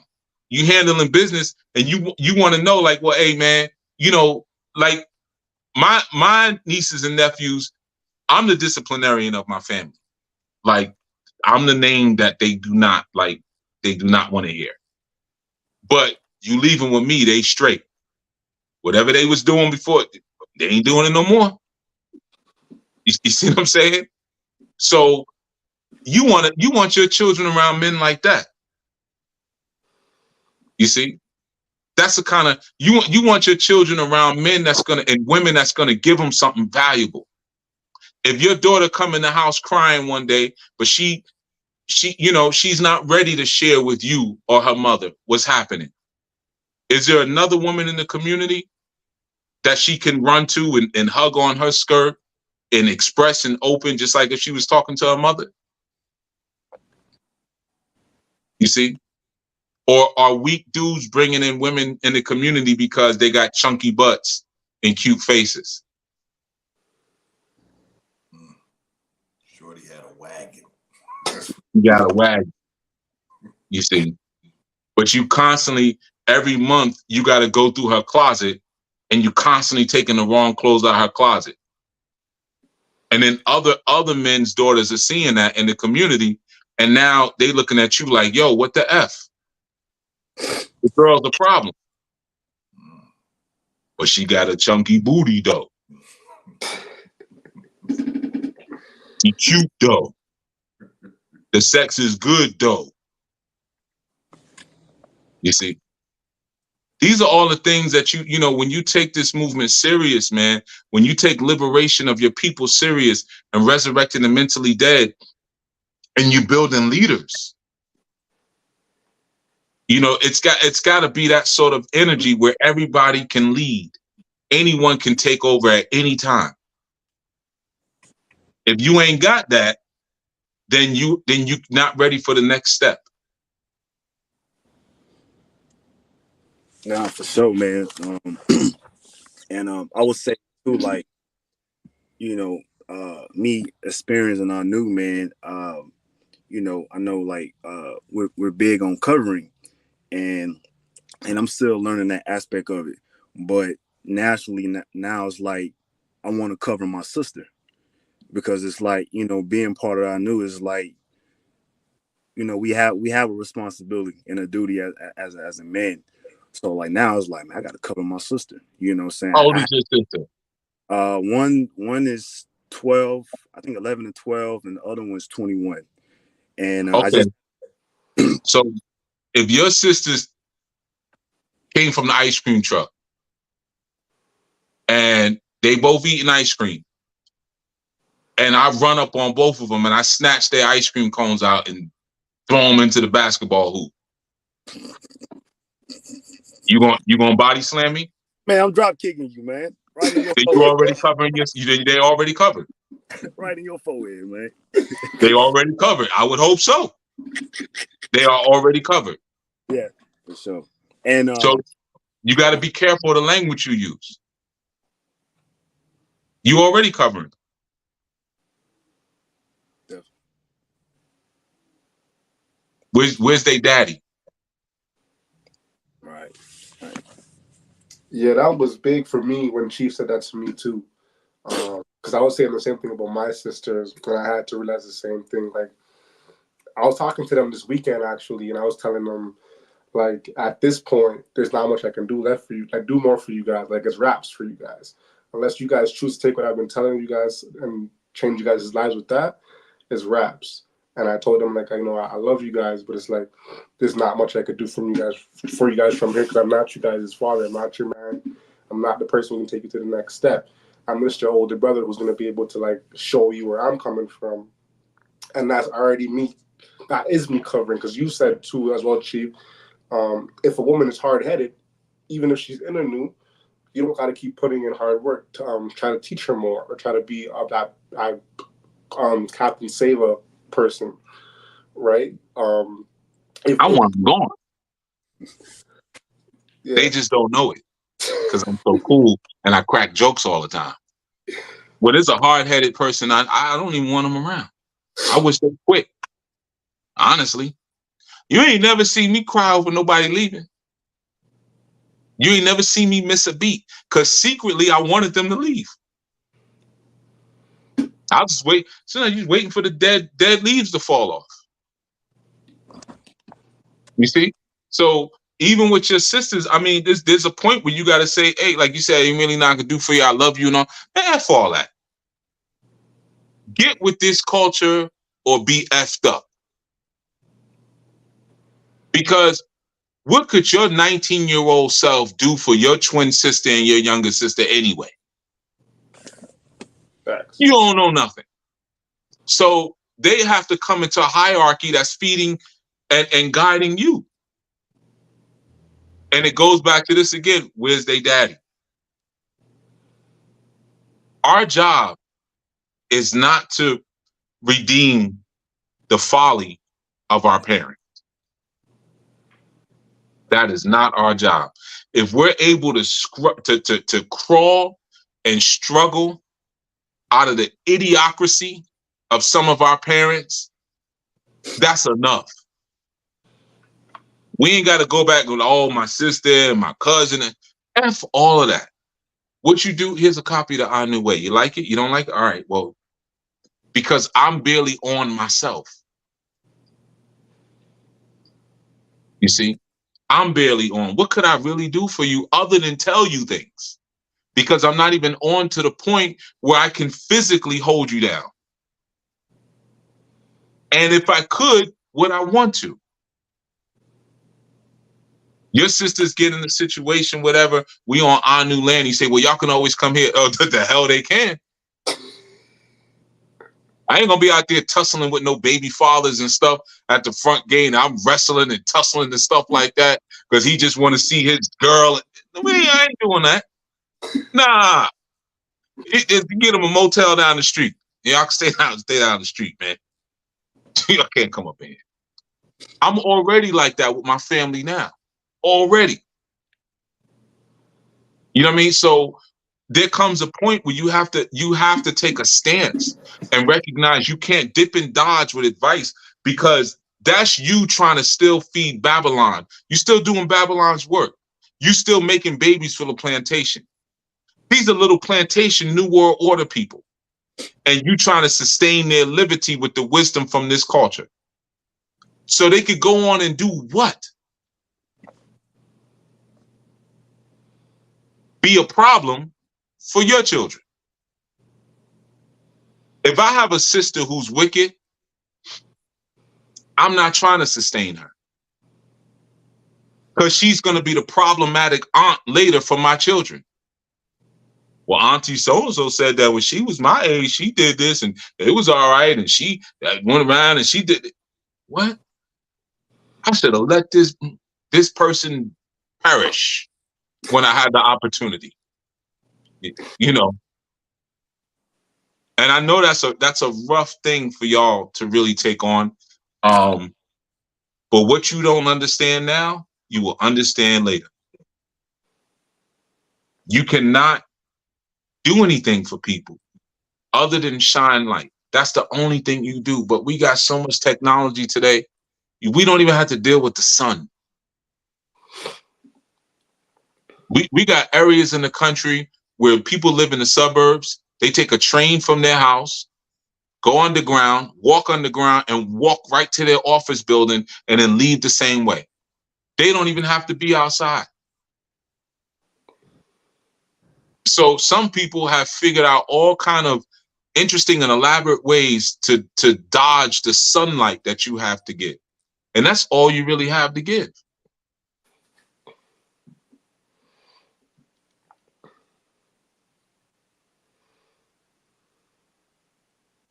Some of them is some harsh realities too, especially when you connected to them and you like, this is my family and I don't want to see them fall. But at the same time, that goes back to, I remember you said a long time ago, man, all you can do is lower the rope. They got to take a hold of it. Like, if you can grab it or not, that's not on me. Man, I don't give a damn if they fall or not. I don't care. See, that's the thing, Zach. You're gonna see, man. When you stay in this for a while, you're gonna stop caring. You know, it's like when you was young, right? Younger. Let's say high school, college. You knew if you would have got a girl pregnant, you would have been in trouble. Absolutely. Right? Your pop, like, what? I didn't raise you like me and your mother married. You know, whatever it would have been, you would have been in trouble. Mm-hmm. Watch how your parents are with their grandchildren. Oh, they'd be happy. Oh, there's a new baby. It's nice. A new baby coming along. A new baby coming along. You know, you like, man, that's your gangbanger. Oh, you know, they don't care. They get to the age where I don't really care, to be honest with you. You know, and that's what happens after a while, because they get to center on what's really important. So as far as me looking at people I'm related to and like, I want to see y'all, so yeah, I guess I kind of want to see y'all succeed. I don't know. But what does that really mean? You know what I want for my family? I want for them not to fall into the hands of an oppressive system. I don't want any of my family to go to jail. And I don't want any of my family to take risks in the streets to survive. That's it. I don't really care about nothing else. Because when you get to a certain point in your development and in your growth, you recognize, see, Yahweh Shai's name, it means Yah is salvation. You start to realize there's only one way out of this thing, man. So anything else I may be rooting for you ain't going to be the answer anyway. Oh, I just want you to have a good life. What the hell does that mean? You're going to have a job, be able to pay your bills? What does that equate to? Nothing. Or I just want you to meet somebody who's going to love you. Why? Are they going to bring you closer to the Most High, or are they just going to love you? You're probably going to cheat on them anyway because they just loved you. I already know all the answers to all these things that we be rooting for. You see? So I know the real answer. Knowledge of self. That's what I'm rooting for. Anything outside of that, I already know you're going to fall flat on your face because it's designed for you to fall. If you are not invested in Yah's kingdom, then you're invested in Satan's kingdom. That's it. I have family. One half of my family is very well accomplished. The other half is, yeah, they're bad. Just say it like that. They're bad, right? I look at them all the same. I don't give a goddamn about what none of y'all doing because I was preaching this truth to y'all since I was 10, 11 years old, and y'all was laughing at me, calling me Shaka Zulu. That's what they used to say. Here comes Shaka Zulu. That was my nickname. You know, because I was always on some like, you know, hey, yo, guess what I read today? Well, it says here in this book, you know, I was always on some like back to Africa stuff. You know what I'm saying? So you heard it. You know, it's not new to you. You made your choice. And I already know where that choice leads. Like, just like the question Zach asked earlier, well, what do we tell parents? I don't care, give a goddamn about them or they brats. I don't care. There's nothing good that they're going to do. Remember when I told y'all before, the only history that matters is the history of Yah's people. What other history matters? And it's such a rich history. It's such a rich history. Why do Ghanaian women and Nigerian women wear waist beads? Right. You see how much interesting that alone. I'm just picking one thing. And no one is supposed to see those beads other than your husband. Why don't we get into some of that? Why is it that when they dance, they wear the bells and cowrie shells on their feet, which is an old Hebrew tradition? What's up with that? All the cowrie shells. Why do the men wear headbands? And this is one of the ways that they identify themselves as Hebrew. What's up with that? Let's talk about turbans. That's kind of interesting, the whole turban culture. And the fact that the top is open so that you can be anointed. So that means if all the men are wearing turbans that have the top open, we're all ready to be anointed as royalty. So we really are royal people. Let's get into that. Anything else outside of that, who gives a damn? Oh, you know, my niece, she just got accepted at Yale. So what? So what? So she can now be a better New World Order soldier? That's what we talking about? Oh, well, you know, your grandfather was the first black train conductor on the E&D line. Who owned the train line? What was he transporting? Ropes for the KKK? He hauled the biggest shipment of ropes down the Mississippi. I don't know what they was doing with him, but he was the first black train conductor. You see what I'm saying? That's what I'm saying. We don't make the connections. The stuff we be celebrating be dumb. Be dumb. I'm just saying. I know my mind, I got an overactive imagination, but I'm just saying, like, you know what I'm saying? Look, I got an uncle. Rest in peace, my Uncle Walter. You know what I'm saying? He was an MTA conductor back in the day. This is way back in the days when they didn't let no black men run no trains. Right? Now he's he was always famous in my, well, I ain't gonna say famous, it's really my grandfather just keeping it alive because the way he was. Yeah, you know, young Walter, yeah, good job. Yeah, that was a good job. He's working them trains down there. But my uncle was a drunk. So he got drunk and rolled a train off the rails. I can laugh at it now, but you know, that was a good job. So everybody used to always brag about, yeah, man, Uncle, man, they wasn't high. I don't want to say the word they said, but they wasn't hiring none of us down there, man. Walter had that, man. Walker he came up from, because my uncle's from Louisiana. Came up from Louisiana, man, and was working them trains, man. He had a good, and then my grandfather always jump in, yeah, then that ran the train off the tracks. Pulling back on that oil, that thing's called liquor. Pulling back on that oil, he ran a train off the tracks. You see? Now, my thing is, yeah, but Uncle Walter, no offense to anybody listening,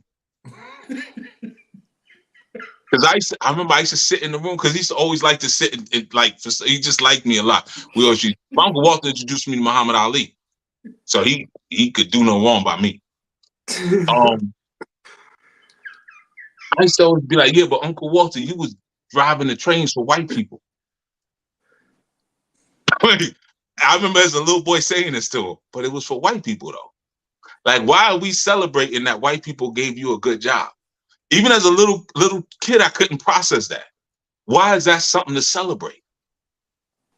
You see? Or you lost a job because you was drinking. Now, nobody was addressing the fact that, well, Uncle Walter's a drunk. It was, he lost that good-ass job. What about the drinking? Nah, it's the job. That white man had to fire him. The white man, he said, he can't stay here no more, Walter. You see? The things we celebrate. Instead of me looking at this Hebrew man, like, y'all don't want this for you. You know Muhammad Ali. Like, you're an interesting person. He used to sing too. And all his children were genius. Like, I mean, not genius like they were real smart. I mean, their IQ, they had genius IQs. You know, all crazy, but geniuses. Like, I could tell some stories about my cousins, man. Well, I'm gonna tell one. My cousin Henry, Walter's son. He had this room. If any of y'all ever seen Pee-wee's Big Adventure, you know when he woke up, he would wake up and then he had all these gadgets in the room. This would turn on, this, that would turn on. Then the ball would drop and this would happen. I had a cousin who had a room like that, and he used to always chase me out of his room. His room was just amazing. You go in there and he had it wired up. You hit the light switch and all these things would start happening in the room, right? And he'd always, get out of my room. He had these thick glasses and this big afro. Get out of my room. Like, whatever, man. Freaking nerd, you know? But he was a genius and he ended up writing a piece of software. This was probably like late 70s, I want to say. He wrote a piece of software for the city of New York for their accounting system. He wrote the operating system and then he wrote the software algorithm that sat inside of the OS. He created his own operating system for the accounting system for the city of New York. He made all this crazy money writing this software and then disappeared. He said he needed to go find himself and we never saw him again. You know, we never saw him. Somebody said they saw him once at my uncle's grave. My uncle died, but I don't believe it. I don't know if he dead or alive, but he was freaking and went off and hit the road with millions. And I don't know what the hell, he might have went off and built the Terminator or something. I don't know. He was that smart. You see, but we not focused on that. We focused on, you lost that good ass job. You see? The things that we celebrate. So I don't care nothing about none of that. I only care about my people being restored to their rightful place in the kingdom of Yah. That's all I care about. I don't care about who got good grades, unless those good grades are for the purpose of restoration. Our people out here looking raggedy, man. And we over here celebrating what? We polishing up trinkets to show them on the gram. We polish up my car, just making payments on my car. Let me polish it up. Bro, you know what I'm saying? Like, who in here got gold? Don't worry about what I got. I know exactly. I know it's good. Don't worry about me. Worry about yourself. But let's talk about the things that we supposed to have. I know it's getting late. We're gonna get off, but I'm in the spirit of this. You know, look at Raheem. Look at black ass Raheem. Look at him. Let me tell you something about him. You know how we know what we supposed to have? Put a nice gold chain on Raheem and look at how it's gonna look on his beautiful skin. Don't nobody rock gold like we rock gold. Let's talk about that for a second. When we put on gold, you see how it pops versus when other people put it on, you be like, You know what I'm saying? Yeah. Raheem could put on a little thing and he'll get handsome like immediately. Girls be like, what you think of Raheem? He all right. Yeah. You know what I'm saying? Just because he put that little chain on. Gold pop on our skin. I know whenever especially when I was younger, oh my God. Don't let me go down to the basketball court and be sitting out there my watch, pow! You know what I'm saying? It just pop on us. That tell you something. That's for us. You see what I'm saying? That's for us. Gold, bald heads, fat women. Hey, think about it, man. Other people say that, you be like, oh man, he got leukemia. Oh, damn. You know what I'm saying? Well, other people say they head bald. You're like, damn, man, that chemo tearing you up, huh? You know what I'm saying? We do it, be like, all right, I see your features popping. Yeah, you look good. Features popping. You see what I'm saying? We put some gold on. Oh, I like that chain. It's the same chain that this one had on. Yeah, it wasn't popping like that, huh? Then our women get fat, and we be like, yeah, but she still got that shape, though. That ass bulletproof. She still got her ass. You see what I'm saying? There's certain things that only we get away with. And we don't even know how to distinguish ourselves and see the specialness in that. And we over here looking at other people's accolades and trying to judge and compare ourselves based on accolades that have nothing to do with us, and not realizing the royal position that we've been put into that we're so afraid to be restored to. Because it might mean that those who we once served may not have the same dynamic with us anymore. Some of that, is that like Nelly Fuller when he was like, but y'all prisoners of war. And in prisoners of war, sometimes it's those little trinkets that somebody starts to get. That why somebody is being praised, because you made it up in that system and you got further than where somebody else came from. I remember once when you was like if somebody else from a different culture would come over here and they was garbage men, and they did these. But then their children was going to go on and be like, all right, but you're not going to do this. You're going to do something different. Should that be celebrated in that system? Because ultimately they would be working their way up in that certain system, but not doing what somebody else came from, doing what they were doing. But here's the thing. They ain't us. Yeah, you got to do what you got to do. But culture was given to one group of people on the planet. One. So, whereas other people might say, we don't have the culture, but we have the survival instincts.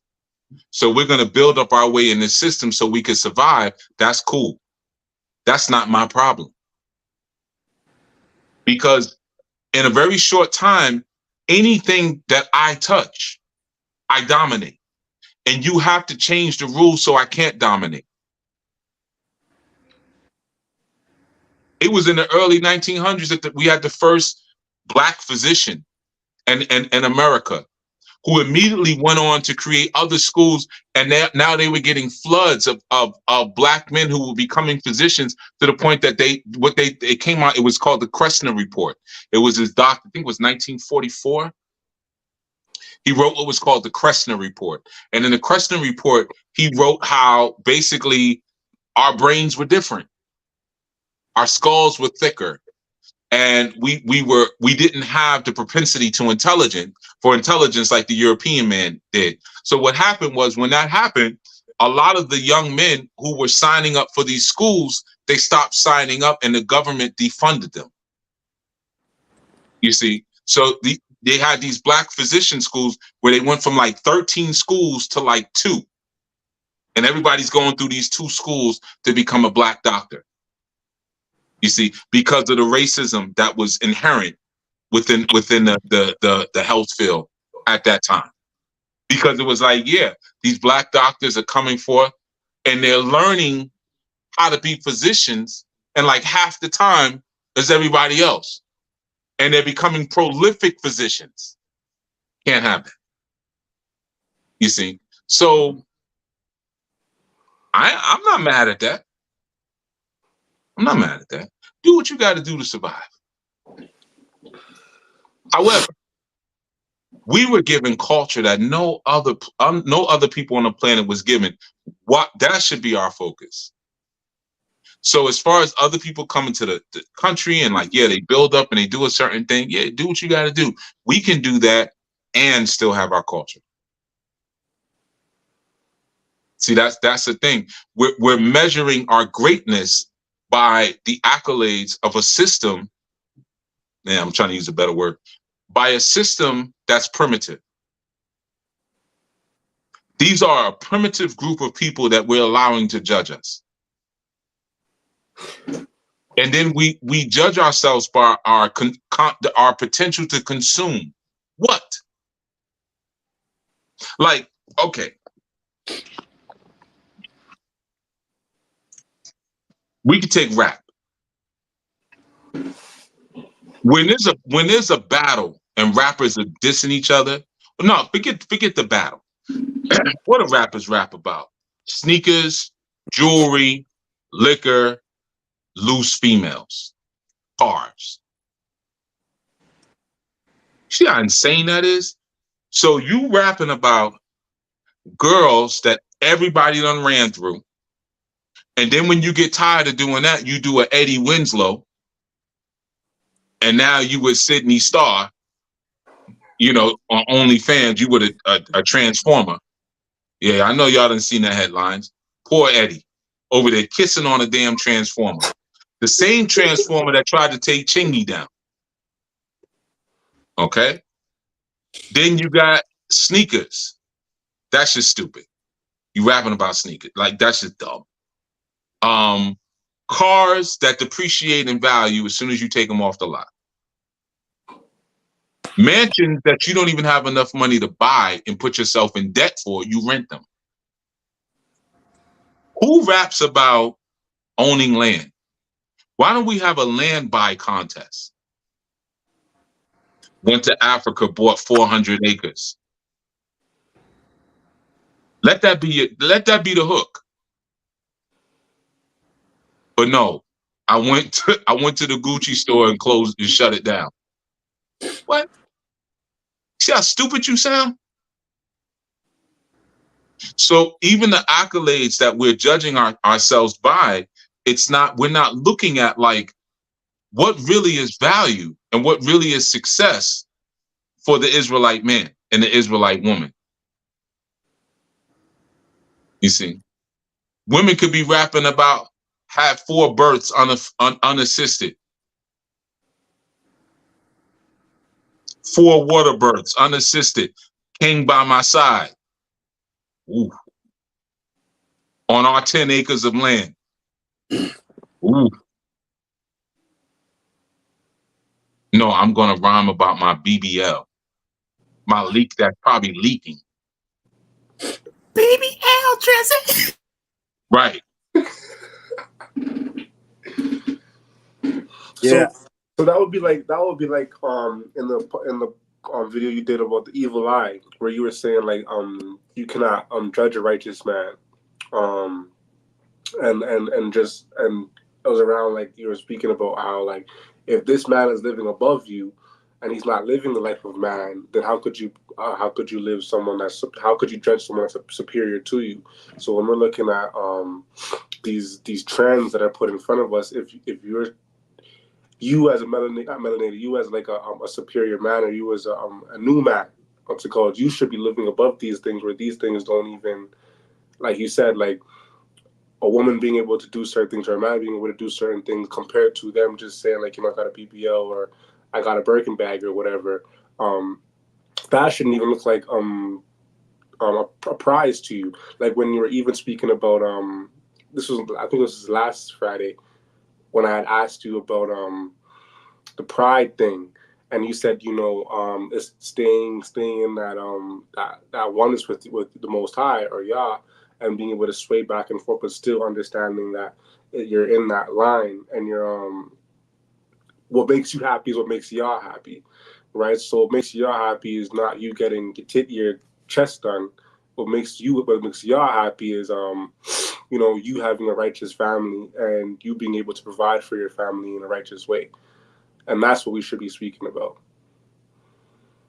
Or so consumed in the work of that we don't have time to even, it's like, okay, you'll be there soon. You're getting to the age soon where some of these trends you're going to mess up.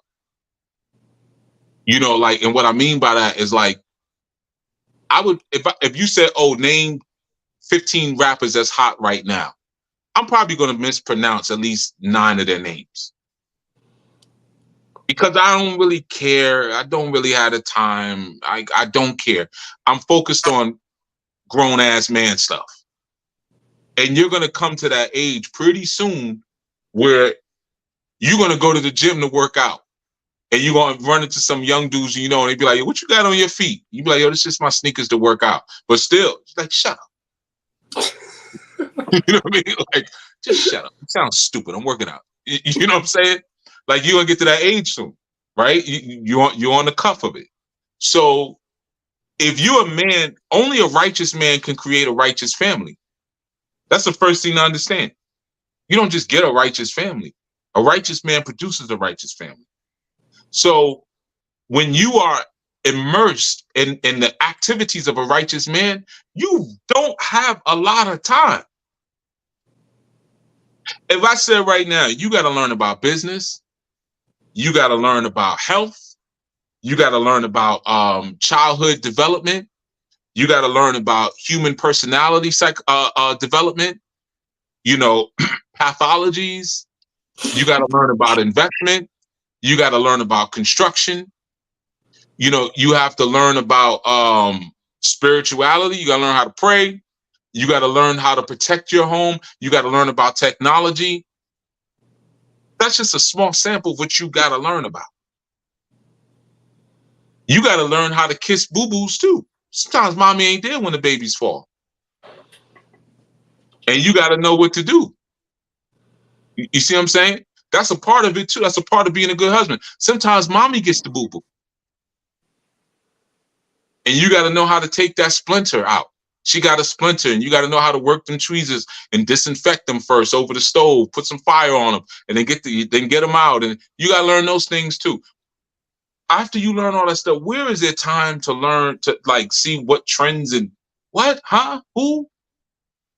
Because what happens is just like working out, man. When you work out, your diet becomes very like crucial. That's why a lot of times when I work with people, I don't tell them to stop eating anything. Just exercise. Your body will tell you what you shouldn't eat. When you got that sweet taste of cookies coming back up out of your mouth, you're like all that sugar coming back up. I shouldn't have had donuts for breakfast. No, that's not a breakfast. Shouldn't have had the donuts for breakfast. You see? So now what happens is that your activity, even the things you want to listen to, shapes around what you want to do. You see? Like there's certain music I might want to listen to, but it's like, yeah, that music, I don't even want to name certain people. There's certain people I might listen to, but all they talk about is getting it. Get in the bag, get the bag, get the bag, get the bag, get the bag, get the bag. And there was a time I really enjoyed that kind of music. You see? But if I'm focused on that, which is very effeminate, then I'm gonna lose sight of what's more important. I'm gonna get the wrong thing. I'm gonna be down at the Mercedes dealership when I should be looking at a Toyota Tundra. You see, I should be looking at that pickup, and I'm over here looking at but that G-Wagon, I would look so good in that G-Wagon because I'm listening to get the bag, get the bag, get the bag, get the bag, get the bag.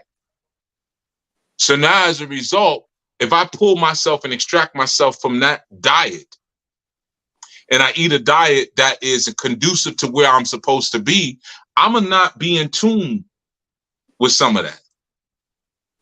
You see, I'm just not gonna be in tune with some of that. You see. So that's the thing, man. Like, you don't have to be worried about like what society is trying to put in front of you. Because if you on your dean, if you really on your dean and you on your mission and you standing perpendicular to the square, your mind will now create the reality of the healthy garden that you must have in order for you to grow around you. You see? And you just have to take it serious enough. I got friends who sometimes want to call me to hang out or to see what's up, or like, hey man, let's go, just hang out, let's go get dinner, whatever. Most of the time I'll be like, nah, but my friends know me. They know like he's not coming. Like, invite him, but he's not coming. Right? But that's healthier than friends who like, yeah, let's go out and get a drink. Or let's go. Yeah, that's kind of taking me away from where I need to be. I need to be around people who love me. I need to be around people who I love, who we can exchange ideas and things like that because of what I'm in the process of doing. And if I put myself around anything other than that, I'm going to feel the slowdown. I'm going to feel the stumble. And things that I don't want to do or I don't feel like doing that are important, I'm a not do because I'm going to lose my motivation. You see? Yeah, no, definitely. Kind of, what you were saying about like, the older you get, like your interest change, and I see a lot of guys, especially in the service, man. They get like these new charges and whatnot, man, and it's just like, man, you don't even own it. You ain't even got the title. I mean, you out here just stunned, man, and it's just like me. I got a 2000 total Toyota Camry, but I got my title. It was just like that ownership. It might be small, right? Just, I got that title, so you really can't say nothing to me. You know what I'm saying? You can, you got the right to, talk junk, but you ain't got that title, and it's just like that ownership is more important than looking good. You know what I'm saying? You probably on E anyways. Well, so it depends on what you're trying to do. Right. Depends on what you're trying to do. Right. There's certain girls that won't look in your direction because you're driving a 2000 Camry. But there's certain ones that won't care because they're looking at you, and if you like, yeah, I'm driving this 2000 Camry because I ain't got no car note, I ain't got to worry about getting repossessed, and I'm banking my bread. She's gonna be turned on by that. Now the knucklehead is not. The knucklehead is gonna be turned off by that idea because she wants you to enjoy life. Because enjoy life means spend your money on me. You showing me that you are wise with your money. That means I ain't gonna have no fun with you.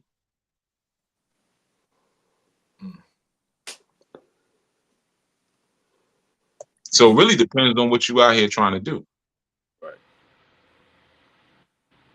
And they be appraising too. Them jokers is not sleeping on, oh, you driving that? Oh, no.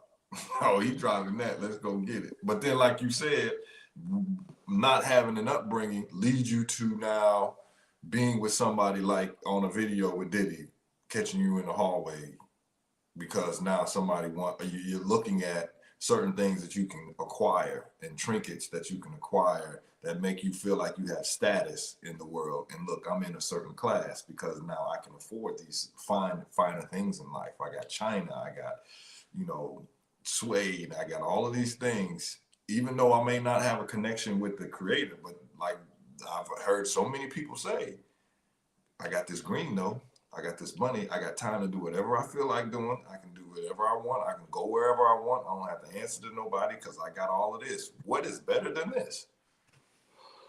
Well, that's because you're poor and stupid.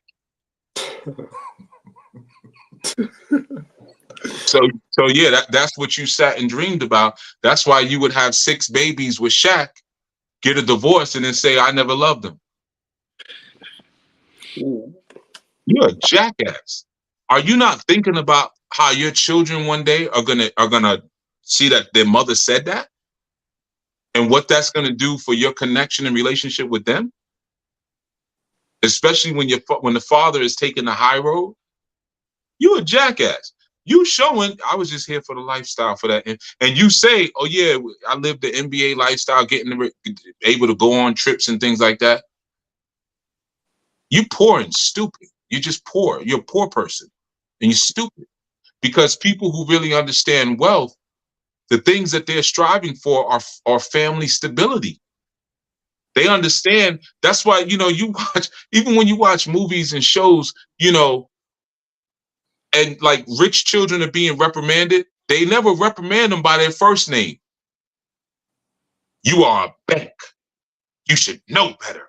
You know, we out here doing this for this name, for this last name, not for your first name. This is not an individual thing. That's a poor people thing. Poor people come into an environment, it's just about survival. Even if it means I'm gonna step over and manipulate people who love me. Wealthy people understand, no, this is about our family surviving.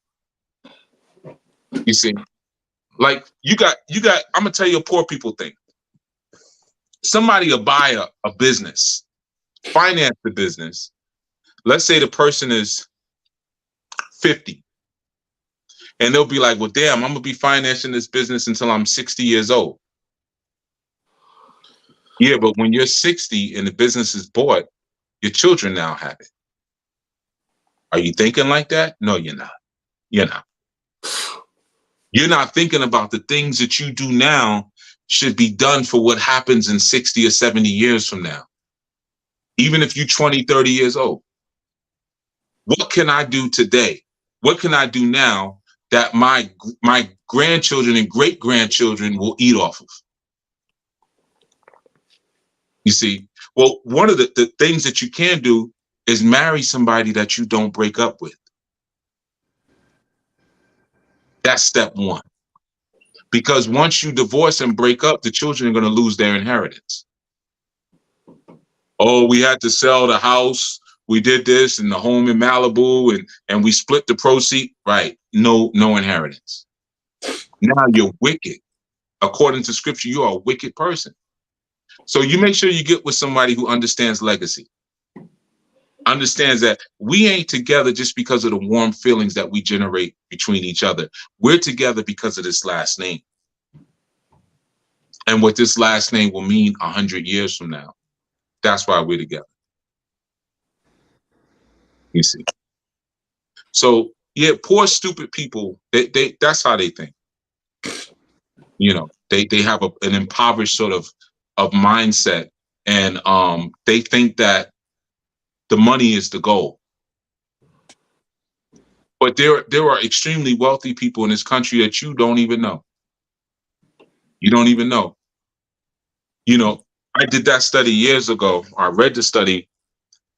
The number one vehicle driven by the largest amount of millionaires in this country is the Ford pickup truck. And at the time of that study, what came in second to the Ford pickup truck was the Ford Taurus. They don't even make Tauruses anymore, but that's a regular old sedan. The Taurus. Not the Lamborghini, not the Maybach, not the BMW, not the Audi, not pickup trucks. What does that tell you? The millionaires are in construction. Land. Well, hell, that sounds real Hebrew. Land, building. That's got a real kind of Hebrew swag to it.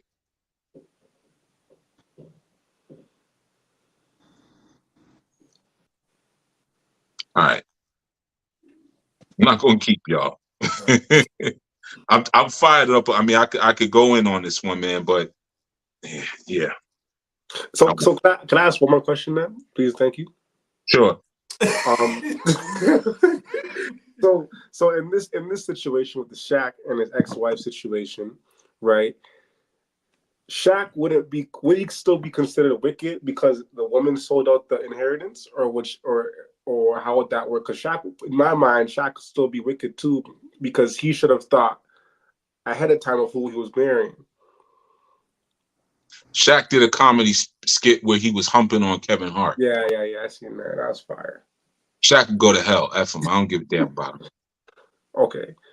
Shaq So got Omega brands on his arms. He's a big dumbass. He's just a big dumb buck. You know, well, Shaq's a genius at business. He's a big dumb buck. What could he have represented for young melanin rich men across the country? You put on a dress, you humping on Kevin Hart, and you got a big Greek brand on your arm. I don't give a goddamn about no Shaq, man. Shaq go to hell. That's how I feel about Shaq. See, I don't connect with people just because America has done us bad, and you know, there's certain black people that I don't care nothing about that. I don't care nothing about that. You know who I care about? Man, what's it? His first name is Brian. Well, one of the name is Brian. You know the group Jagged Edge? Remember Jagged Edge? Remember the twins? You know they're Hebrews. They be on the street teaching and everything. You can look it up on YouTube. You'll find them. I ran into them before. I ran into one of them. But they straight up on the street with the rest of the brothers. I think they with the Lions of Israel. And they be straight up on the street teaching the scriptures. Humbly. I care about them. You think? I wasn't even a Jagged Edge fan, but I care about them. You see? I don't care about these other people. Now, I will service them because if the Most High says serve them, but I'm recognizing that I'm serving unconditionally and I'm trying to wake people up. And it's not a transaction like I'll give you a sandwich if you wake up. It's not that kind of thing. But I'm concerned about the sheep that I'm walking together with, that we in the same flock with, and not the sheep that are here. Because see, when you put all the sheep together, you don't really know what's really happening, right? See, when Yahushua came, he said, I'm the good shepherd. What's the difference? Man, lamb chops is good. Lamb is good, man. It's good. Tastes good. And merino wool sweaters, they feel soft when you wear them. But that lamb meat, man, is succulent. You see?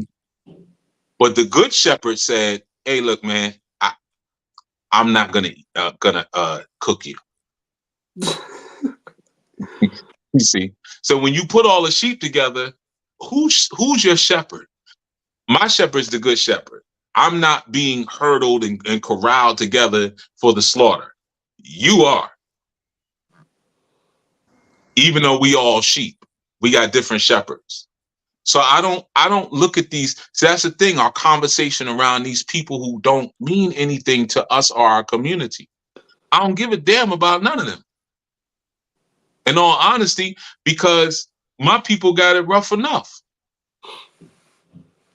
You see, like that's what I'm focused on. You see, what about all the sisters out here, man, who want to start homeschool co-ops? They don't want to send. I'm talking about Hebrew sisters, Israelites. You see, what about the Israelite brothers out here who want to buy land, but they're like, man, I need some more brothers with me because I can't do this by myself, man. I'm just out here with me and my family, and this is really hard. I care about them. Or the young brothers who's trying to find their way. And like, Chief, man, like, hey, you keep talking about this Israelite thing, but you also be talking the Risha thing and this and that. Can you break it down to me? Hell yeah, I'll break it down for you. I'll break it down for you. Why you think I always answer Raheem's questions? Let Nile jump on this line. I'll be on this phone, on this thing for 5 hours. Now I always got a question. Okay, Bubba. All right, so let me ask you something, Bubba. Yeah, of course. Now let's sit here, ask me questions for 5 hours. I'll sit here for 5 hours. And the last phone call we had was like 5 hours. I'll sit here and answer every single question. I care about him. You see? But these cats who's New World Order soldiers, man. I don't care nothing about them. Because we got a lot of young people out here that's lost, man. There's a lot of young sisters who reach out to me, confused and lost and don't know. Because you got a lot of dudes out here who's just so whack. They so whack. You know what I mean? They don't know. They don't have any direction. They don't have any kind of guidance whatsoever. And then when they try to talk to dudes like my age, we just be thinking about getting our thing dong wet. So it's like to have a dude like me be like, no, you're going to be my little sister. Chill out. And really mean that joint. I care about that experience. You see? So I don't care nothing about none of them people you mentioned. Be honest with you. Can maybe I remember listening. I'm not gonna say his name, but he was like, "These are certain people that I don't want in the group, but they can still send donations." Yeah, I remember when that clown said that big fat, like Grimace, sit up there looking like Grimace with a dashiki on. Yeah, I remember. He said, "Oh, they don't even have Grimace at McDonald's anymore." Y'all probably even know who Grimace is, but yeah, like, cause he got no integrity. He got no morals. Oh yeah, y'all can't like just give me. He's a grifter. A grifter don't care where the bread come from. He's a snake oil salesman. He's a con man. You know how many times, man? Let me tell you something. I got to show you my email inbox. You know how, God, dog, man. I'm going back years upon years. You know how many old women offered me their retirement, their pensions? And I got proof. Like I'm trying to remember the first year it happened. I want to say it was 2000 and it was between 2007, 2008. Yeah, it was between 07 and 08. And I remember the conversation. We were standing in the stairwell. She said, I want to show you something. And she opened up this envelope. She said, this is what I have coming to me. And I want to give it to you for the work that you're doing. And I said, no, sis, I can't do that. I thought that was a one-time thing. Then it kept happening. Oh, Chief, you could just move me in a tiny house somewhere on the land and I'll give you my whole pension. And I still get those offers. Nah, I ain't doing that. I ain't doing that, sis. Nah. I'll help you manage it. I'm not gonna take no money from you, but if you don't know what to do with it, I'll hook you up with an advisor and stuff like that. But we ain't doing that. Because that also might be a setup. You ain't coming back later. You take all my money, But because I ain't stupid, I know how this thing goes. But the point I'm saying is that you got to have some kind of morals about yourself. You see, when you have that effeminate sense of I'm just chasing the bag, because that guy did all that grifting, and notice he ain't asking for money anymore. Now he's just doing YouTube appearances because he got that cease and desist letter. You see, you're gonna go to jail. You keep asking for money. You don't even have a 501c3. And you haven't delivered on any aspects of what you said you are collecting this money for. You got to have some morals. And the truth about it is that, man, let's apply some intelligence. Raheem, what do we need? Name one thing. We need to learn how to fight. Okay. All right, cool. You need to learn how to fight.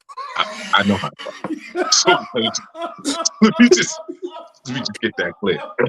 Okay. All right. All right, cool. Yeah. Okay. How much does that cost? Oh, that could be free for real. No, but how much? No, but honestly, how much would it cost? I mean, a membership nowadays probably costs like $80 a month. A good one, at a certain gym. Let's say if I said, okay, I will teach y'all how to fight. How much does it cost? Nothing. Depends on how much you charge it. Okay, let's say if I'll charge nothing. How much does it cost? My energy costs all my energy that I put in. Costs more than that. Okay. See, this is what I'm saying. So we decide, okay, we're going to meet up physically. It costs plane tickets, possibly renting out of space. If we say we're going to start online, we'll just do it through Zoom or whatever. Okay, it costs the amount of what you pay for internet service. There is a cost associated, a fiscal cost. So you write those things down. Okay, internet service, this, that. I don't know. I need a sweatsuit or a t-shirt, whatever. Boom, boom, boom, boom, boom. If we're going to travel, this is how much my plane ticket is. You add that up. That's how much it costs. You see, some people won't even go through the work of what I just did just now. Now, what if he would have said we need land? Yeah, we need land. We need land so that the children can be free. Yeah, the children, the babies, we need to save the babies. And the babies need to be free, and the babies need to understand who they are. So I propose that we open up the Marcus Garvey, Denmark Vesey, Sojourner Truth, Champagne Evelyn King Institute for the Morris Day Science Academy of the artists formerly known as Cheryl Lynn. Give me the donations. Now, I ain't said no numbers, but you know how sad it is with our people? We just start sending money.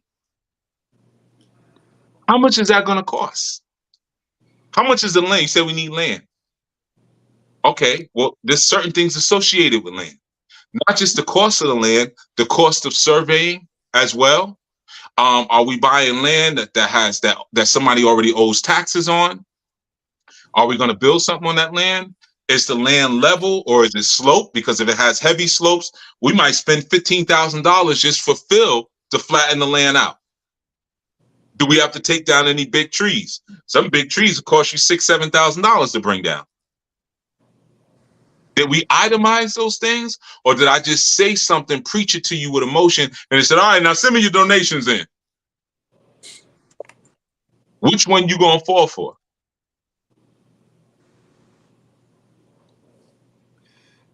But it almost sounds like, though, it speaks to where if you ask a person, you know, what do you want to do with your life, or where do you see yourself? You know, I just want to be happy. I just want, right. You know, or I just want a lot of money. Well, how much money do you need? I just want enough to be comfortable. Like nobody never really puts a thumb on what it actually needs to be needed. So when somebody comes and starts saying that, it's almost like speaking the same language because it's not something that somebody has thought of. Like, because you're mentally lazy. You're mentally lazy. If I say I want to be happy, right? I just want to be happy. Well, what makes you happy? Right? Who has really explored that with honesty without the chatter of Babylon in their ear? I already figured out what makes me happy. A guitar and a nice view. I don't care about nothing else, to be honest with you. And it took me years to figure that out. And then I got into places where I only had my guitar and I had a nice view.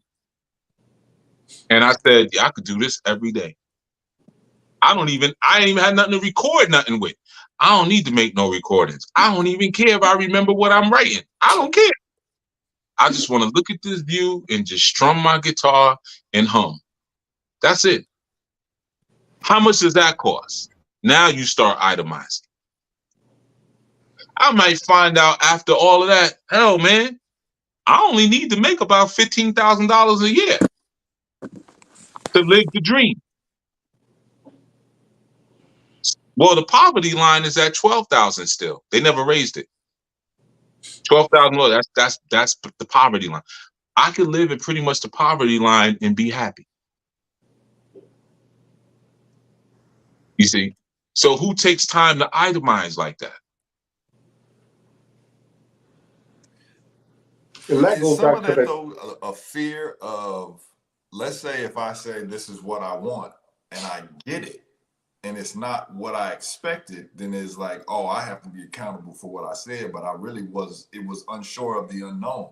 So as long as I keep it open, like somebody going back to saying I'm spiritual, that now I'm open to whatever it is, the possibilities, as opposed to me locking into something that now if I get it and it may not necessarily be what I want, then I'm stuck with it because that's what I requested.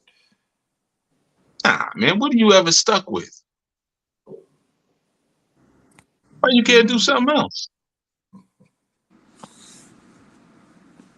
You know what I'm saying? Like, so I'm afraid to be stuck with what I asked for. But what society tells me I'm supposed to want, if I get that, I can't even finish the sentence. It don't make sense to me. I'm sorry. It just doesn't make sense.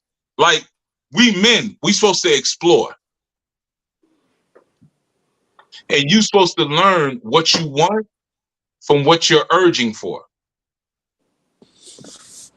You know, like you ever got with a girl and after you was done getting with the girl, you was like, man, I don't even like her. Just had an urge. Just had an urge. And now that that urge is gone, damn, got to figure out a way to get up out of here. Got to fake a seizure. But, you know, as opposed to what you really desire. Now, sometimes you got to go through different chambers to figure out your desire versus your urge. If you had a job that you can't stand and your boss is a jerk, you're going to have an urge to want to quit. But that's not really your desire. Like, oh man, I wish I could just live out in the woods and be by myself. And is that really what you desire, or is that a reaction to what's going on? And you might have to go live out in the woods to see if that's really what it is. We're supposed to explore. If you don't, then you're operating out of fear. And nothing grows in fear. Fear makes things retract. So if I'm operating out of love, I'm operating out of abundance, which makes things grow. You see, I love my life enough that I want to explore what this life is. I don't love my life so much that I want to preserve and save it. I don't love it that much. So you've said many times, like, in your younger ages you live for the world, in your older ages you live for yourself for like the Most High or whatever. Is that true in this case, where you're saying like as you go through these different caverns, you learn who you are as a young man or as a young lady? Well, more of a young man, because a young lady shouldn't go through as much caverns as a younger man should. But like, cause I'm just thinking like, okay, me as a young man, like if I want to find what I find makes me happy, do I have to wait that long? Like, do I gotta wait till I'm like 30, 40? Which to me seems like a far time away from now. But like, do I have to wait that far, or is that something that you can find like pretty young, and then just spend like maybe the rest of your years after that, just working on that, or do you never really find it? What is happy? I don't know. See why it's good to have older gods around you? Yeah. See, because if you was talking to your peers your age, they wouldn't even ask you that question. But when you surround yourself with older gods, they know the right questions to ask you to send you on the right quest. So your quest isn't what makes me happy. Your quest is, what is happiness? Right. Because here's the reality of it, Raheem. I already know what makes you happy. Yeah, the blender? You're making a shake? not me. That's not me. Or pencil sharpener. You know, I gotta write this down. Nerd. You know, but I already know what makes you happy. The thing that makes you happy is the same thing that makes El Karar happy. History? Well, I don't know what makes him happy, to be honest. Being God. Oh, yeah, that probably makes sense. Yeah. That makes sense. Yeah. I just saved anybody who's listening right now who's been able to hold on for 4 hours. I just saved them years and years and years of toil. Being God is what makes you happy. So is that attributed to why I wanna like I don't really want to help people. I just like the feeling of feeling like I'm someone's God, or like even the therapy. Like I want to go into therapy, but just because I like the feeling of someone looking up to me. That ain't God. That's weakness. That's whack. Okay. You know why parents don't let their children figure stuff out? So they can swoop in and be the hero. Because they're so insecure. Okay. So when they watch their child do something that they can't be, hey baby, let me show you. See, I'm there. See, I showed you. See, shut the F up. Let the kid figure it out. You see? But parents be so damn insecure that they use their children to boost up their ego. Yeah, I'll open it. Husbands do that with jars. Their wives hand them a jar. Can you open this? Sure. And he don't want to do it in front of her. He turn around and little farts come out. Hoping the water running, she didn't hear that. He's struggling. You know. See, so he want to feel better about himself. That ain't God. God don't need to feel better about itself. God already is clear on what God is. And what God don't know, God go find out. So God don't worry about it. You see? So that's the only thing that's going to bring happiness and joy into your life. Now you have to look at what God do. Then once you see what God do, then you know how to be God. Anything outside of that is going to bring misery. God don't even be wanting stuff. You just go get it. Just do it.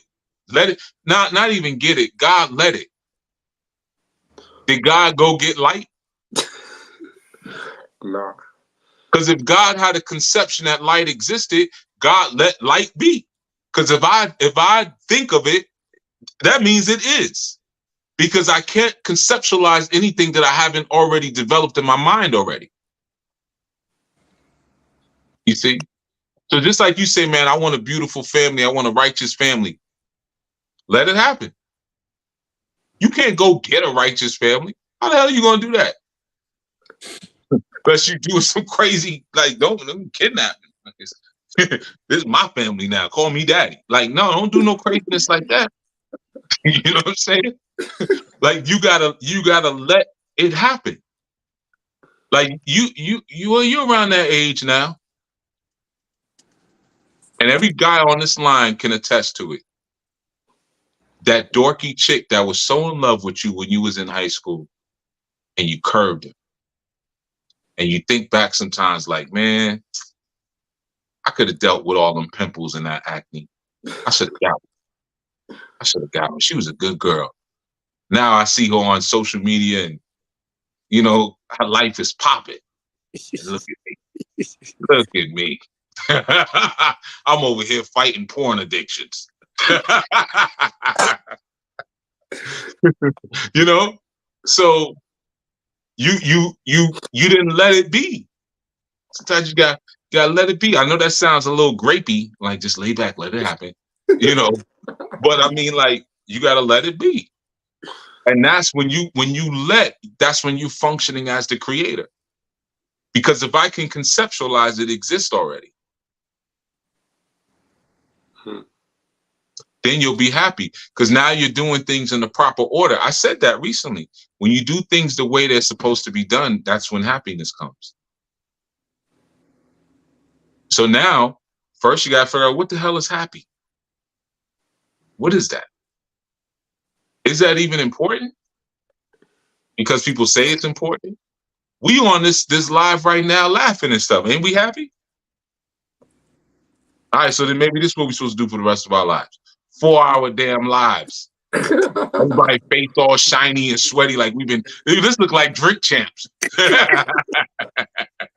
We all shiny and sweaty like we've been sitting there drinking liquor.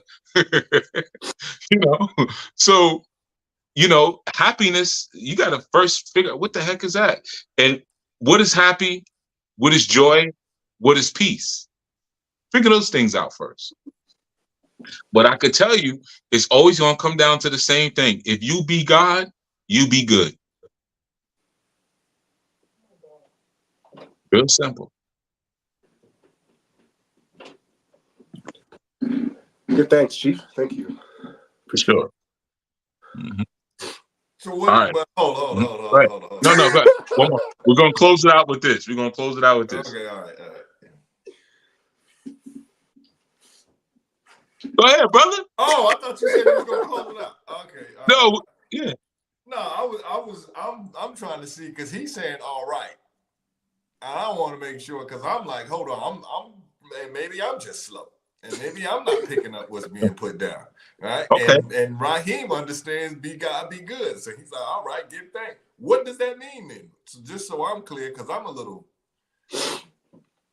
Well, who is your Yah? Who is it? Like a person? Do you have any information telling you about your Yah? Yes. Okay.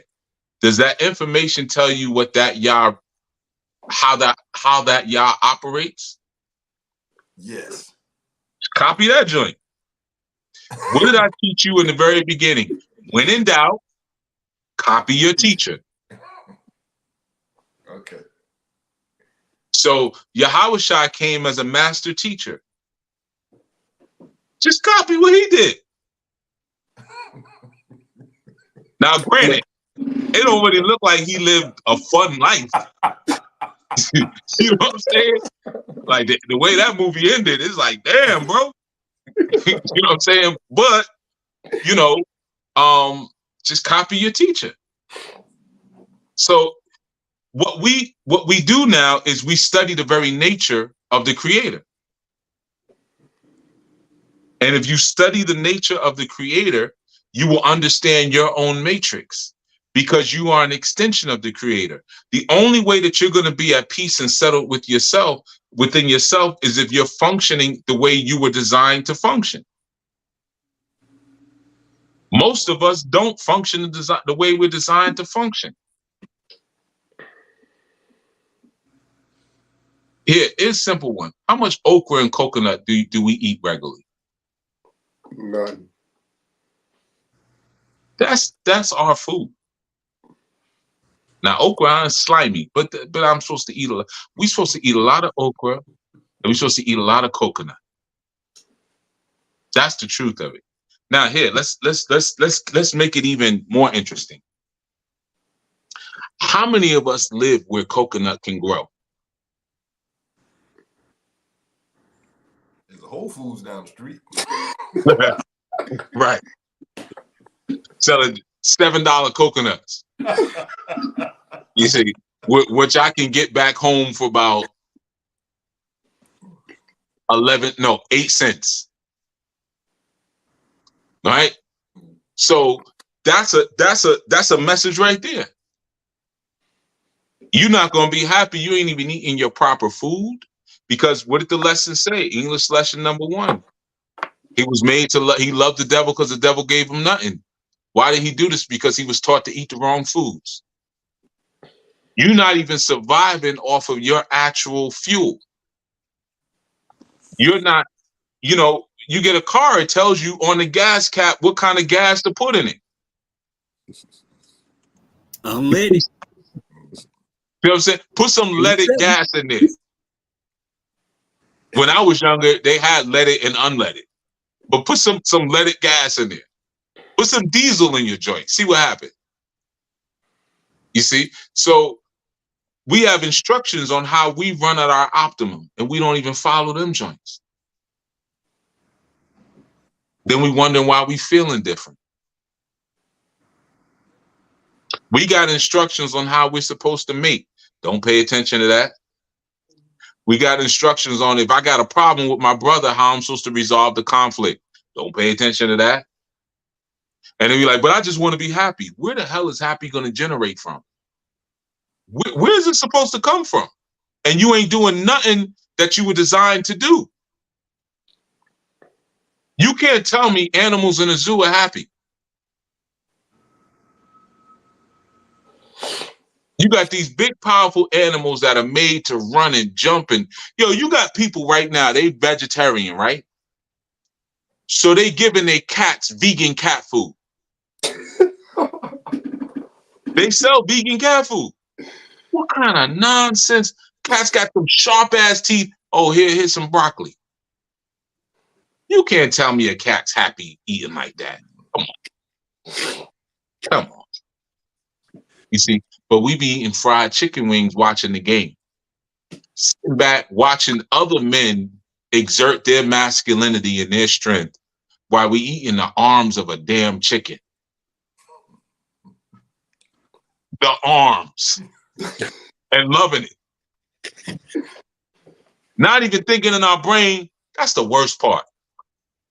Chickens don't even work out like that. So it's not like the arms got like a lot of meat on them. You eating the arms while you watching other men live out their dreams. How could you be happy? And talking about my team. We gonna do this at we. You even have a gym membership. What do you mean we? You know what I'm saying? So yeah, if you be like God means that I study the nature of God.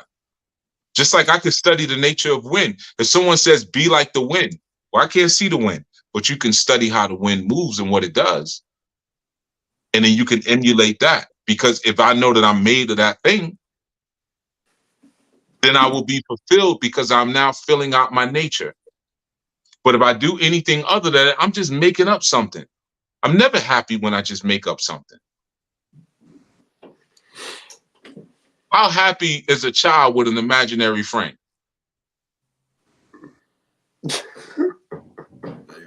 Now, children are happy. You leave them alone, send them in the backyard, let them go play in the dirt. They have a great old time. But at some point, they want friends. They want friends. You see? But you just make up some. Oh, you don't need no friends, baby. If your friends don't understand you, they make fun of you, they're not really your friend. What? Shut up. You making up stuff. That's when parents just don't understand. You didn't come up with that. See? No, we gotta get to the real. Well, how does the Most High really move? How does the Most High interoperate with other things around it? Is the Most High in harmony with nature or anti-nature? You see? The list goes on and on, but you got a whole text that tells you how to understand how the Most High thinks. Because right now, the Most High ain't talking like it used to. We ain't in that season no more. That's a wrap, bro. That's like any parent. You know what? I ain't gonna say nothing else to you. I done said everything I'm gonna say. That's what the Most High has done already. Most High said, man, look, man. I done said it to the Asians. I done said it to the Aborigines. I done said it to the Africans. I done went all around the world and said what I needed to say. You see? Now, if you still sitting here like, I don't know what to do, I'm so lost in life, you want to be lost. I ain't saying it no more. I'm not coming down out no clouds. No, I ain't doing none of that. I ain't walking near you and then taking you up in the sky. No, those days are over. I'm not talking anymore because I said it what I needed to say. I showed you how I get down. I showed you my nature. I showed you every side of me. I let you see how I will wipe out a whole people. I turn your wife to a pillar of salt. But then I also save you and deliver you and teach you and guide you and fight your enemies. I showed you all of that. I ain't showing you nothing else. Now you show me that you've been listening. See, that's where your happiness comes from. Remember the first time? Remember when your pops or your mom's first was teaching you how to drive? And you was like, this is cool, but this would be way cooler with my friends in the car. And the first time you was able to drive the car without your parents, and you was like, yeah, I'm out here now. I have officially jumped off the porch. I'm out here. See? That feeling, that happiness that came over you? Because now you're moving like how God instructed. I remember the first feeling I had the first time I had to change a flat tire. And it actually, like, I did everything right. You know, I remember the first time I changed, what did I do?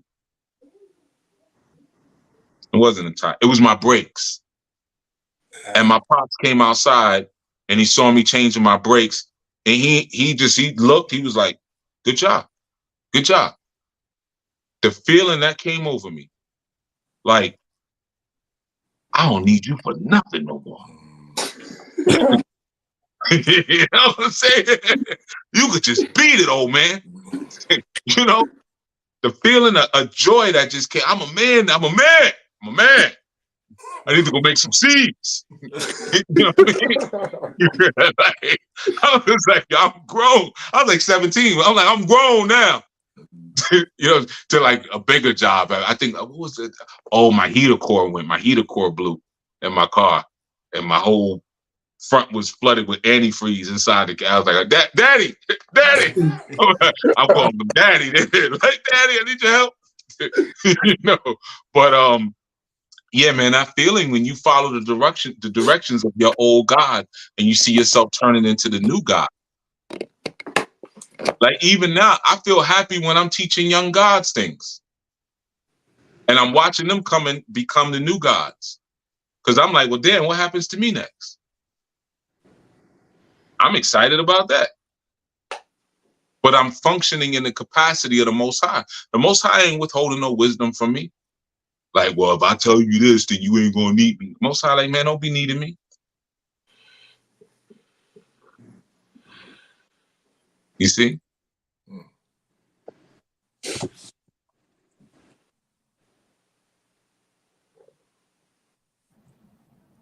Bars. That's how you be God, man. You know what I mean? We gotta be. You want to be happy? Be God. Nothing else is gonna make you. Nothing else is gonna be peace to you, because peace is your identity. When you know your identity in all chaos. What is chaos? Your human form. So what do I need to know within my human form? What exists within this form? What exists within this form? God. So if I know God and I function as God within the chaos of my humanity, then I will be at peace. Real simple. I'm gonna just say thank you, Akizak, because I didn't get that the first time, so appreciate it. Mm-hmm.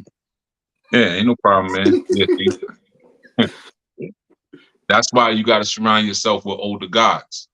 The older gods will put you on to stuff, man. You know, and it may seem like the things that you're learning from the older gods now are going to carry you until you're my age and beyond. I promise you. I promise you. I promise you. I promise you. You know, there were lessons I learned when I was 12, 13 years old from older gods who will put me on the little. It could have been the smallest things, man. Put me on the little things, you know, and I carry it through to this day, you know, and that's what brings a God forth. What brings a God forth is a man or a woman knowing how to shut the hell up. Shut your damn mouth and listen. You can't become an adult until you learn how to shut up. Because there's an outpouring that's happening. And that outpouring is what you grow at. Imagine a plant, every time you go to water, it hides itself. It moves its roots and goes to the other side of the garden. Ha! Can't water me. Okay, well, then you will die. Right? But the one who just stays in like, all right, here we go. And, you know, you might water that plant at the wrong time. You're not supposed to water your plants midday in the heat of the sun. You make them wilt like that. You water them early in the morning while it's still cool out, or in the evening. You see? That's the perfect time. But sometimes the lessons don't come at the perfect time. Sometimes you got to persevere the lesson. You see? I've had great lessons from elders of mine who had strokes. I could barely understand what the hell they were saying. I keep it a buck, but I'm listening and I'm piecing it together. What the hell are you talking about? What? You know, but you know it's something good because damn, he just had to talk about somebody who died and came back. Like, yeah, I'm listening to you. You know what I'm saying? Oh, yeah, I'm listening to you. God, dog. Man, I watched the video of them wheeling out Sinbad on stage. I was so happy and proud. I don't even know Sinbad personally. But he came out on stage and, yeah, I'm still here. I was like, that's right, Sinbad. That's right. That was like a proud moment. Sinbad really brought his old strokey ass out. But I was proud of him, man. I mean, that's like Uncle Sinbad. You know what I'm saying? So that's what I'm saying, man. Like, sometimes you get the water and it's at the wrong time of day. I don't like the way he said that to me. He could have said it different. But still water. You see? I hope that one didn't go over your head. All right, so we're gonna head out. I see some stuff in the chat, man. The chat was lit, man. And there's a whole lot, especially from the house of you, yeah. Of course. See how my house represents? Hey man, where's y'all women? Hey, we late. You talk about a quest. You talk about a journey. Good night. Look, man, I've been searching high. And you looking in the wrong place. Where they at? Are they on this live? Are they anywhere in the chat? Chat, where you? I don't know. You looking in the wrong places. Night. Listen, here, watch this right here. How many fathers have you approached?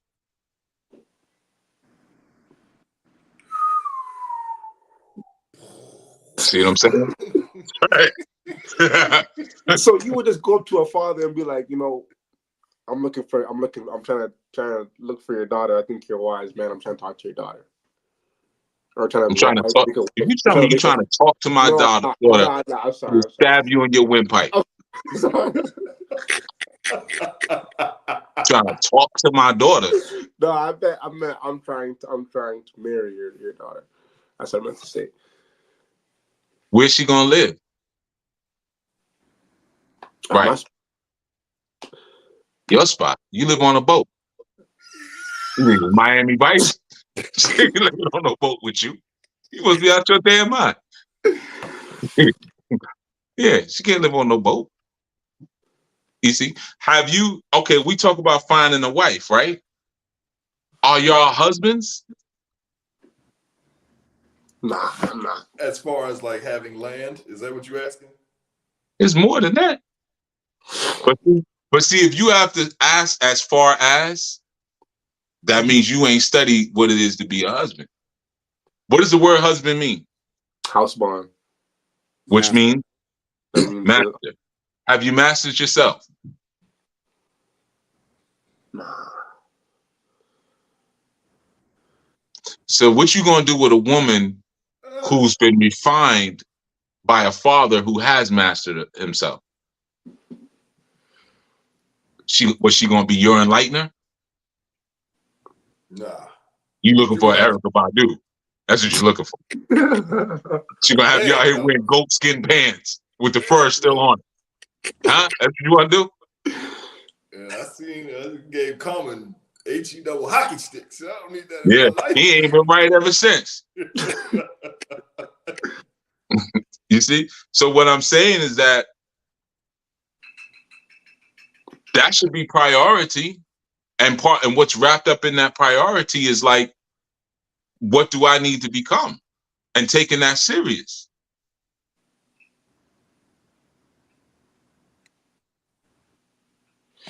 God. Hey, if y'all don't really like women like that, man, I mean, Nah, listen, there's a lot of new evolutions in humanity today and stuff like that. The generation I'm from, we like women. This pickle popping. You see what I'm saying? My pickle popping. And my pickle gonna stay popping as long without me having to pop no pills, my pickle popping. So y'all may not be from the generation of pickle popping. You see what I'm saying? But I'm gonna make sure this D stay working overtime. So I have one more last question if I may ask, please. Go ahead, brother. So I remember you also said one time that as a man, it's okay for you to get married, like wait till you're like 35, around 40 to get married.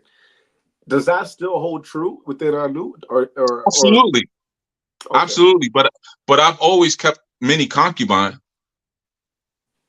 Oh, you can still, okay, cool. I didn't know that. I thought you would. What is the concubine though? A concubine is just not a girl you having sex with. That's not a concubine. No, yeah, I thought you meant celibate though. I didn't really get to be celibate. It's best to be, but some of us got so much testosterone that's just an impossibility. You see what I'm saying? I don't think you're gonna have that problem. You know what I'm saying? But someone as manly as myself, this pickle got a pop. Okay. I felt a sting in my back. Right? I'm sorry. My ancestors. All right. As soon as I said that, I felt a sting right in my back.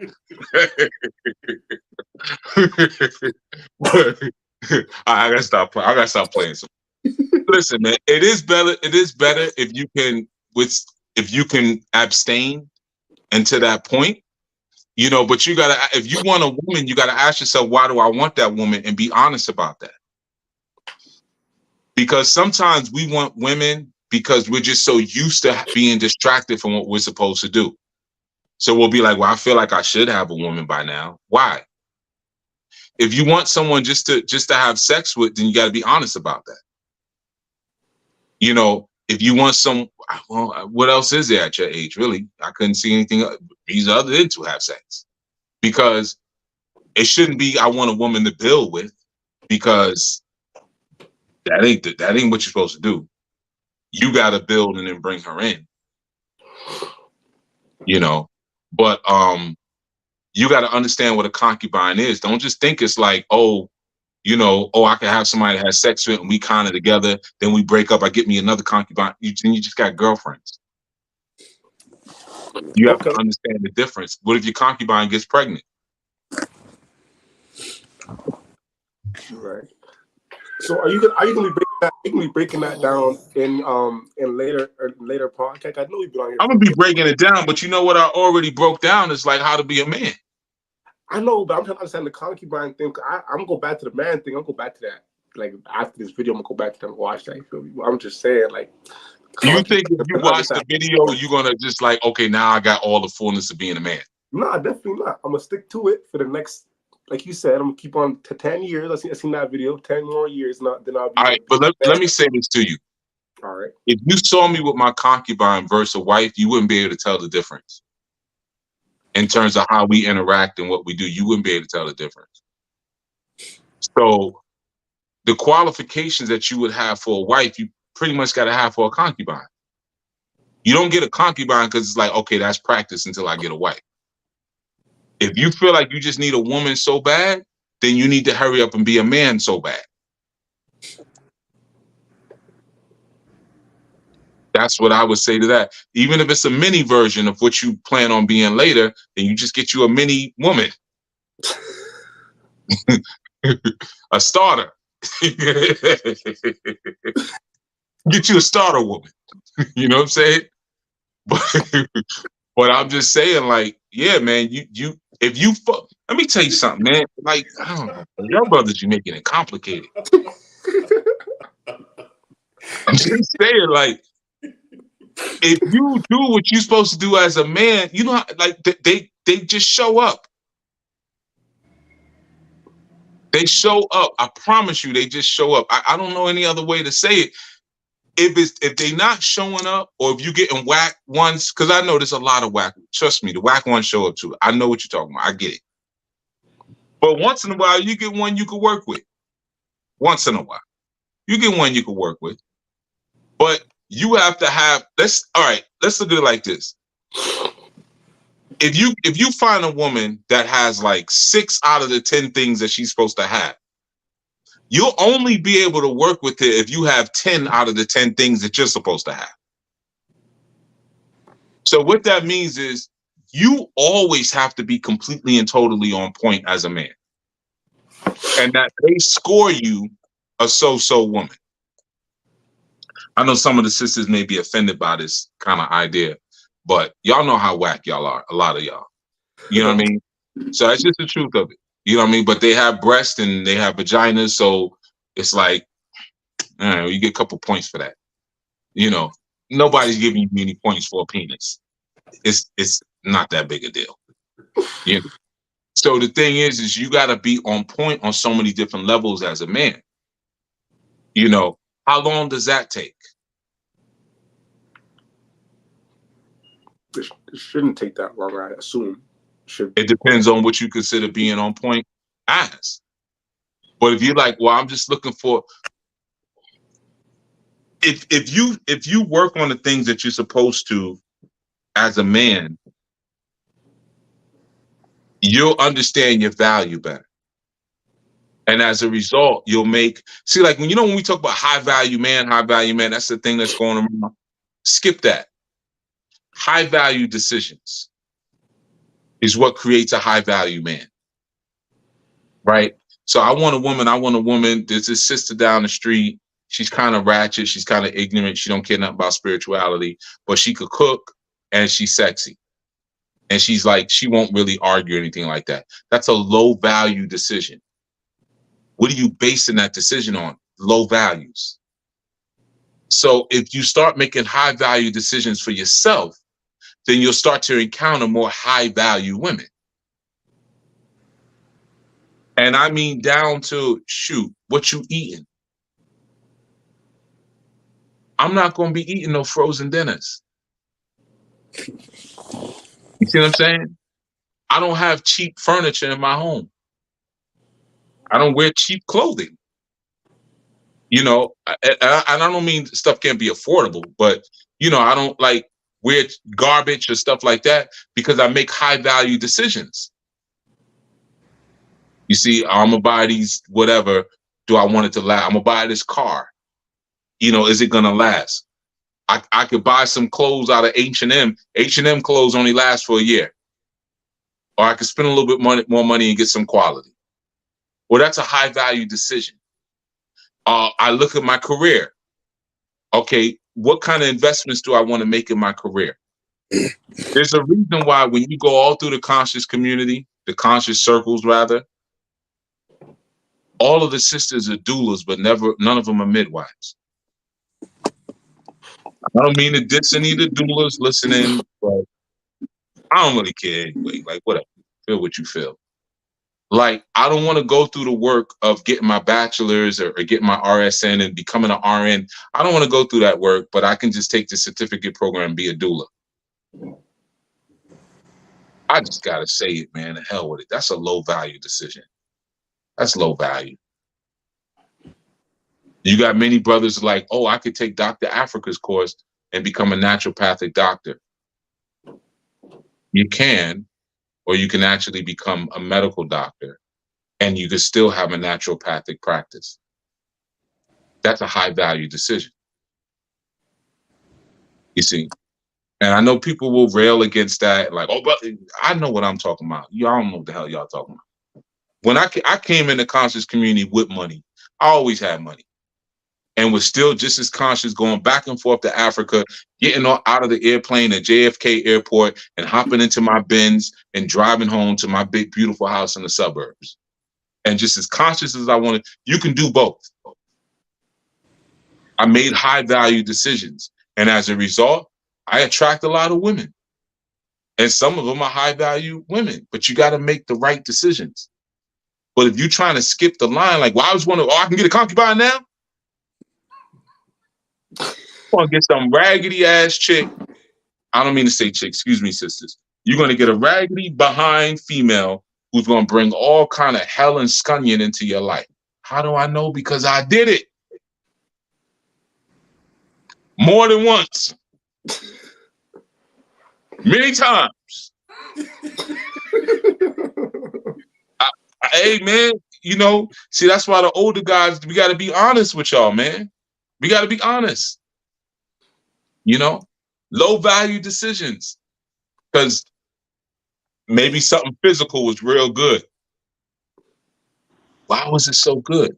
She didn't have no job.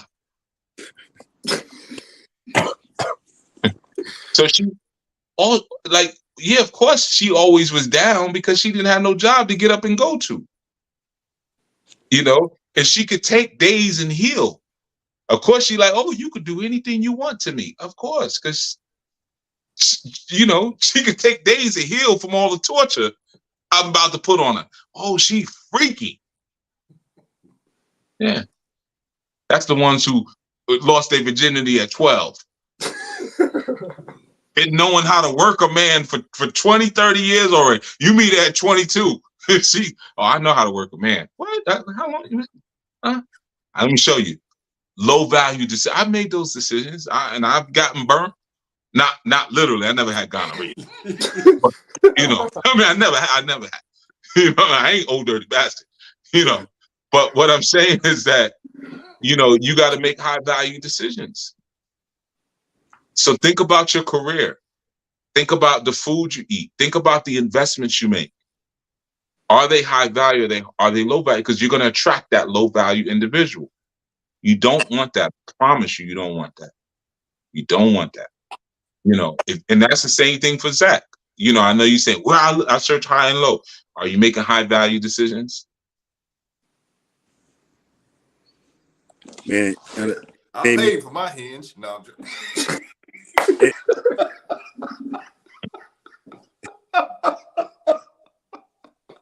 Man, it made me think. You did a podcast, and you were saying like, you know, you can tell a lot by a man what type of woman, you know, he has, and so Yes. it's just like I'm in this, you know, in this space, you know, and I'm around like some men like y'all, and it's just like, man, I don't want to bring any type of women around y'all because it's like I'm representing y'all. So when I'm out here, you know, and I'm around strong men, and I'm a part of this cipher, I want to make sure I'm representing out there. So I don't want to bring any type of women because I'm gonna get clowned on. And it's just like, come on, bro, like you better than that. So it's just like, you know, it make you wanna you know, because you want to be in that space where you respect it. So it's just like, you know, when I'm in this space, I wanna represent. That's, man, you said so much. I don't even know if you know how much you just said, but you said a lot in that. You know, that's a part of what women need to see too. The guys that you're around, your circle, right? But on the flip side, we have had guys in Anu who linked up. Like when you read about the men of Israel getting with foreign women who worship strange gods and being led away from Yah, we have had that. We have had that. And I sat and watched it. She gonna pull him right out of this ministry. You see? So the thing is like, your brothers are gonna look and say, like, what is this? What are you working with here? Because you're showing me the value of your decisions. I'll make decisions around going into business with you based on me seeing the value of your decision making. You see? And I can tell what's what. You pull up with a female, she got tattoos all over her neck and her face, and all. We can't do no business together. We can't do no business together. Because I know why you chose her. I know she's damaged. I already know. She's damaged. I know why you with her. Because damaged. I'm reminiscing. I'm sorry. Man, they give you their all now. They put it over the man. Listen, especially she clingy, damaged and clingy, that she would take you for the time of your life. You see, but she will also destroy your life at the same time. You know, there's that. So that's what I'm saying, man. Like, yeah, you're absolutely right, Cavante. Like, it goes on both sides, man. And then women seeing like there's a brotherhood. So if you get with a sister and you like, look, man, you can't be dressing like that. I want it like this, or this, that. You got to be talking like this. This is how me and my brothers get down. This is how my clan gets down. It's honored and respected if you're moving forward as a clan. Because she'll realize, like, oh, it ain't just him. This is his culture. Like, they really live in this. You know how many women I got with who became biker chicks because I put them on the back of my bike and then met up with other brothers and was like, oh, it's like 12 of y'all, 12, everybody on, and it's women on back of every bike. Oh, okay. This is what we, all right, I guess this is what we do now. I'm a biker chick. You see? So, nah, man, yeah, that is so important, man, because we do look at that. We do look at the value of your decision, but it does begin with you, because why did you choose that woman to represent your franchise? You know, that's something to look at. You see, how is that woman representing your franchise? I've seen that in Anu too, where it's like, yeah, the representation wasn't there, man. Representation ain't there. This don't look good. You see, when we look at your woman, we should even see the enhancement. No different than when we look at your children, because the enhancement of your woman and your children tell us what you're doing at home. But if we look at your woman and your children and they going down, well, that's you. That's you. You see. But yeah. All right. I see the chat is big. Yeah, Jamie. And by the way, I know about that town that you were mentioning. I glanced over while they were talking. In Oregon. Yeah, man, they wanted them out of there too. The townspeople. You know, they bought that whole town over so they could have their ashram there. That's a whole long thing. Maybe we'll do a show on that one day. I can't go through all this chat. I'm sorry, y'all. But I'm sure y'all will. There's a lot of action in there. But like I said, House of y'all is active, man. I say again. I say again. Where art thou, females? Where art thou, female? See, those are the questions that men need to ask each other, man. Like Raheem, yeah, he ain't got to be married, but man, shouldn't he have 4 or 5 women around him supporting what he's doing? Because he's just so amazing that we want to be around Raheem? Or is he like all the other guys his age? Nope. Nah. I'm just tripping. But I'm not like nobody around my age. Nope. How you know? Pardon me? How do I know? Yeah. I'm the only one here. You ain't the only one who ever been here. I got Raheems all around this country. Okay, but they're not here though. That's a difference. Yeah, they probably busy. They probably busy running their own thing and teaching other people. You just here taking. You know what I mean? Yeah, you're right. Okay, I'm lying. Whatever, man. but you know, but yeah, that's the things that brothers should ask each other, and that's the competition that should be there amongst men. Don't let women tell you anything different. You know how men be bragging, having bragging rights. Yo, I'm with this one, I'm with that. That's stuff we should be bragging about. You know, with soft men, you know, when you raised by your mom and you told not to do it, you shouldn't brag about that. You brag about that. Brag about it. You know, I told y'all before, I got so many women, I be forgetting their names. I'm dead up. Sometimes my son be having to say, Baba, that's mama. So, I mean, I forgot her damn name. You see? It's pickle popping. You see what I mean? Through various area codes. Oh. You know what I'm saying? This pickle popping. You see? That's the stuff. See, that's the stuff we don't talk about because we're afraid we're gonna offend the women and stuff like that. They ain't offended by that, man. Women want strong men, man. They tired of guys riding around in Priuses and stuff. They want dudes pulling up on oxen, holding the oxen horns and coming up to the house with that, man, and cowboys and stuff like that. That's what they want, man. You know what I mean? They want the return of testosterone. You know, so all you brothers should be surrounded by women and younger men. who are your knowledge seeds. You see, if not, then man, I don't know, man. Y'all gonna be looking for these perfect women all your life. They don't exist. They don't exist, man. Your job as a man is to reclaim what has been stolen from you. You see, and you got to have the vision to know when you found a wife and when you didn't find a wife. And I promise you, the wife you find, sometimes they're gonna look like a wife, but the best ones don't know they're a wife. The best ones, because the best ones are the most fertile. But you got to have good seed to implant in them. You thinking the best ones, you meet her, she already covered up, shalom, brother, or assalamu alaikum, brother. You think that's the best one? Those are the headaches. Because they're going to tell you everything they already know. Because you so covered up and pretty, why ain't nobody try to lock you down yet? What happened? What's wrong with you? You see? Something wrong with her. But the best ones are man, let me tell you, man, don't fall for this conscious community crap.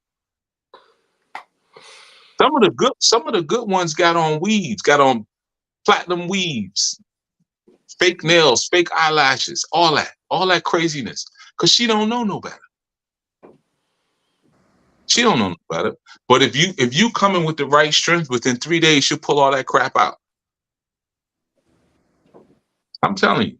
She'll be like, you don't like that? I didn't know. Doop, doop, doop, doop, doop. Sorry. What's next? But you got to be able to say what's next. After you say what you don't like, you got to be able to say, this is what I do like, and say it with confidence, and this is where I'm going with this. You ready to go? And say it with confidence. But if you just want a woman because you want companionship, she gonna laugh at you. And I'm gonna laugh at you too. You deserve to be laughed at.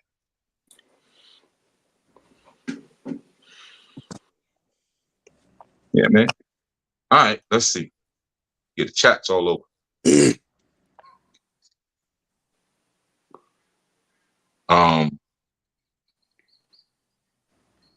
I don't know, man. I don't.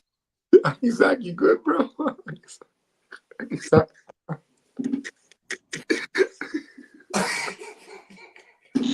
Yeah, I don't know. Y'all all over the place. But I don't know what Zach laughing at. But yeah, chat's popping. But yeah, I'm just saying, man, we're gonna close out with this. Men gotta build your kingdoms. And you don't build a kingdom with a woman. If you build a kingdom with a woman, you're gonna scare the hell out of her. You can't build a kingdom with a woman, man. You gotta build a kingdom and then invite her into it. That's how you do it. She comes into your home. Now we're gonna get together and me and my girl, we're gonna put this together. You are a damn clown. You can't do it that way. Put it all together. And that's when you have the prophetic vision like the Most High. You see it before it's there. I've been driving four-door sedans and minivans before I even had a use for them. Because I knew, you say this in the most sterile of ways. When I was younger than Raheem, I had this little car, a little 318i, little drop I used to drive, right? And then I went and bought a Cadillac, a Fleetwood Brougham. And I knew at that time that I was going to need a large vehicle to put all my women in. So I bought the Brougham. Then I had the Brougham.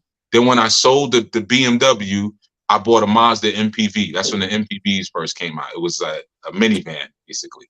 But that was like the first hood minivan. Rappers used to rap about them in songs too. Like people would put rims on it. I had rims and everything on my MPV. Because I was like, yeah, this because the thing about the MPV, the doors opened on both sides. That was the big thing. So they used to use them in drive-bys a lot. But I knew like, well, I can't just get me another little 3 Series BMW because I'm gonna have a car full of women. So I started putting the things in place So that way, when the women showed up, it was like, yeah, just hop in the back. There's plenty of room. You see what I'm saying? So you have to kind of put these things in place ahead of time. And that inspires the trust and the faith and the fidelity of the women to know, like, okay, he's not playing. He's already created a space for me. But you can't be like these females who like, oh, I'll be feminine when a man show up. No, you be man, house, master, husband before she show up. And you want a woman who's trying to be wife before you show up. Then it'll work. Y'all look lost, man. All right, I'm out, man. Maybe y'all don't like women that much. I don't know, man. Yo, I'm pondering.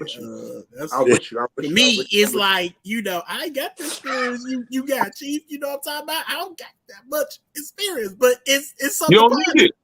I'm gonna get it. You know what you got, El Karat? You got a genius mind. Women like your brain because they be telling me all the time. They always asking me about you.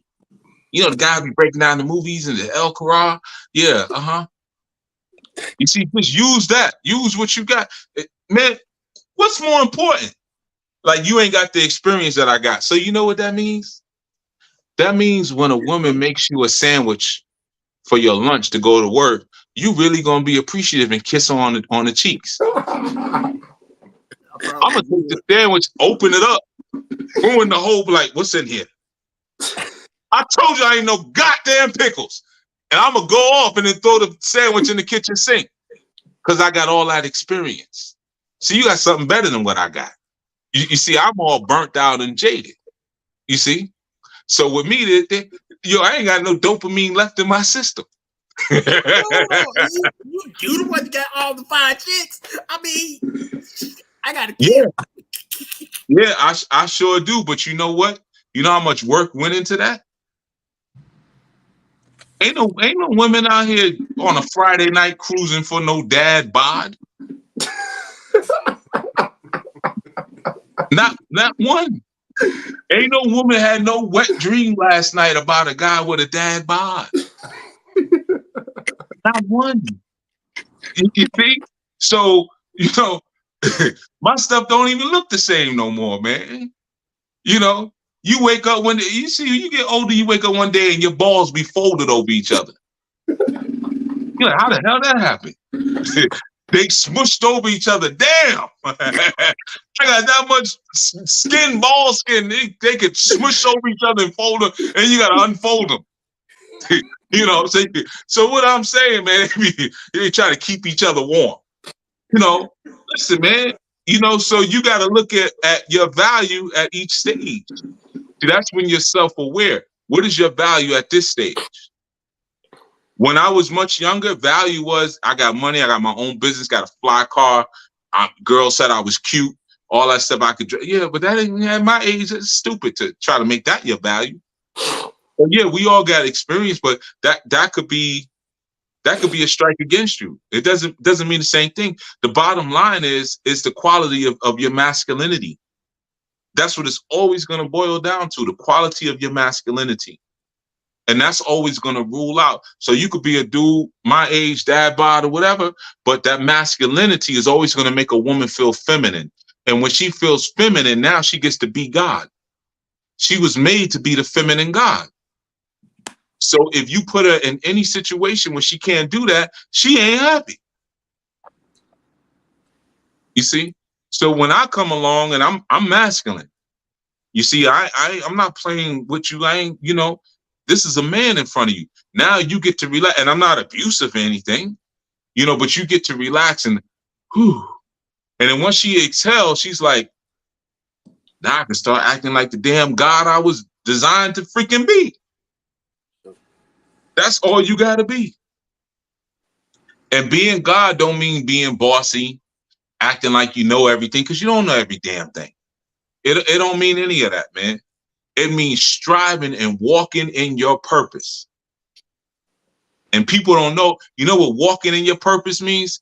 Trying your purpose. That's what it means. Because if you walking, that means you ain't got there yet. But you trying it, man, somebody need to change their smoke detector alarm, man. You talk about masculinity. You know what I mean? I heard that smoke detector alarm in the background. You know, so this is what I'm saying, man. That's how you do it. It ain't got nothing to do with no experience, nothing like that. Because I promise you, man, I'm experienced in human psychology. I know how women think, but that really don't take that long to figure out because they really not that complex. You know what I mean? You can figure out how a woman thinking about a month. You know what I'm saying? That's why I don't know why people major in women's studies. I'm a women's study. Yeah, that's why you can't get no job doing that. I do women's studies in a month. You know what I'm saying? They all want the same thing. You know, because when they like you, they all say the same thing. You make me feel so safe. I feel so safe when I'm with you. They all say the same thing. Also, you all want security, huh? You want security.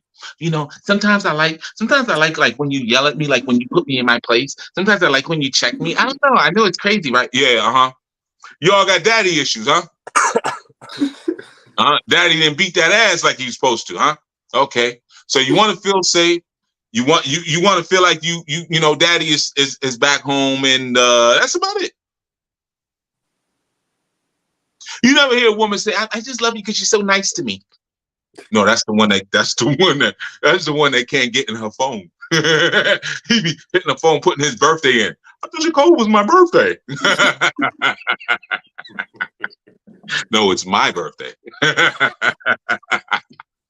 You know what I'm saying? So women are easy, man. You can figure them joints out mad quick, man. Them joints ain't hard to figure out, you know? Yeah. And you just gotta work on you. And let me tell you the best way, man, forget them. You know, the dial tells you that whatever you chase will run from you. Damn, Raheem. You got any home upbringing? I'm sorry. But allergies is kicking right now. Nasty ass. So I want a woman. Yeah, I want a woman. Come on. No, I'm sorry. Damn, man. My allergies is messed up right now. I'm sorry. I apologize. God, dog. Nasty. You know what I'm saying? So I'm just saying, man, you just gotta be masculine. Yeah, you gotta learn a little bit of human psychology and stuff like that. But the best way you get the best woman is ignore them, man. The hell with them. You got to learn when you learn to master yourself, you create an orbit around yourself that people want to be inside of. And it comes when you lack self-mastery, you scare the hell out of women because they know. You seen that Diddy video? He came all the way from that hotel room, walked all the way through the hallway with a towel around him, all the way through the hallway, all the way to the elevator. Not only did he once you grabbed the hoodie and threw on the ground, like, yeah, all right, you bigger and stronger than me. Then he kicks her. Then he kicks her again. Like, you have no self-control, my brother. That's terrifying. So once you get to that point where you have mastery of self, when you have mastery of self, that's when you'll get to the point where it's like, okay, now I can master all things that are in my orbit, and women can sense that. You see, I'm gonna tell you something. The last time I approached a woman to speak to a woman was June 16th, 1995. Dang. I remember the day, everything. I remember what I had on, everything. That was the last day I went to a woman and said, yo, and kicked the Willy Bobo. Hey, I'm Jesus. You know, sometimes I say that. I say that to women. You just met Jesus, baby. What are you doing? Whatever. You know, that was the last day I did that. I don't have to do it because if you have established a universe and an orbit based on your self-mastery, then there are planets that will want to be within the safety of your orbit. You see, but it's kind of it's a weird sort of dichotomy because it's like they come, but you can't really care that they came. You can't be like, man, I want a woman. For what? The hell you want a woman for? Remove all the things that you want a woman for, and they will all come flooding in your direction. When you look at celebrities, look at music artists that got all these women flocking to them. They got women flocking to them because they took 5 or 6 months, recorded albums, learned dance moves, dieted, worked out, and just invested their entire self into their craft and forgot about girls. That's why they all had the same story. We went into the mall and went shopping and they mobbed us. Yeah, because you forgot that girls existed. Because your world around what you was doing was so important that you now created this energy around you that people want to be within. Like Diddy can't talk about no music no more. It's done. He can't be like, yeah, you know, it's all about the art and the business. Bro, you weak for women. That's all we remember. And them boys. Man, you rough on a boy's butt. You know? So yeah, man. So this is what I'm saying, man. I don't mean to belabor the point, you know what I'm saying? But that's the problem. Self-mastery brings you everything that you could ever imagine. And self-mastery requires sacrifice. You can't be thinking every day like, damn, man, I wish I had somebody to come here and make this uncrusted peanut butter and jelly for me. Like, you know what I'm saying? You go make your own peanut butter and jelly sandwich. You see? And you learn that and you enjoy that. Hell, Zach took salsa lessons. I forgot about that. I had to say like bachata and salsa and dango because I went zoo. You know, I had to like I had to know so many dango dances. Girls just stop pulling me. He was up there with the rolls in his mouth and everything. You know what I'm saying? I'm on the pursuit of happiness. You know what I'm saying? That's what it is, man. Yo, there's so much out here to enjoy. Like, a woman wants to enjoy your masculinity, and your masculinity is typified by your independence. When we meet a woman and we really dig her, why do we dig her? Because she's been sitting back the whole time learning how to be dependent. I'm going to cook my man meals like this. I'm in the gym so I can give him this. I learned how to do massages for my man like this. She's showing how much she can function within your community. That's what makes you want her. Well, for you, it's the opposite. I got everything I already need. So at this point, you bring pleasure and you bring enhancement. But I don't need you to survive. I don't want to need you to survive. Right? Because I have learned the beauty of stoicism. You see? Like Raheem, you know how you practice? Get with some sisters and don't have sex with them. Okay. 2 or 3 minimum. Don't sex anyone, and don't break the rules. If you jerking her, if she jerking you, well, if you jerking her, we got a bigger problem. I need to have the talk. I need to have the talk with you. Eddie Winslow. That's what it is. Right, exactly. You on that Eddie Winslow OnlyFans vibe, but you know, yeah, man. If you pop in and she jerking, you doing it. But I mean, really keep the sex out of it, and just learn her as a person. And let her learn your vision and get to that point where it's like, this is my sister, damn near. But it requires self-mastery, especially at your age, because you're young, dumb, full of cum. So it requires a lot of self-mastery. You see? That's how you develop that strength and that value. You see? And ask yourself, like I asked those questions earlier, man. Do y'all have these things down pat? Have you developed these things? Even a plan. Do you have a 3-year plan? Do you have a 5? If a sister asks you right now, what's your 3-year plan? Would you be like, well, I ain't gonna talk about it with you because I don't know you that well. But when I get to know you, maybe I should. She know you lying. You ain't got no 3-year plan. She know you lying. You supposed to have. Let me tell you something. I'm like the underworld. I got the books that I get in my accountant. Then I got my other books that I keep in the safe. You see? So it's the same thing when you have your 3-year, 5-year plan. You got the 3-year, 5-year plan you share with the sister, and then you got the one that don't nobody get to see.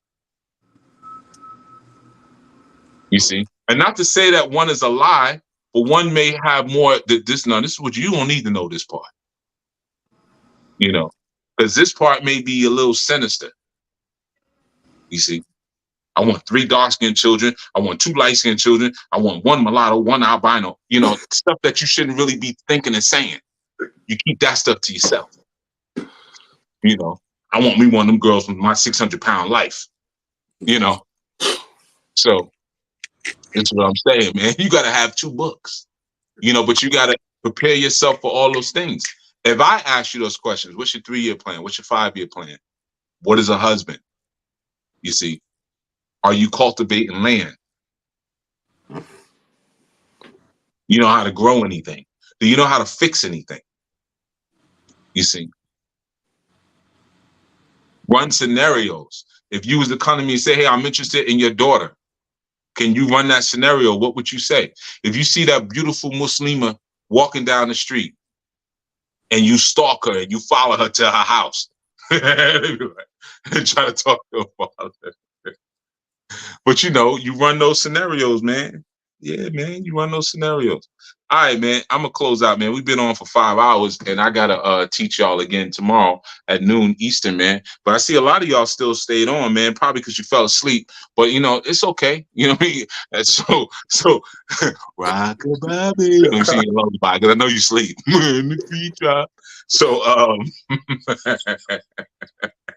I know Abba Harut sleep. We ain't heard from Abba Harut for like 4 hours. Because you know he sleeps sitting up. You just woke him up. He be sleep on every Anu call. Like this. When he always do that. And then he do that at the retreats too. And he be like this. I'm up. As soon as you say his name, I'm up. I ain't sleep. I don't know how he does that. He be dead sleep. As soon as you say his name, I hear y'all. Yeah, man. Well, yeah, man.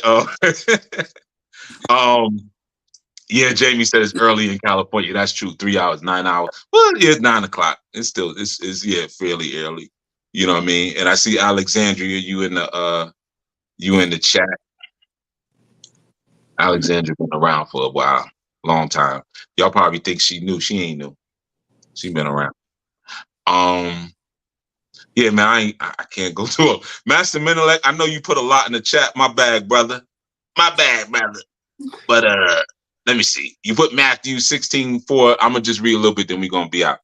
A wicked and adulterous generation seeketh after a sign, and there shall no sign be given unto it but the sign of Jonas, and he left them and departed. You'll only be crazy when you have like a funny conversation and stuff, and then we say we're gonna go back and read the chat, and it'd be something like that.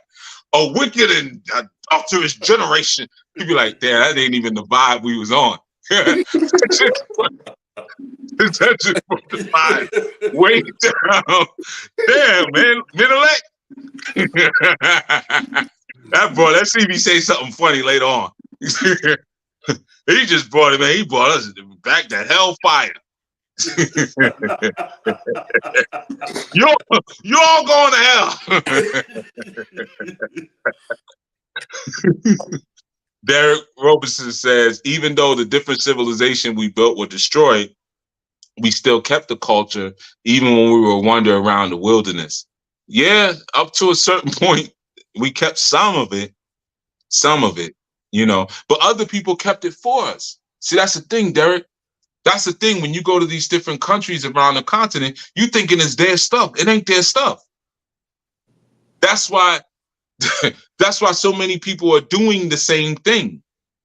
It's because the same group of people traveled through those regions and left remnants of their culture and their sciences, you know. Jamie says they are way easier on each other these days when it comes to clothes. I would have got clowned if I had gone to school in sweatpants. Now that's all they wear. Yeah, you know, I kind of like this era though a little bit for that, Jamie, to be honest with you. Cause it's like now you could dress like a nerd side. You could dress like old school. Like sometimes I see like some of the young kids, they be wearing like FUBU and Karkanai. They be like, yeah, I'm just retro. And they'll have like old hairstyles or whatever. Or like the mom jeans, you know, which was in my time, that was actually just the jeans. But now they're mom jeans. You know what I'm saying? I don't know. I'm kind of feeling this era a little bit because for a long time, it was like you had to wear one thing to be in. And I feel like there's this like surge of nerd culture in society where like you could be a nerd and it's okay, you know, or you can like sometimes I see young people like dressed bummy, not bummy like slovenly, but like you could tell like they just ain't got it. It ain't really a big deal anymore. You know, I think status symbols have changed greatly over the years. Like I'll see young people get clowned for their phones more than their clothes. You know, it's like, oh, you got an Android? You know, and that's like a big deal. So I don't know. I'm kind of appreciative of the variety and what you could wear now. I think it's much better. You know, I think there's more creativity in fashion with young people today. You know. And I guess too, I'm thinking back of the era of like long white tees, big white tees, and Air Force Ones. Like that era lasted for a long time. It was like, come on, man, come on, fellas.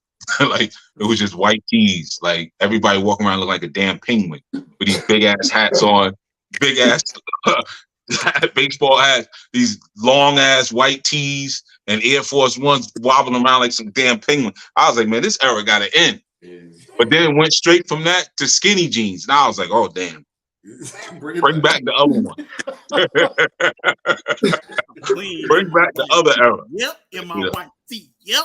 No, the rappers now wear some crazy skinny jeans. They wear some crazy. Yo, your man, Lil Uzi Vert, yo, he got the whole crazy pocketbook and walk and everything. I'm like, man, they celebrating this, you know. Yeah, they celebrating Lord Lucifer. Big time.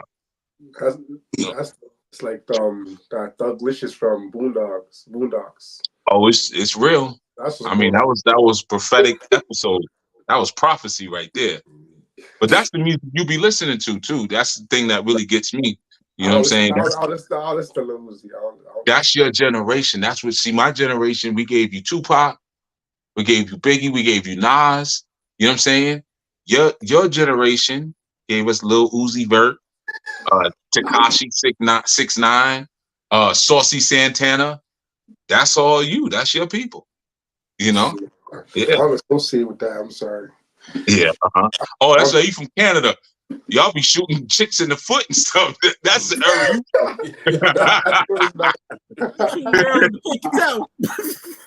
Yeah. Him and Drake. No, we renounced Drake. You can't. Drake's not a part of the campaign. So. Yeah, right. If he handed y'all some money, y'all take it. All right, yes, so bad. I think I got everybody. Well, I got most of it. Yeah, Soulja Boy era was after me a little bit. But I like Soulja Boy. I don't care what nobody say, but I like that kid. I always like that kid because he broke the system. He was the beginning. It wasn't just Napster and the downloading of MP3s that broke the record industry. It was Soulja Boy. And he don't get enough props for that. He got on YouTube and went platinum on YouTube. Nobody had did that before he did that. You know what I mean? He don't get enough credit for that, man. And that changed the whole game around. When's the last time you went on you listened to the radio to listen to new music? Thank you. You could thank Soulja Boy for that. I never did. That's Soulja Boy. You know what I'm saying? Like you can get big. Now it's about TikTok, but before TikTok, it was YouTube. All of those stupid dances and all that stuff like that. That's all right. I say he made his money. I'm proud of that boy, man. Screw it. I was listening to X-Clan at 12 years old. My half-white mom was like, "What? Hell, I'm still listening to X-Clan." Brother J says, "Yuck." Vainglorious. This is protected by the red, the black. See, I know the whole thing. I still listen to Slam regularly. Yeah, that wouldn't really be good to listen to if your mother was half white, because they said a lot of things that, yeah, you know. I ain't gonna say none of them, but yeah, they went hard. They went hard on certain people. But anyway, all right. So man, I'm gonna head out, man. Yeah, we're gonna have a lit session around noon Eastern, talking about the role of the child. I'm gonna be honest with you, man. This one, I said, let me start thinking about some ideas. Usually, I'll be totally honest.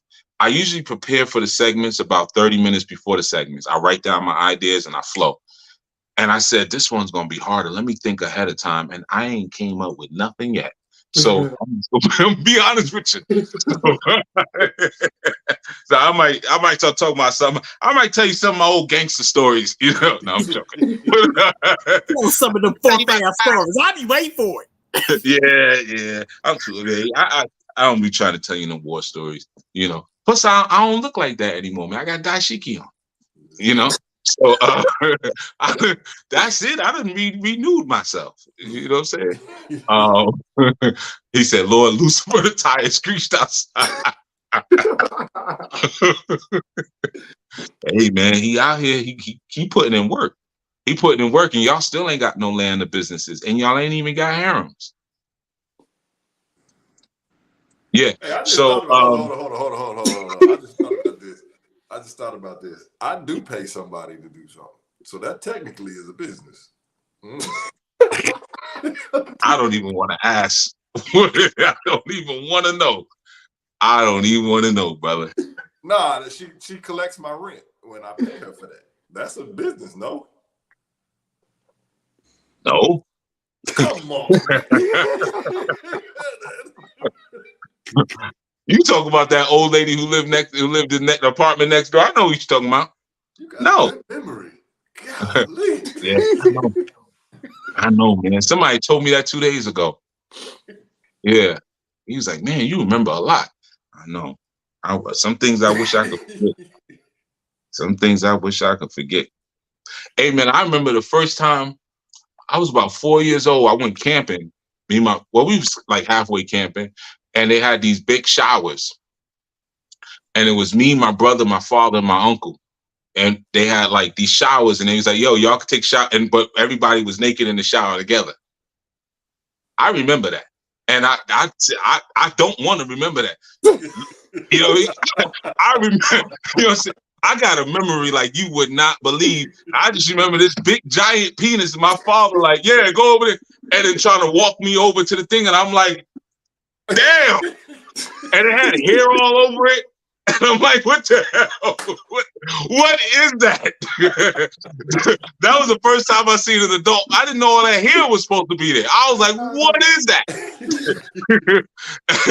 And my brother was just acting like nothing was happening. I'm like, I don't like this. I don't want no parts of this ever again. And my uncle over there with his Jerry curl, because my uncle used to have Jerry curl. And he had the cap on. He was putting the cap on, and then he had a big old meaty elephant arm hanging there, hair all over it, man. And yeah, man, I'm traumatized. I think really when I think about it, I'm about 4 years old, and I remember like it was just. I remember the smell of the showers, everything, the Irish Spring, and all of that. Man, my uncle was putting on what was it, High Karate? High Karate was his cologne back in the day. It stunk, you know.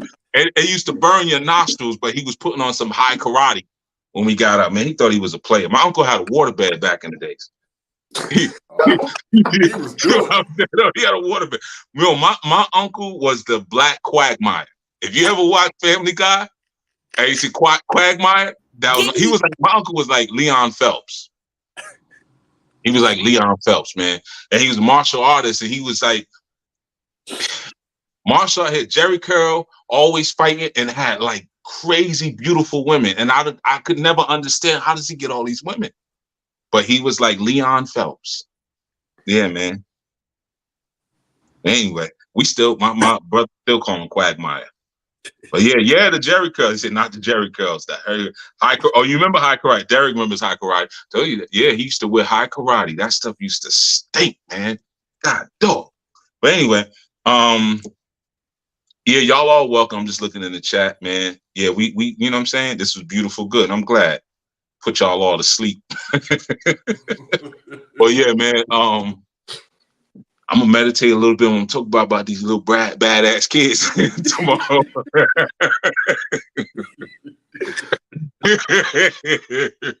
Yeah, I started thinking about it. That's all I could think about, man. I was like, let me meditate throughout the strong about what I'm saying. And all I could think about was all the things that annoy me about my youth. And I kept saying, no, get your mind out. And I just kept thinking about all the things, like I was thinking about all the things they've broken, you know, like, I don't know, man. It was weird. So when I kept saying the role of the child, I was like, I got to name it something else because I was thinking like the role is stop breaking my stuff, do what I say, stop trying to take my car out the driveway. Like that's the stuff that kept, you know, ringing in my head, man. I don't know, man. I'll come up with something. It's going to be good. 12 noon, trust me. I always come up with something good. All the ones I did before, I know y'all liked them. You know what I mean? They're life-changing, you know? And then we'll get on to the polygyny. You know, but I know y'all thinking it's going to be sexy polygyny, and it's not going to be sexy polygyny, right? It's going to be academic polygyny. You see, that's what it's going to be. Scholastic 3-ways. Yeah. Take out your note, put your glasses on. Okay. This leg goes over there. There's a ball. There's a loose ball. Catch it. But anyway, El Croc got his glass. He ready. He's like, all right. Yeah. But y'all don't want to buy no land and build no businesses, though.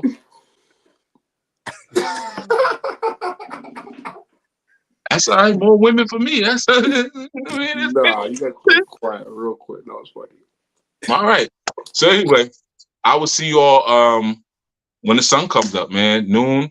And we're going to be building on the role of the children, or the role of the child, rather. And, you know, we're going to have fun as usual. I'm going to break down some stuff as usual. And you're all welcome. I saw the thank yous and stuff in the chat and stuff like that. Say he took a walk. Yeah. Menelec says, Zach pays Miss Consuela. No, he don't know who Miss Consuela is. No, that's from Family Guy. Yeah, Zach don't look like a Family Guy watching, you know. But yeah, man, we'll definitely be back when the sun comes up. You know, I want to thank you all for tuning in. As always, the registration is open for the retreat. I ain't gonna keep talking about the retreat, so that's why I prefer when they play the commercial, like the videos for the retreat and stuff like that. Cause I ain't like, yeah, either you gonna come or you ain't gonna come. Right? That's kind of how I feel about it. That's just more food for me. So you know what I mean? So we ain't gonna be fighting around for seats around the fire. That's all, you know. But and you know Harut is asleep because notice how he didn't come and say I'm up. He knocked out. Now watch. I bet you when we talk to him tomorrow and be like, yeah, you fell asleep. He gonna be, I was there. Watch. I bet you anything. I was there. I heard everything Chief said. Ahava sleep. Ahava sleep. We know Ahava sleep and Harut sleep. Let's see. I'm trying to think who else was probably dozing in and out. Well, Yafe's up. Who? Isaiah's probably in and out of sleep. Isaiah's sleep. Him and his mother got a telepathic connection. Because if you ever notice at the retreat, when she start nodding off, he start nodding off. And I seen them do that in broad daylight. When we was in North Carolina at the retreat, and she was sitting in that chair, and she kept, you know, when people be sleepy, they be smiling excessively. She kept doing that. And nodding her head. And we wasn't even talking about anything you had to nod your head about. And she was like, and I looked over, and Isaiah. It's like, yo, what the hell is this? She goes, what kind of control does she have over him? What kind of hold does she have on him? She like, we going to sleep. Nighty night, sucker. Rockabye, baby. But anyway, so yeah, man. So we're gonna, the retreat is there, man. Definitely come through. We're gonna have a whole lot of good retreat stuff, activities and stuff like that. Stuff to open up your mind, man. You ain't got no job, but things to open up your mind and your vision and all that stuff that we do during retreat. I guess I'll talk about it more as we get closer to it. I just don't feel like it. And what else should I be saying? I don't know, man. That's enough. It's been 5 hours. Like, honestly, it's been 5.5. Like, and all the announcements is on the bottom because people still, where do we send questions, Chief? They still be asking questions like that. But yeah, man, we'll be back. I want to thank you, brothers, for coming through. You know what I mean? This was great. You know what I mean? It's always great when y'all show up. Especially Kelvonte. Kelvonte ain't got no light in that camera. He ain't got no dome light. His joint tinted out. I think he'd be on a stakeout because he always be in that car. He might be following to see where that woman lives so he can talk to her father. That's exactly what he's doing. Oh, a stakeout. Yeah, you gotta watch. You gotta look at their patterns and the movements. But yeah, man, I want to thank everybody for definitely coming through with the wisdom, man. Because y'all, I don't think y'all realize. Yeah, that's just a Darth Barbell. I don't think y'all realize sometimes how valuable some of the things are that y'all say. Because unfortunately, people tell me privately a lot of times, and I'll be like, "Well, leave a comment under the video." Oh, I'm gonna do that. But a lot of times people do reach out to me and say, yeah, when so-and-so said this, so-and-so said that. And I'll be like, I really don't remember because I don't listen to them like that. They're my students. So I don't have to listen to them. They got to listen. No, I'm joking. But yeah, man. So I want to thank y'all for coming through, you know what I mean? Definitely. And adding energy onto the space, man. And definitely sharing what you've been working on, which hasn't really been much, but at least in the moment, you think to say something. Am I lying? Am I lying? I don't think I'm lying. So yeah, yeah. So I don't think I no lies told, But Yamina's out. Oh yeah, yep. Because Yamina ain't said nothing. Yamina would have cracked some jokes by now. Yeah. Not only Yamina would have cracked jokes, but she also would have said the like, because she's the like, share, subscribe enforcer. Oh, wait up. Did she just pop up? Oh, she popped up. She said something about South Harbor. Oh, I see. And the South Harbor is serious about her Lalato. She sure is. She don't care what's going on in the moment. You ever notice that when we be on a call where she's ready to get up? Be like, yeah, last night, I was just contemplating suicide. Lala told everybody. You see that finger go up. She about to click it. You like, I was really going to do it last night, Lalato. So Yamina's up. Okay. All right. My bad, Yamina. Yeah, man, get that under wrap, brother. You don't even know if your woman is up or not, brother. Get your house in order, brother. But yeah, man. Yeah, and Chris, you're more than welcome. That's free game, Chris. He still got that problem. You laugh. That's his username. Free game. He out here saving them. That's his username. Free game. That's Chris, ain't it? Chris, yeah. Game is Chris. He might be trying to hide behind his alias. He might be. Yeah. Like, that's Chris. Oh, you're right. I did do that. My bad, brother. That's right. My bad. Yeah, I didn't even think about that. My bad. I just be saying everybody's name. Sorry about that, man. Sorry. Yeah, man. Anyway, all right, that's enough, man. Because I'm going through these comments and yeah. But I'm glad y'all enjoyed the bill, man. Everybody who said they enjoyed it, man. We'll be back, of course, or we'll be forward. Marae is asleep. I just thought about that one because I didn't see nothing in the chat. I didn't see no this is truths, no scriptures, no nothing. But we got to get Yada Ram on a live, man. I'm getting kind of tired of him not being around when we want them around. He pops up at random times. I need some full joys up in here. I need some full joys and some glory to the mornings. But, I need, what's y'all the ram at? But anyway, I'm sorry, I'm looking at the chat. All right, but yeah, man, we'll be right back in a few hours, man. So get some rest. We're almost in like 12 hours. And we're going to talk about the roles of the children in the divine family. I like this series. I'm going to keep it a buck with you because, a lot of times when I'm doing certain series, especially like the Jezebel series, I had to talk about a lot of negativity, even though people really appreciated it, but it was a lot of negativity I had to speak about. But with the Divine Family series, I just feel like it's more building than destroying. You know what I mean? And I'm really enjoying it because of the foundation that it provides, man. So for me, I'm actually enjoying doing this series, believe it or not. The role of the children, this is the only time in doing this whole series where I was like, I kept thinking of negative things. But I'll fix that by tomorrow, don't worry. All right. So with that, man, we out. Blessed love. Yeah, you mean blessed love. And we'll be in the space at noon Eastern. Make sure you come back. All right. Shalom, everybody. Shalom. Peace. Peace. Peace. Do you find yourself looking for the reset button? Anu Life Global Ministries are the perfect solution to pull back from the hustle and bustle of daily life. Anu Retreats are a sanctuary for family and community, fostering meaningful experiences that go beyond the ordinary. Visit anulifeglobal.org/Anu Retreats to register and join us around the campfire. Anu Retreats, where mind, heart, and spirit converge.